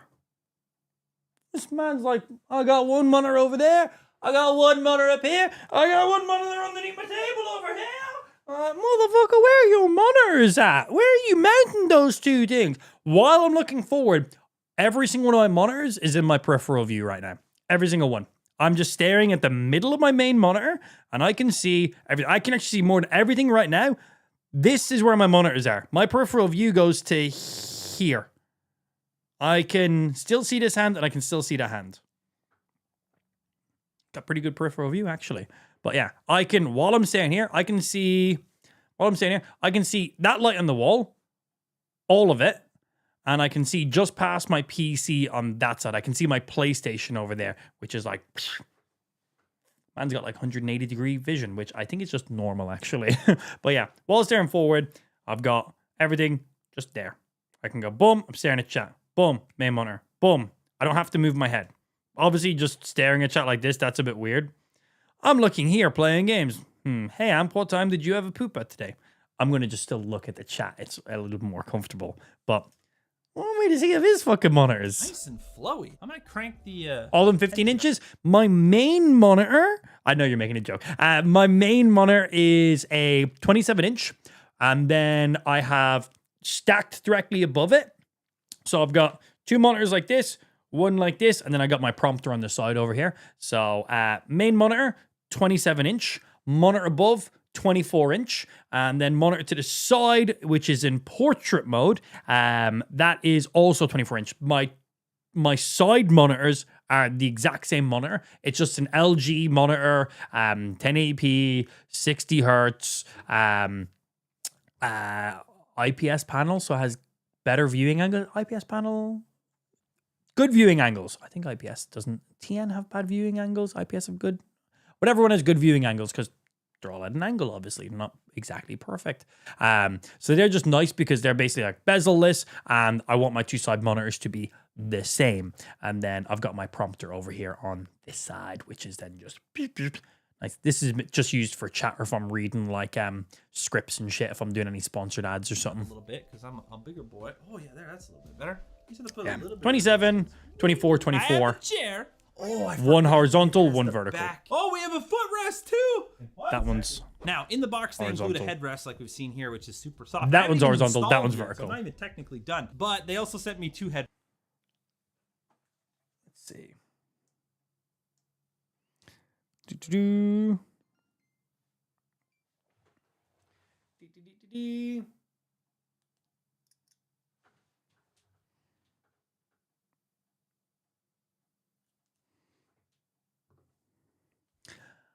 And that is the setup there. Boop. Like that. Middle, 1 stacked on top of it, 1 to the side, prompted to the other side. I don't have my phone right now because my phone is being used as my stream camera. Get rid of that. One is a big Libernovo on there, so I guess I should probably use that one. That's what they're paying for, right? Wow, look at Of course. Now do the things that the chair does. I want to see the massage and stuff. And where do you insert the dildo for the rectal massage? It's adjustable too. That's nice. Does it go in and out too? It does give rectal massages, right? If not, what's the fucking It does go in and out. See, like that? Wait, where's the footrest? What was the cost of that setup? I stole everything. Good night. I'm an Irish pikey. That's what I do. Comfy. Yeah, I So didn't here's pay how the for a single footrest thing in this room. It's just- I didn't even pay for this room. I stole it. This is my neighbor's spare room. I just stole the key and I lock it when I come in here and I just don't give them access to it. I stole everything in this room. A normal footrest when you're trying to do footrest. I don't own any of it. And then when you go I'm a to lean thief. back, well now it's a thigh rest. Honestly, the foam is so like squishy. Make nice it do and the comfy. things that it's Same vibe special of reclining about. as one of those like recliner chair things. I don't care if I can recline. I'm never sitting in an office chair like that. Like, oh, I'm gonna sit at my desk and then lie down. If I'm gonna lie down like that, I'm gonna just go lie on the sofa. Sit up and make it do the thing.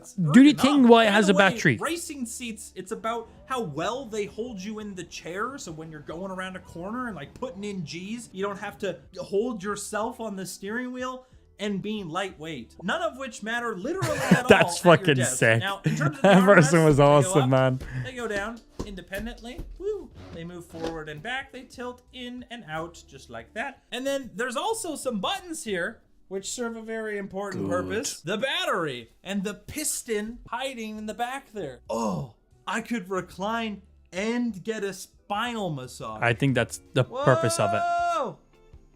Whoa! That's so cool. Wow, it really adjusts the like lumbar position. Can we just cut the cameras for a minute here? Whew! I feel it. Okay. Kind of roll into it a little bit too. Fair. What's going on, bud? He's on a mission right now. It's like my But seat it really now. does like posture you forward. I'm cruising, man. This thing is very adjustable. Now, one of the things that bothers me the most about so many of the chairs I've tried is Yeah, that what's the that? base doesn't have enough cushion. But because this foam is like so supple and nice, I don't feel that at all yet. I don't I'll think try I'm it for a few days sold. And then like report back my findings. But so far, pretty chair. I like. They're nice. Now, in terms of adjustments, we've got a few. Down on the side I don't know. here, first and foremost. I think it's something that I need to experience personally. I'm not a person who has any back pain or anything like that. I've got phenomenal fucking posture, so not anything in there for me. It's like, to me, it seems like it's more of like a gimmicky kind of thing, but I feel like it's probably something you got to experience. I can't just sit looking at it like, oh, that's a gimmick. Like, that could be really nice to check out and use, but I feel like it's something I'd want to use before buying, kind of a thing. But how often are you going to actually do this? How often are you going to go ahead and turn on this little back massage mode? How often are you going to recline all the way back and enable this? You got to recharge the battery. How long does that battery stay charged for? How long can you use back massages for? Is it more of a tedious task to do this than to just stand up and stretch every now and again? Only you can tell on that Is one. the up and For down. me, I don't think I'm Over going to have any here, use we've in got that the whatsoever. settings for the recline. Now, in the unlocked position, you can go back 160 degrees. It's so comfy. But of course, it's Nearly not always flat. about lounging. Nearly what perfectly I like to flat. think of as the locked-in mode, fully upright. You're locked in at 105 degrees, so you can do your hacking, and then you can lean back to think, but that's it. If you want to go further, you can crank it back to 120 degrees for a little bit of deep thinking. That's And nice. then- You can lock it in at different positions if you know you like to lie back in chair. I've got my chair tight as fuck, so if I like lean back in it, like I've got that much, but I've got my chair rigid as fuck. I'm like, boom, back of my seat. I can adjust all that and stuff too, but I like my chair to be like, that's where the back is. I'm not fucking like lounging down here like this. I'm not like, that shit's not comfy. That shit's not good for your back. I'm only getting older, bro. I need to make sure my back ain't fucking me in a few more years. I'm sitting up. I'm staying straight. I'm feeling good. Feeling that fucking... Feeling Ooh, man ain't got no problems in his 30s, still doing fine. If I jump on a trampoline once, I'm probably going to break my back forever and all my amazing posture goes out the window. But until that day, man's back's good as fuck. There's even the chill mode. My mom just texted me and I need to think about how to reply to this.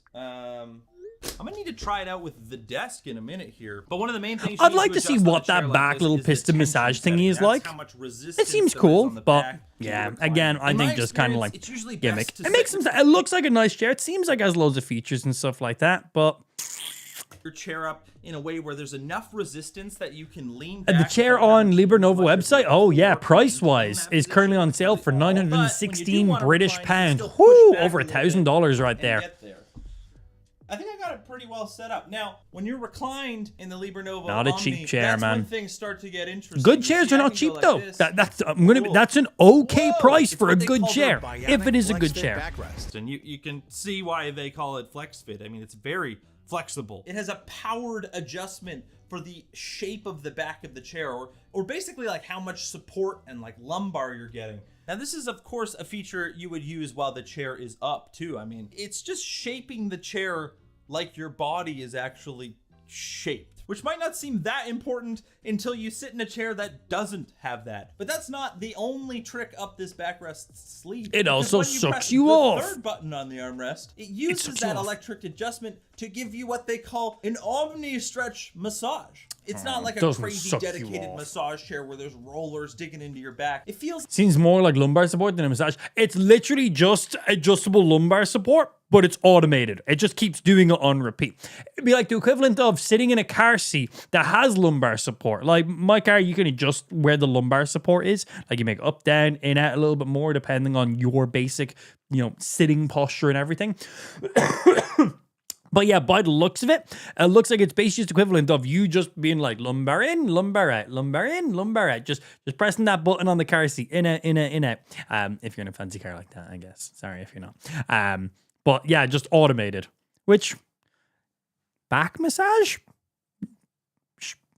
Technically what that is, I guess, right? Effect to when you do a pull-up and it like decompresses your spine, or you roll your back. So it's active right now. It's currently going. My back was killing me yesterday when I started this video, and I woke up this morning after. Like you can see the piston extending and retracting. I mean, I don't know if the chair was responsible for that, but I could definitely sit here for a while until the battery dies. Can your chair do desk use? I'm locked in right now. I'm typing away. I'm hacking the mainframes. I'm a programmer. I'm a hackerino Tino. And then I'm like, I gotta think about this hacking for a moment. Or I could think some more. Or I could even think this much. Can your chair think this much? Now, I'm not gonna lie to you and say that this 100% is the correct chair for you. Chairs are complicated, and what works for one person may not work for somebody else, but that's okay because Libernova does have a 30-day return policy. That's cool. For whatever reason, the Omni chair doesn't quite work for you. Regardless, that's pretty cool. Chairs are expensive. Good chairs are expensive. This is one that might have a niche / gimmick. You might really enjoy it. I might find the niche / gimmick too gimmicky for me and have no use for it whatsoever. And then I could just get a chair that doesn't have it for a little bit cheaper. But you might fucking love it. You can check out your mileage may vary. Omni at jakku.com/omni or at the link down in the description. It's interesting. So you said what right now? Currently, £1,000 while on sale. Buy now. Have I just purchased it? Buy now. The world's first truly dynamic ergonomic chair. No matter your shape or posture, it adjusts to fit you. The world's first by... Shut the fuck up. Scared the shit out of me. Yeah, currently, so usually £1,248. Currently here. Seat depth, 45 centimeters, 48 centimeters. Price does not change if you got a bit of a bigger booty on you. Comes in midnight black, comes in space gray. Both look good. I personally like that. And you can also get it with a footrest, or a footrest and an extra battery. So you can just swap that battery out and you don't have to recharge it. Keep one battery always charged at all times. And if not, it's £69 just for the battery by itself. If you're using the massage feature all the time, and the battery dies in it, you gotta unplug, take the battery out, plug it in, wait for it to charge, plug it back in. Bit annoying. Having a second battery, just like take one out, have one charging while one's in use. this one dies, that one's charged, just swap them as you're going. It makes a lot of sense. But yeah, 916 British pound. That is a bit. Let's see. 916 GBP to USD. 1,200 US dollars. And that's with it being on sale. And then if not, it was not on sale. 1,600. Oh God, I'm not going to have a fucking clue how to spell this.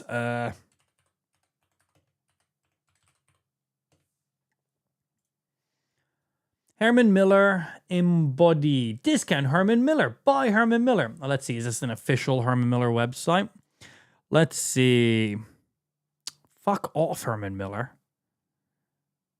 Where is your big boy? Herman Miller sell desks now? Where do you embody at? You guys not selling the embody chairs anymore? You got it. It was like one of your main ones. Oh, is it under gaming? That's funny. Yeah. This is the exact chair I'm rocking right now. They do it fully black. They do it in amethyst. Okay, that's hot. And they do it in galaxy. Does the price change on any of the colors?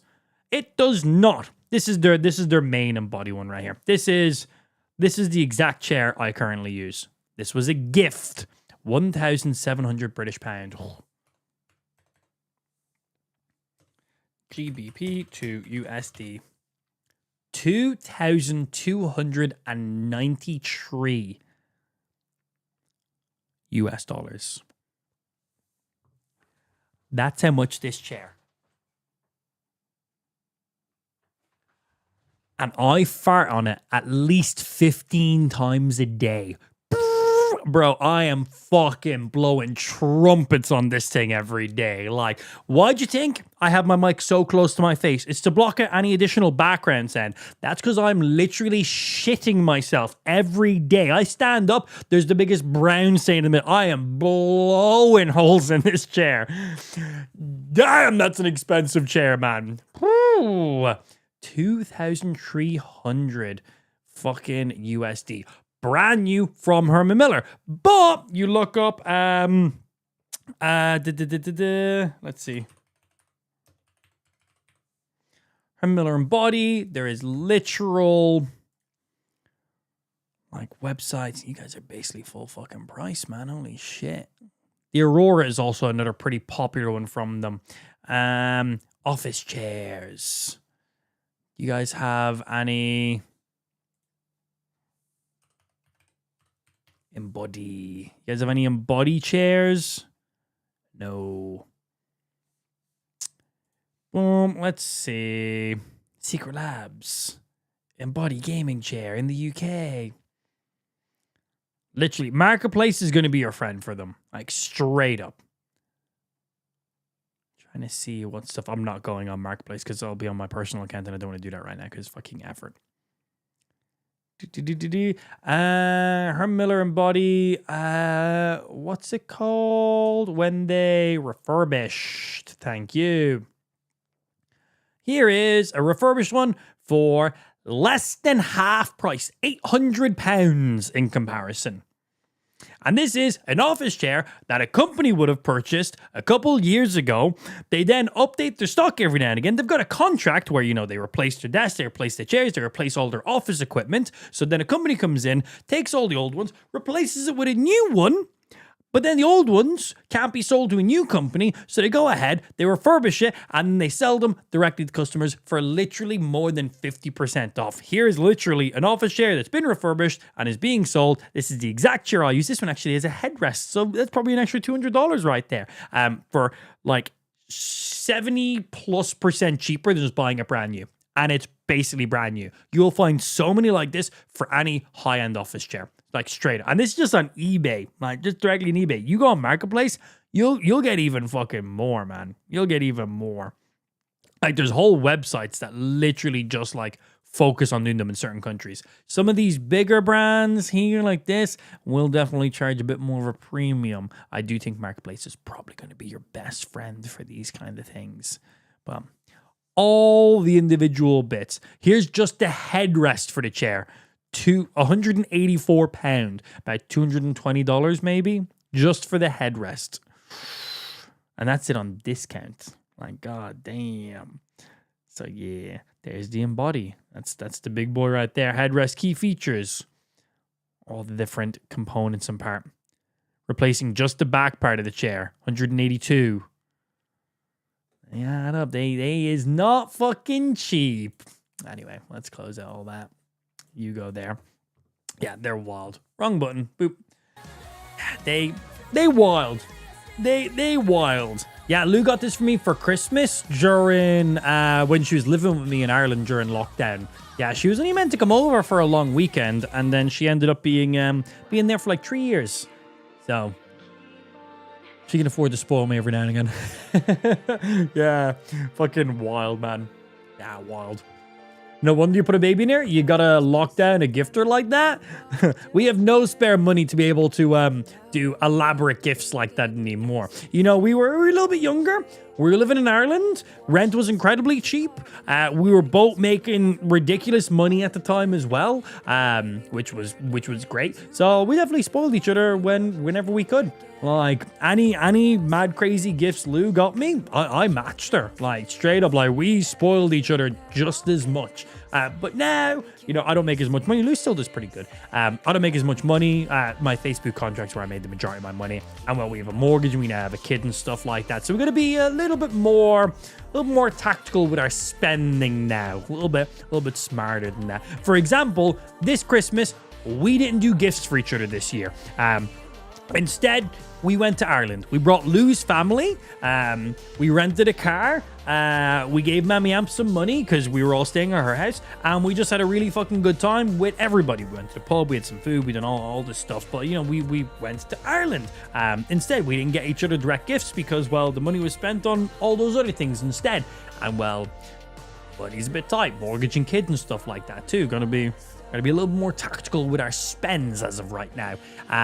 But we obviously had a really good month, and we said we weren't going to do Christmas. Like, Christmas this year was all about Ash. It was all about Ash. That's what it was. She's that little bit bigger now. You've seen her on stream earlier on. She knows what's going on. She understands everything. So, you know, this Christmas was definitely more tailored, more family than anything, and Ash being the central point of all of that. But obviously we agreed on all this before December, and well, this December has been a pretty good month for subscribers in the stream, so I still got Lou a present. And I was like, I didn't expect you. She was like, I didn't get you anything. I was like, I know.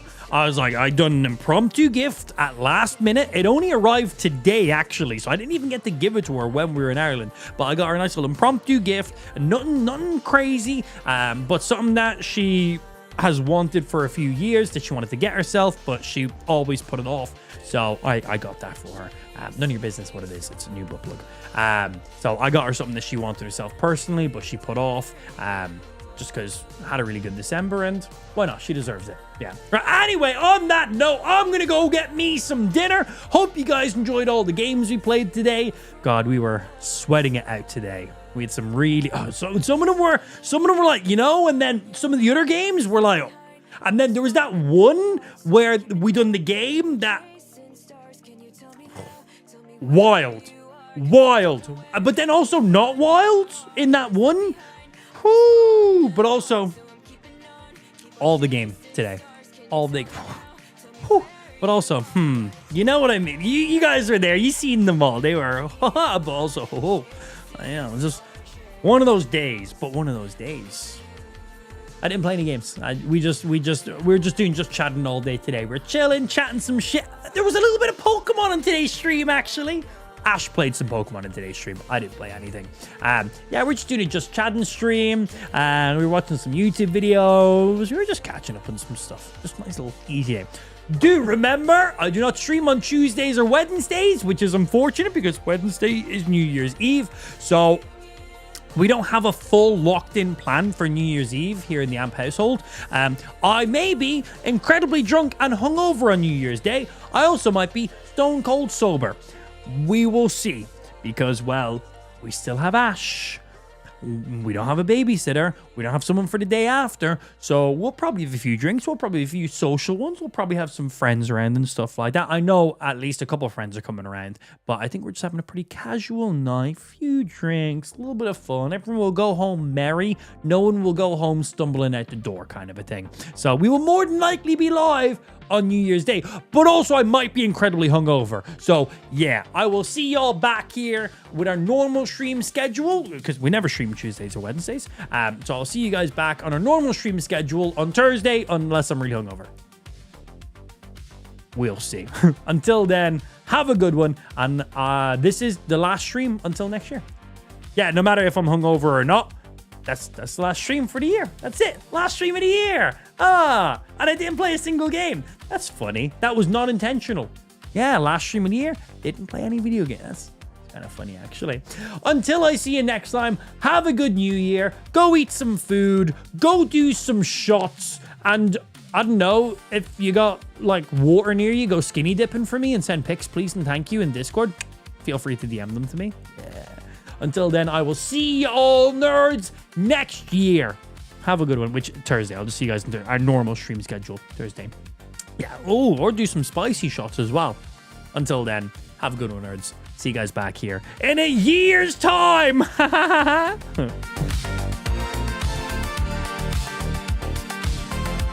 More? She's so fucking cute, man. She's funny. She knows. She'll be a streamer in no time. She'll be fucking... Bro, she'll smash my sub goal in like a day. Just watch.